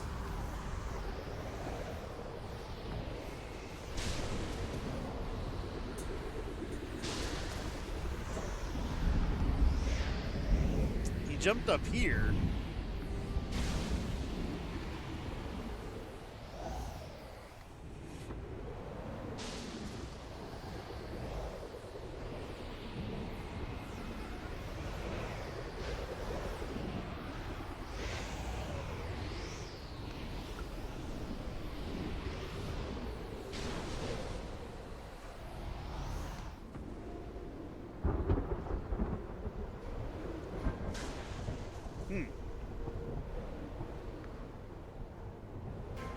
Like, that is where I'm supposed to go, where all the lightning is landing.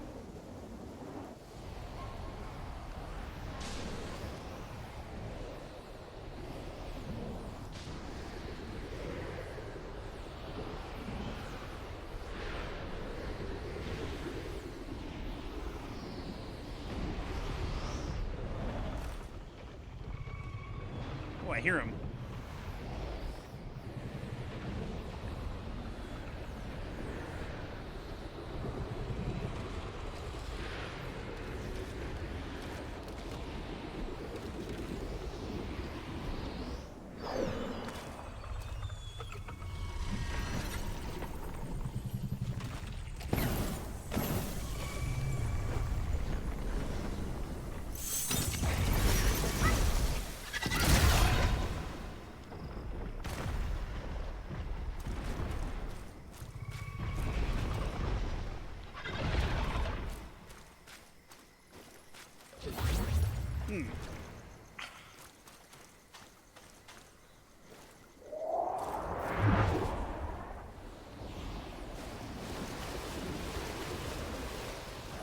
If I'm actually supposed to just fight him. Because I just did it again, where it was like, you know, right trigger, do this. So I did it.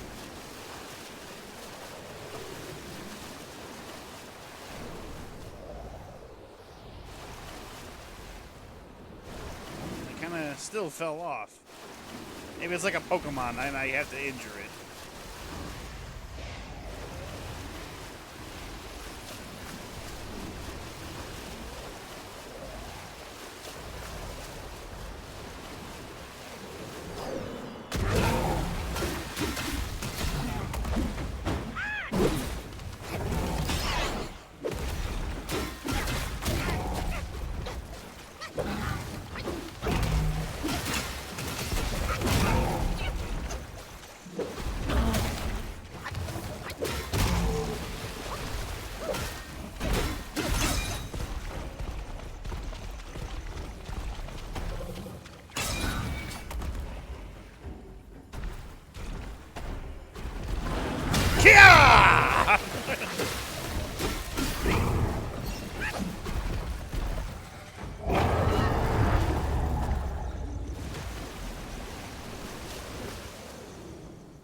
I'm pretty sure I did it quick enough. It popped up and I hit it. Like, as soon as I saw it, I was like, grab it.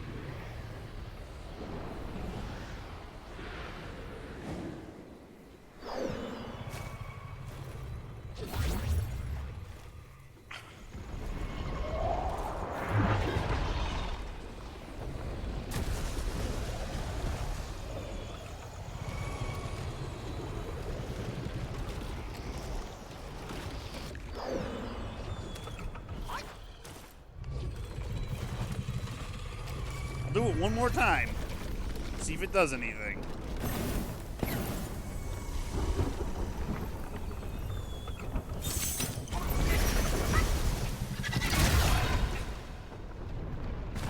I don't understand what I'm doing wrong.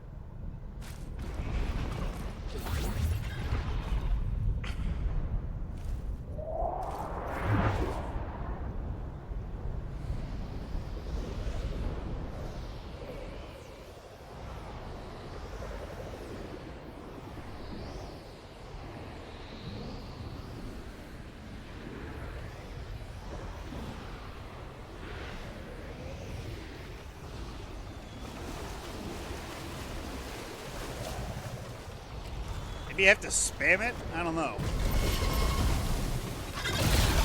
Oh, you bitch! Well, I'm dead.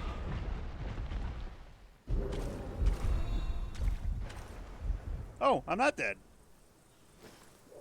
I should have died.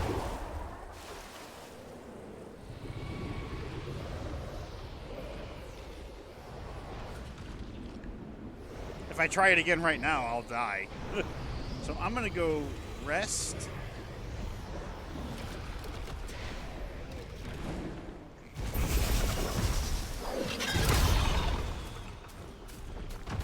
Get my heals back. This is 1 HP in a dream. That's what this is.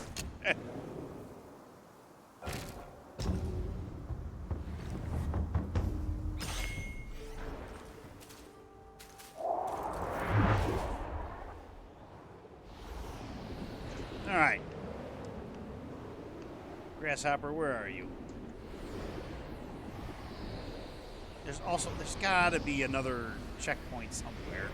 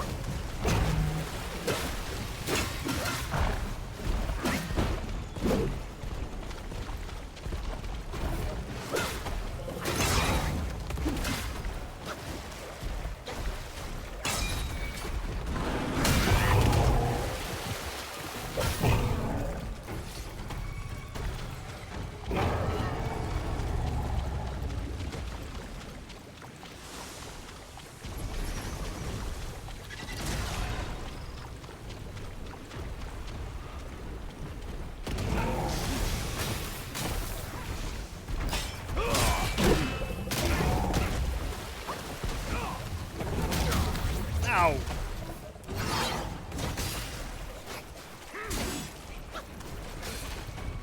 Come here, you little shit. That shouldn't have hit me.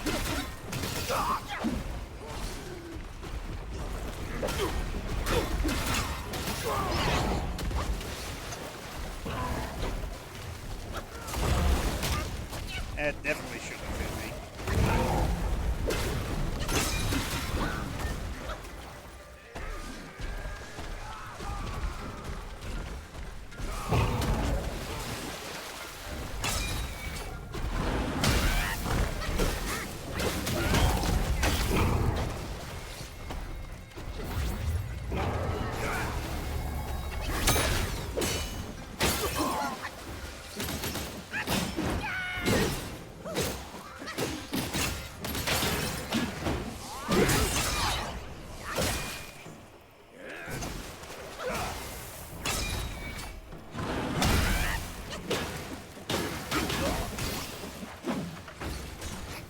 bitch. Fuck out of here.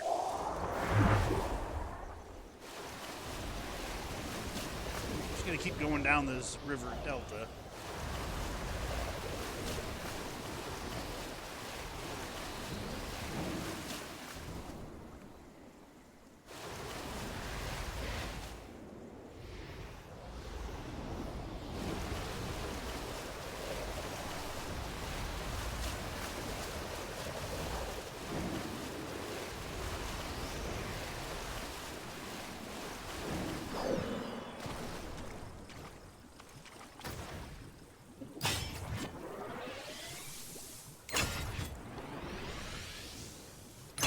Surprise!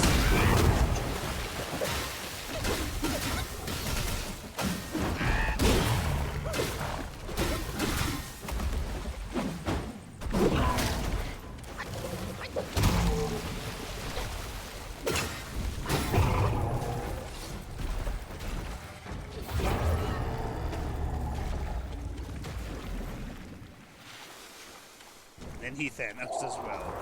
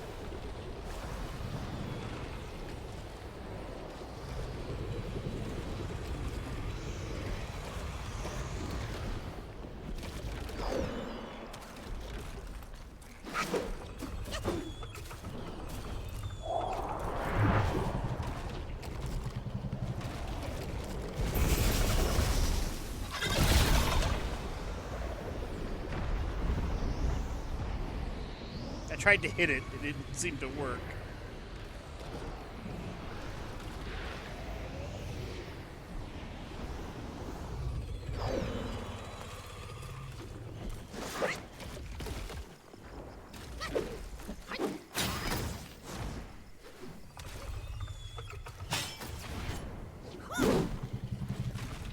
I don't think that's going to do any damage to it.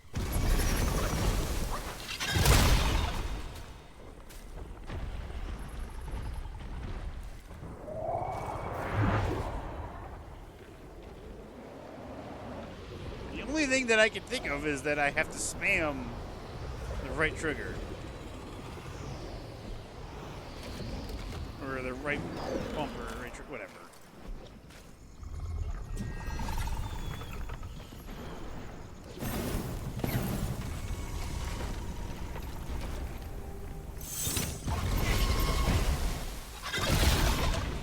Nope, that didn't seem to do anything either. I tried it. Yeah. Did nothing.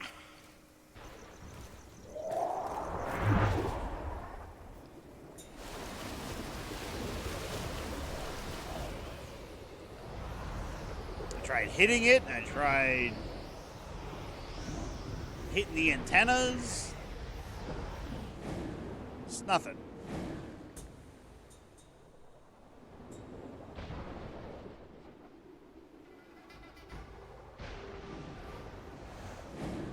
This is another boss. Another poison sheet.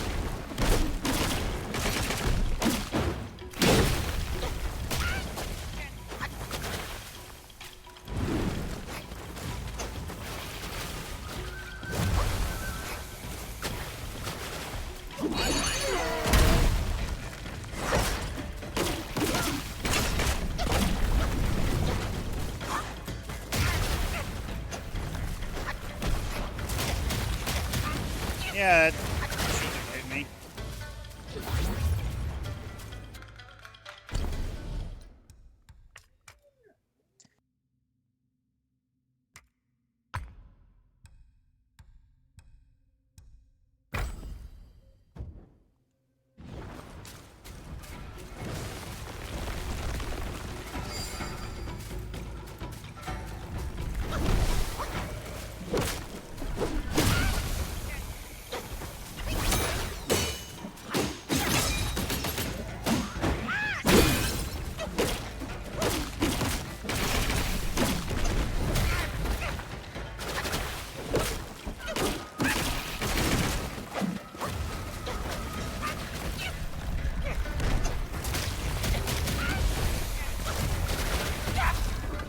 bullshit and a half! That was some bullshit. Wow. You can suck all of my dick. I don't even know what the fuck happened there.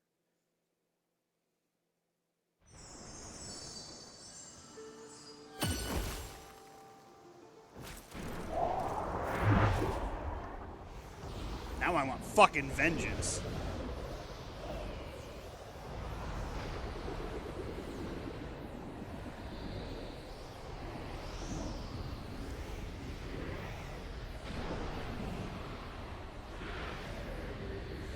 Stamina resistance and fire damage resistance. What? Really?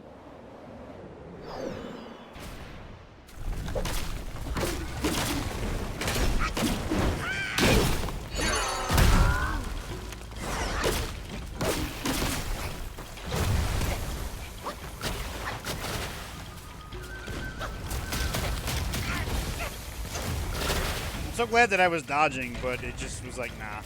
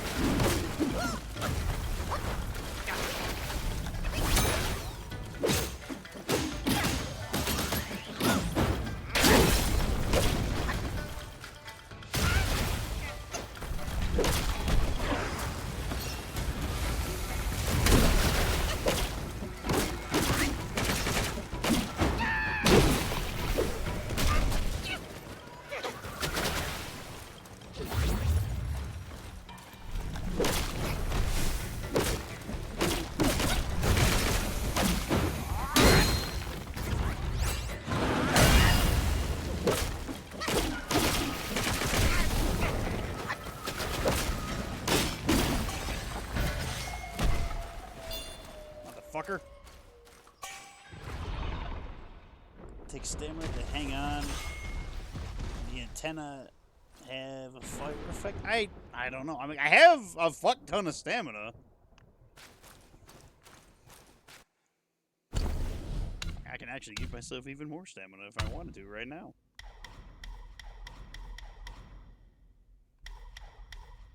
Are you just guessing about this, or...?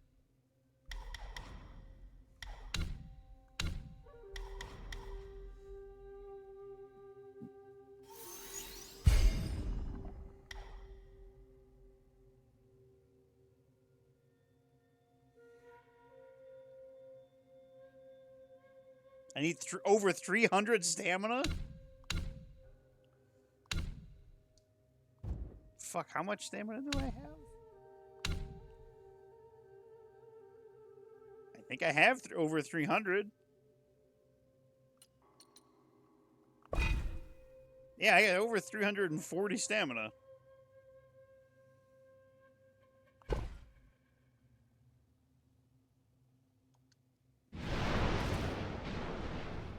Well, what did this little bird say how to do it? Because everything that I've done so far doesn't seem to matter. Either I hold it, I tap it.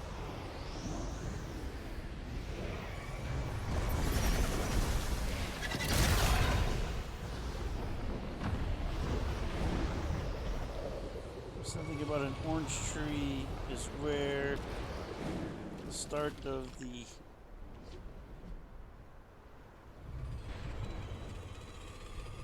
hoppities.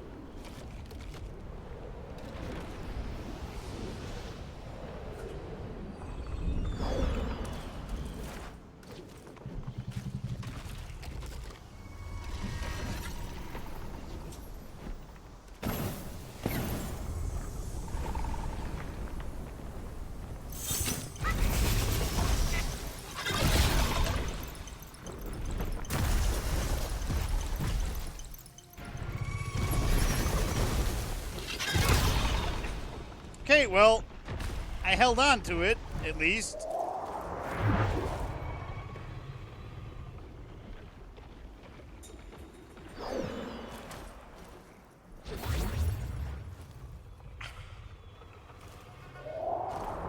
you need the whole L3 and L3. That doesn't make any sense.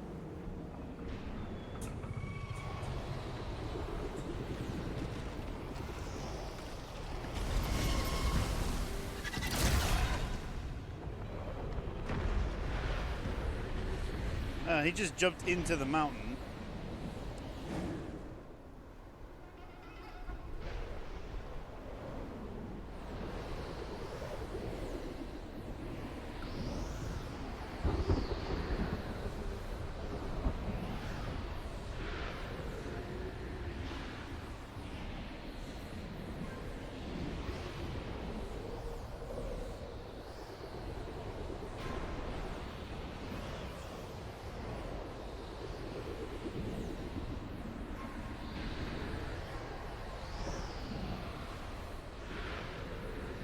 Going up the Steam thing. Apparently, a lot of people don't get this part, and it's stopped a few from playing. I managed to hold on to it once, so if I can do it one time, I can do it another time.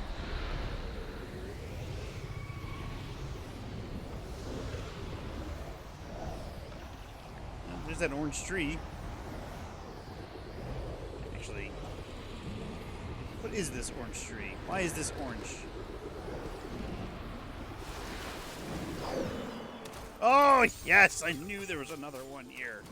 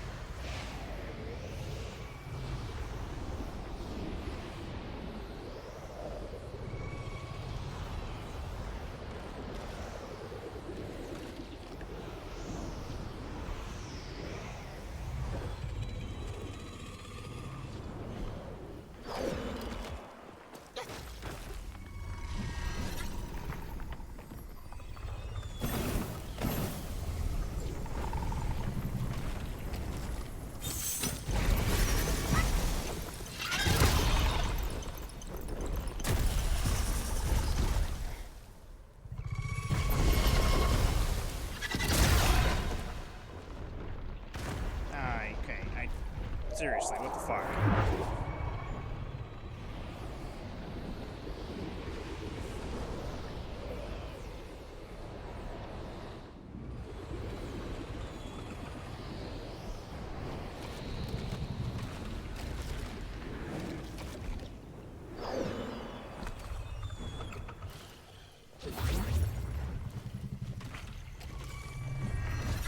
Someone said they glitched it by pushing the left stick forward. Like, glitched it into working.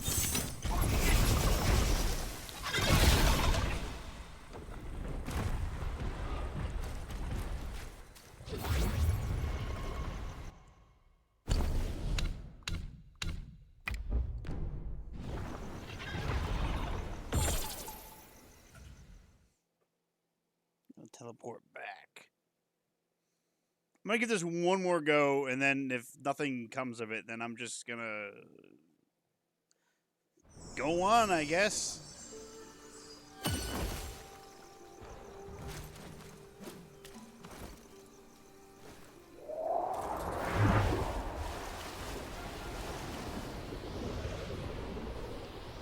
Okay, well, that doesn't help me.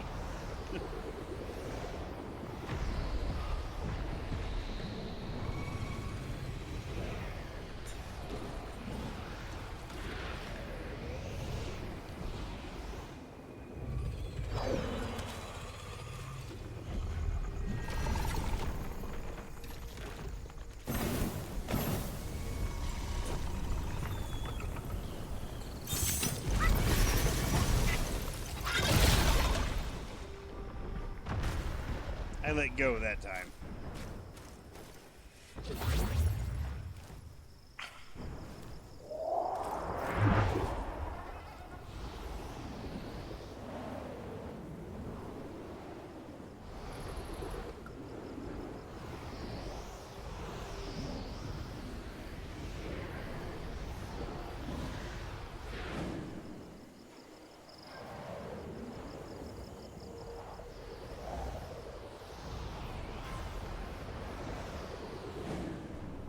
I was holding down the button.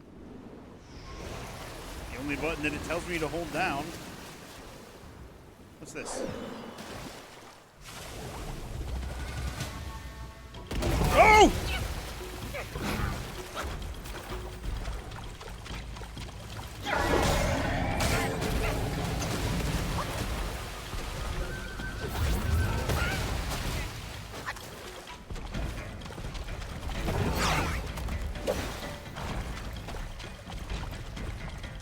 I knew there was going to be a boss one of these.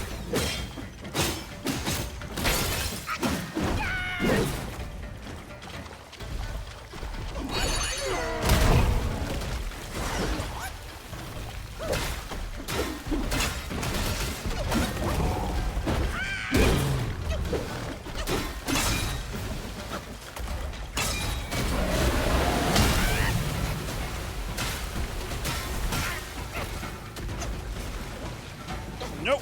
Nope. Stay away from the whirlpools.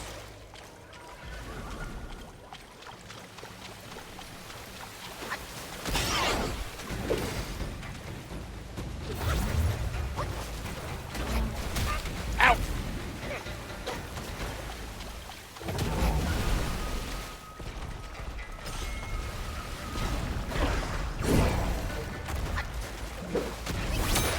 I got him!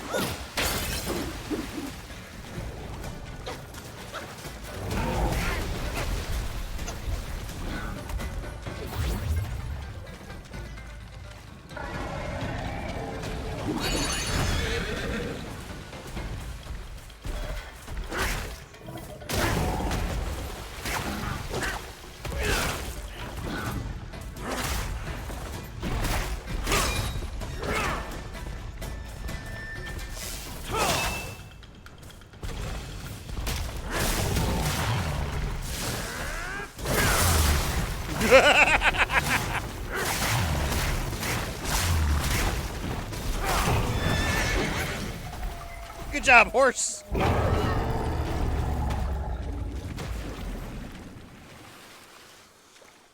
Boss version defeated. I feel like the game just increases enemy speed with a decrease to their health. Well, I'm also I have a lot of strength, and I have the most damaging bow staff, so. Plus, I'm like a level 100 something.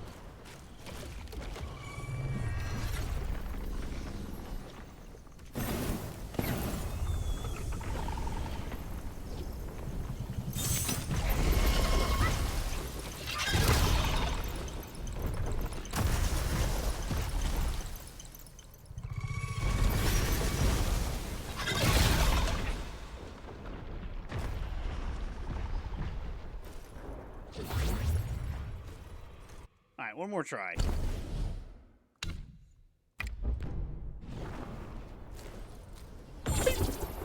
I love that. I love that teleport. It's so dumb, but I love it so much.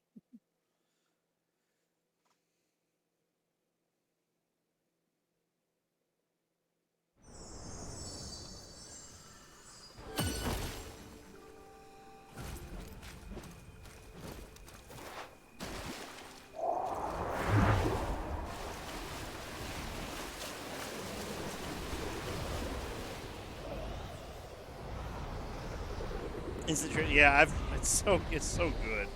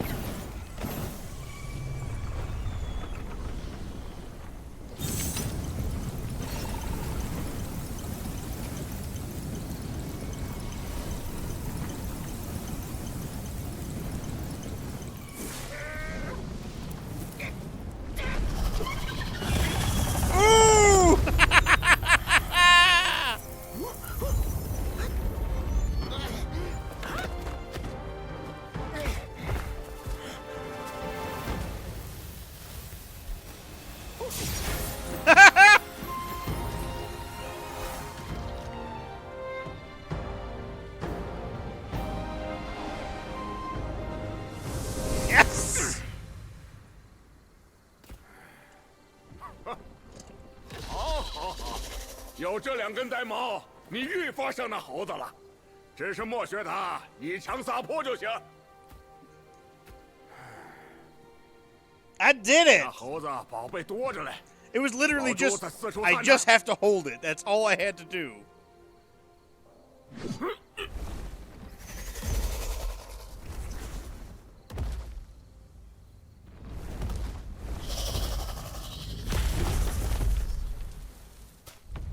Alright, now I got 2 pieces of Sun Wukong's gear.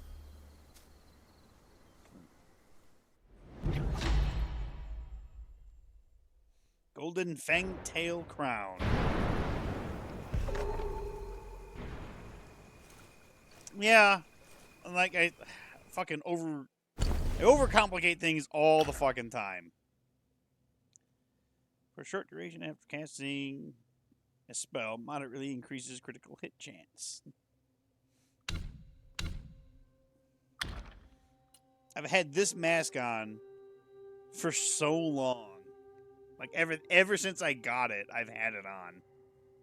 Because those perfect dodges, they give you a lot of focus. Alright. It was the Fangtail General. Fiery tails upon its forehead, praying by the mountainside. The skilled one shuns the wars it dreads. The unskilled roars with reckless pride. The sage stone monkey, with his inherent wisdom, learned the ways of human manners and speech during his travels across various realms and later achieved mastery of the Tao at Mount Lingtai. Setting aside his natural endowments, let us now examine his later pursuits in enlightenment. When he left in a huff at the Yingtru stream, the old long king reasoned with him, and he returned to admit his mistakes. He abandoned arbitrary actions and always heeded sound advice. He forged brotherly bonds with Yao Guai, engaged in jest with immortals, and exchanged banter with bods. His amiable nature endeared him to all who were ever willing to offer their assistance. He had a sense of decorum and propriety. He had the ability to summon wind and rain, and could seek out longs. He could transform into guais for scouting or borrow vessels when needed. In times of trouble, he sought the aid of higher beings, seldom relying on brute force. The Fangtail General, with multiple eyes on its head, had a keen understanding of both himself and his enemies. He was also adept at leaping and dodging, avoiding powerful foes whenever possible, and displayed a touch of the monkey's cleverness. It's no wonder that the crown of the monkey's head grasped his nimble thoughts so well. Alright. So I need 2 more pieces.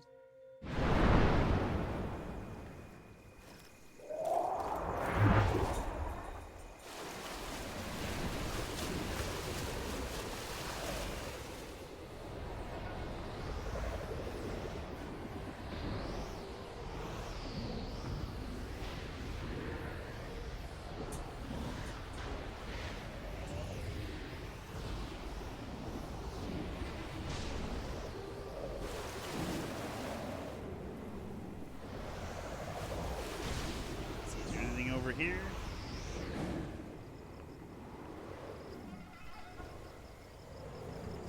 Just a dead log.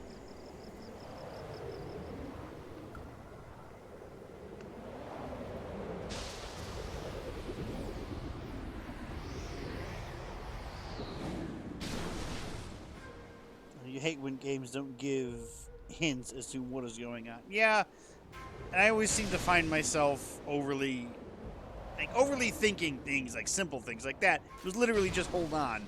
But, you know, from the video, because you hold on, he jumps. And then when he lands, you're no longer holding on. But you're still just supposed to hold on.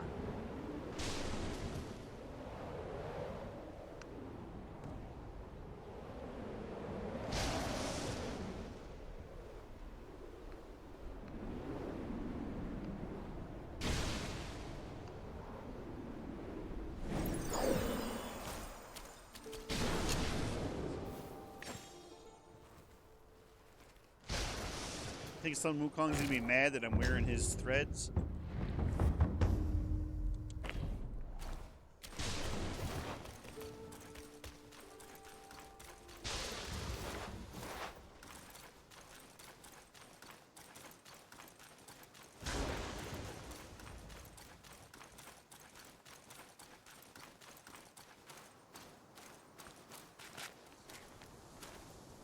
Who are we fighting here?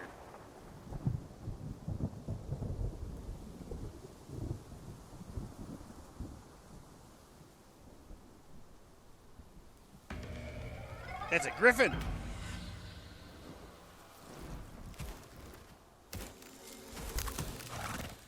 It's snowy.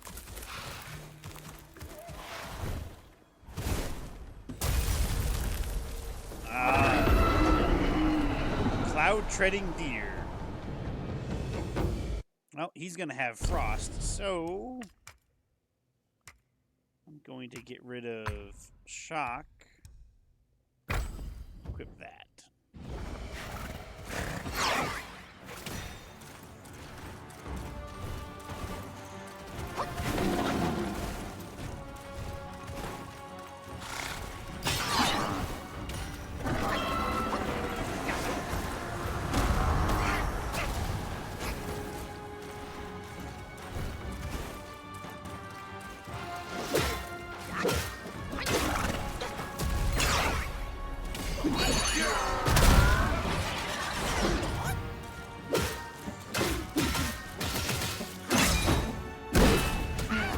Ah, he kicked me.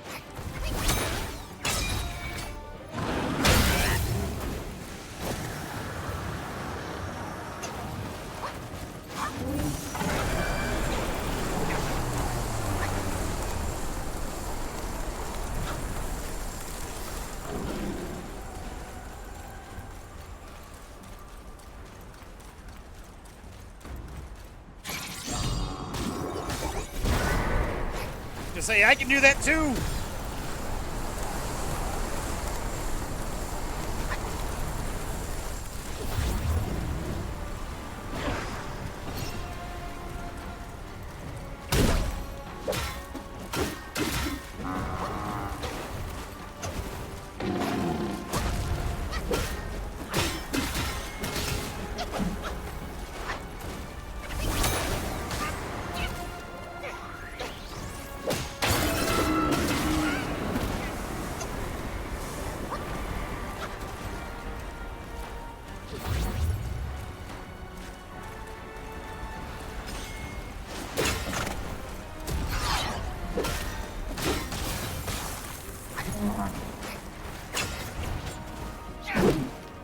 Ah, you bitch.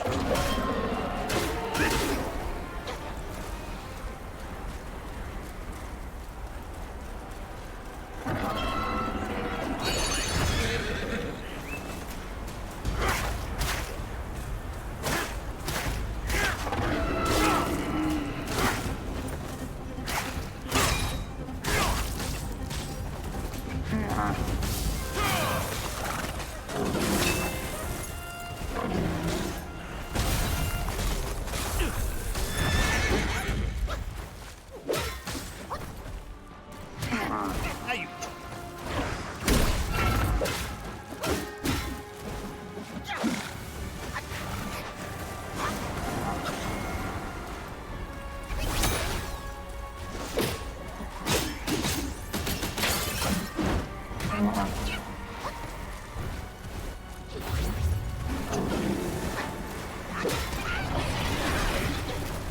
Whoa, what the fuck?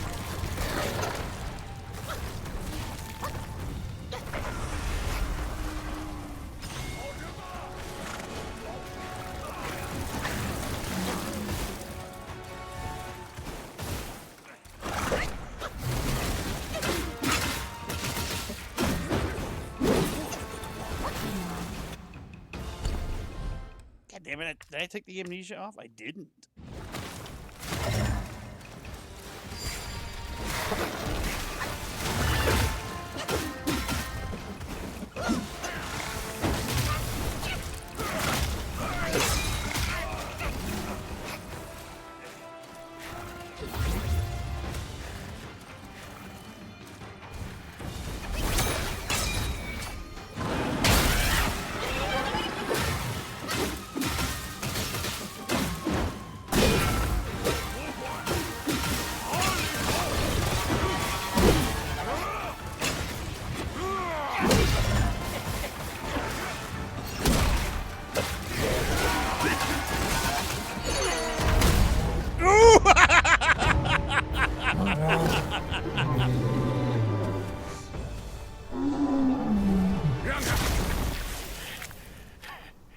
这次我是头功。I don't know, man. I just headbutted it to death.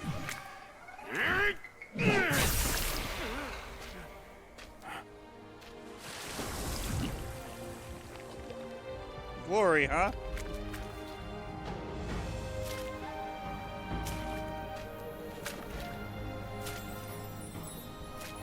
Ooh, I'm getting new booties.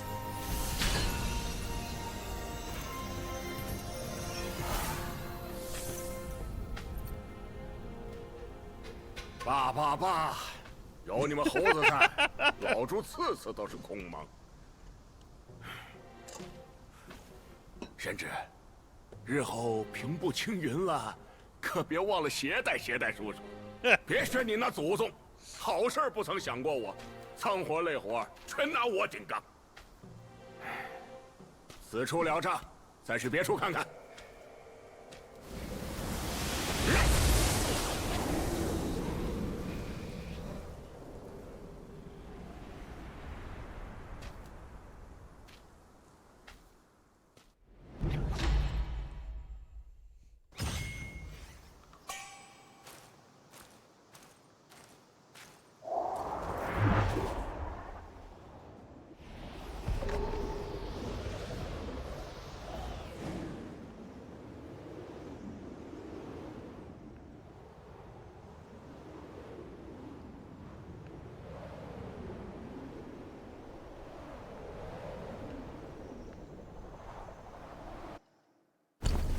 Alright, we got a new journal.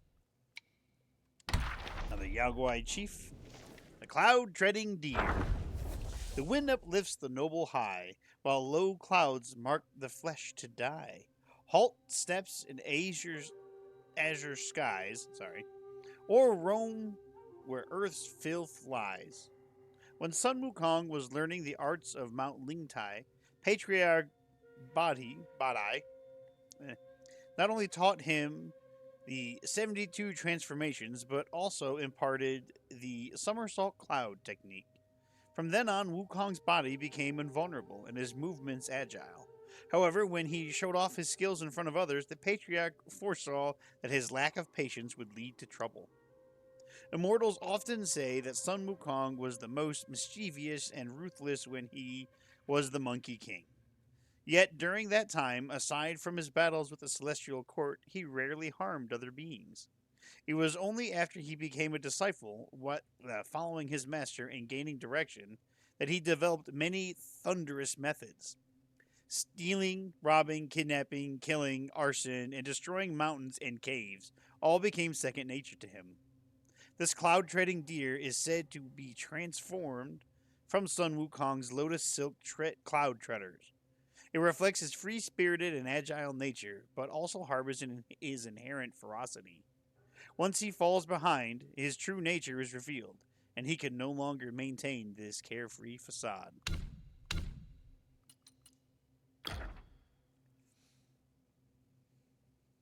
Okay. All we need now are some pants.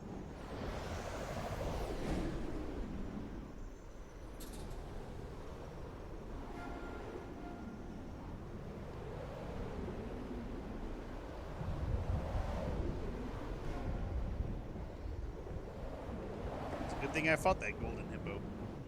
I honestly think you could have just missed it.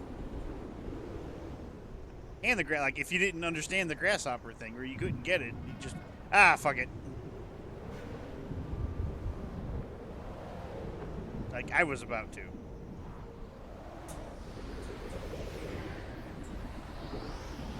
But my stubbornness wouldn't let me. It's like, try it again. One more try.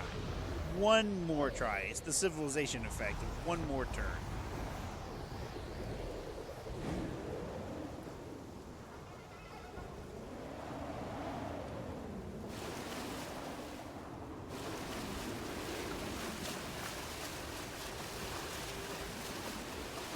Oh, nothing behind the waterfall.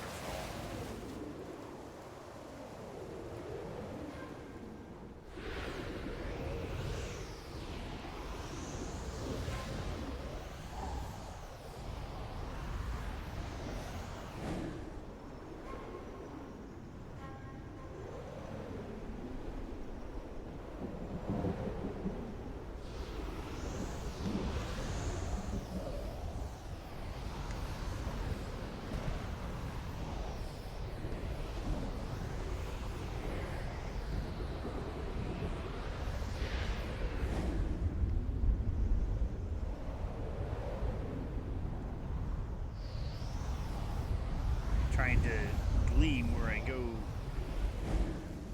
from here.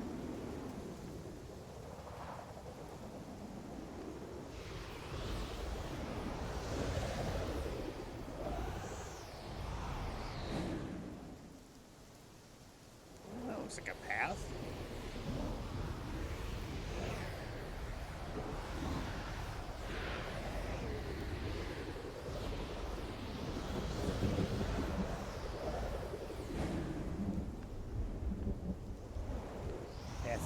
And it inexplicably ends.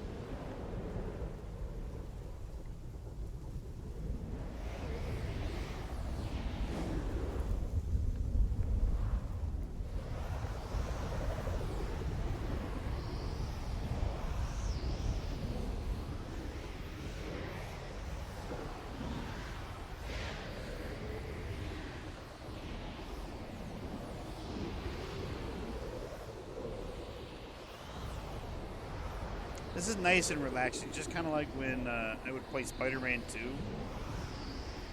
where you just swinging through the city is just fun.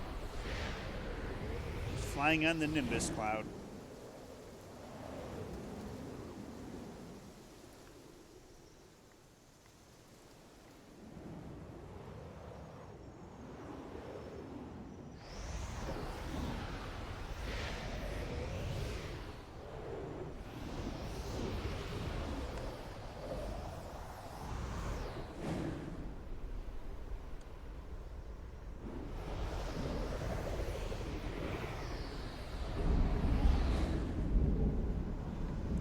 Dead ends here.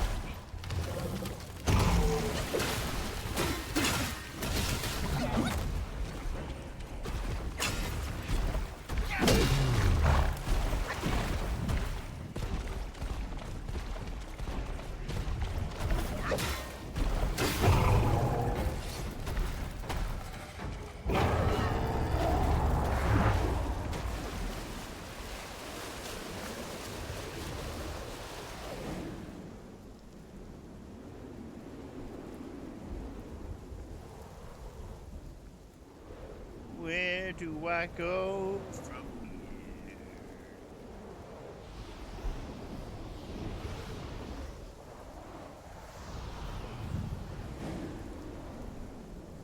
I found pigs. Little pigs.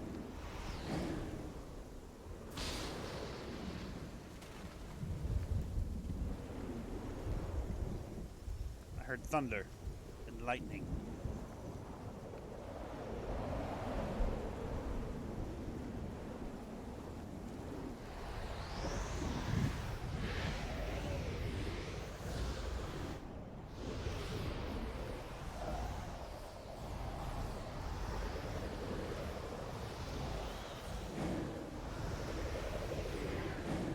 Aha!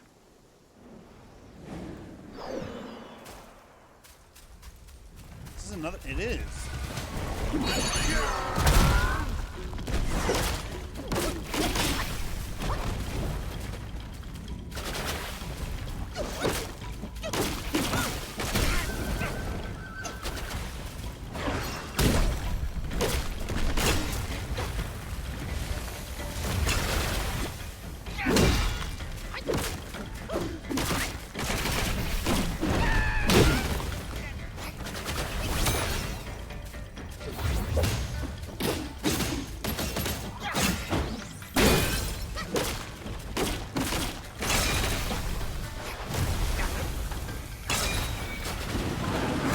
Oh, you bitch!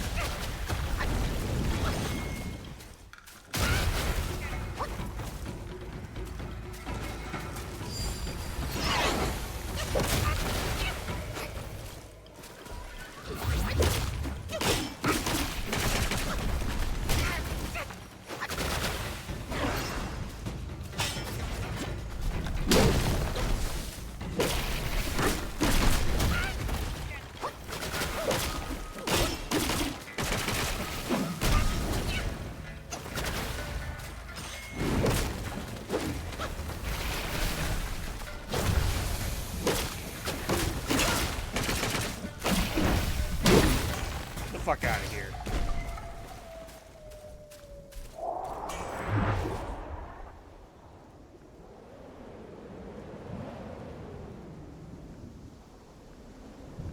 I kill Thor just like I killed him before. I did it in God of War. I'm pretty sure Sun Wukong can take Thor.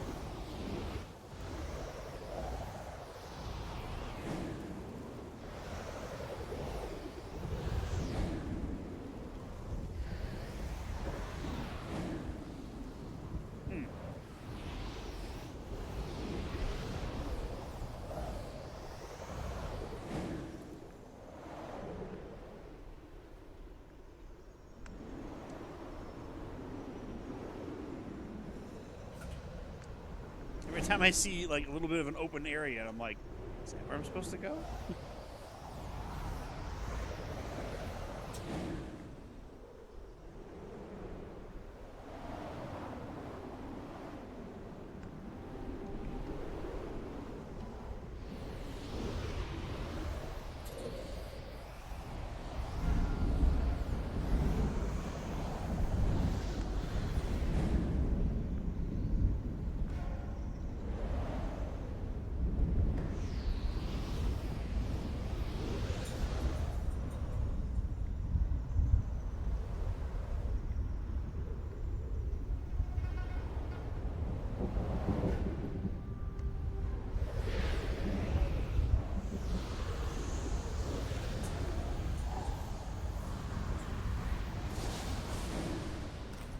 Keeps forcing me down right here.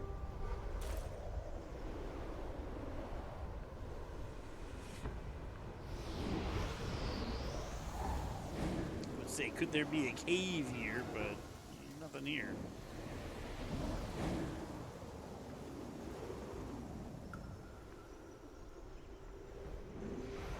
I followed the forest trail, which I thought where I was supposed to go, all the way to the end, but I didn't see nothing.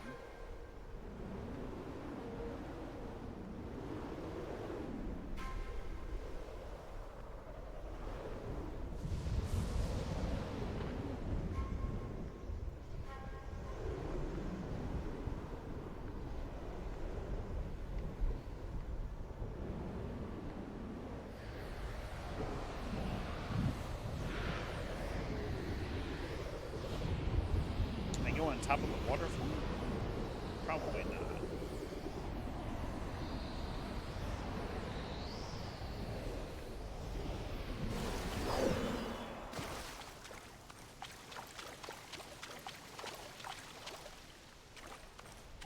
Nothing there.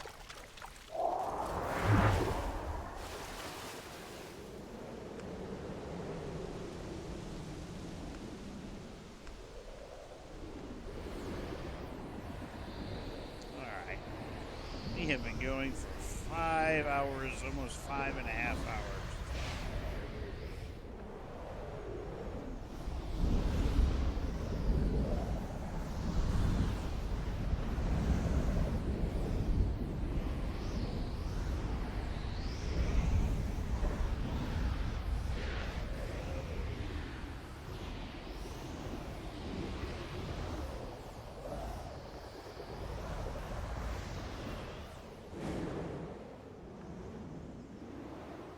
Where's the checkpoint? I know it's around here somewhere.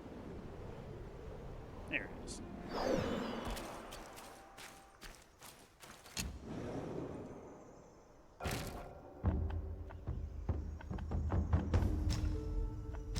Let's travel to the scroll.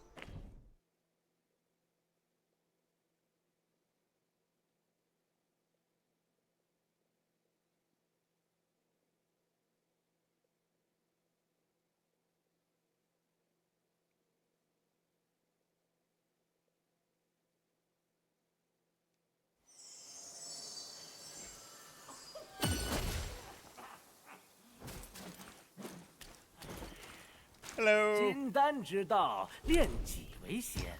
Got any 小 medicine for 仙 me? 昼夜殷勤，方得此灵药。 It does. Thanks, buddy. All right, how many of these I got? I got 3. 内炼 Max 成 out 丹 my，外 health 炼成法。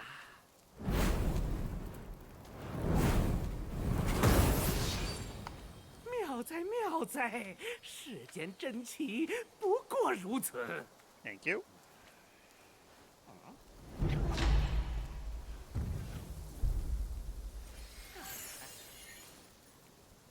Could probably max out my stamina. 阴阳生五行，五 I love that it 行 only 一 takes. 性一性 I just used 3. 化 It only 一 takes 行 1,000 乾坤 bucks. 天地万物皆楼顶，唯有上品得我心。 Thanks, buddy. Increase my stamina by another 30. It's almost maxed out. That's maxed out. That's maxed out. I need 1 more mind core and I can max that out.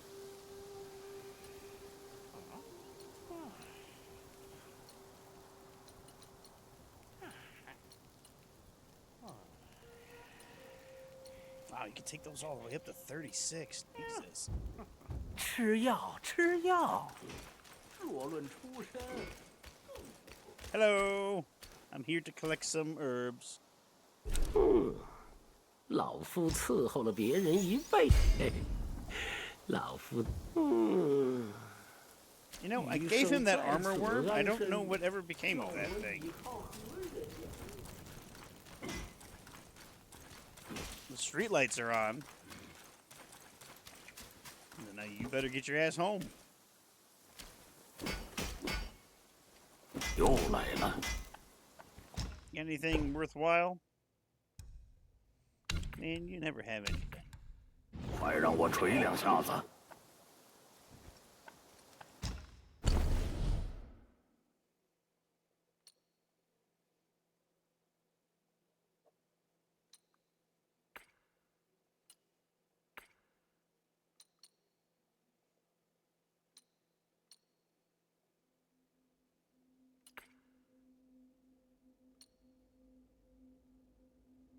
！These were the gloves that, or the feet I was wearing.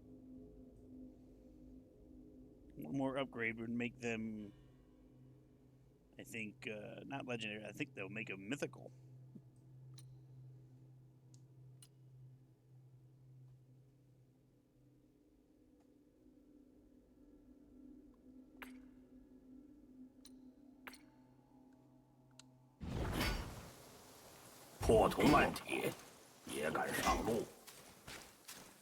You remember that street? Yeah, I think we all remember street lights. You got to be you have to be of a certain age to know that. Street lights, come on, get your ass home. All right, maybe tomorrow. Maybe it'll be a short stream. I don't know if it will be or not. Maybe we'll finish Sun Wukong. Black Myth Wukong. Essentially Sun Wukong. Maybe we'll finish his tale. So until then,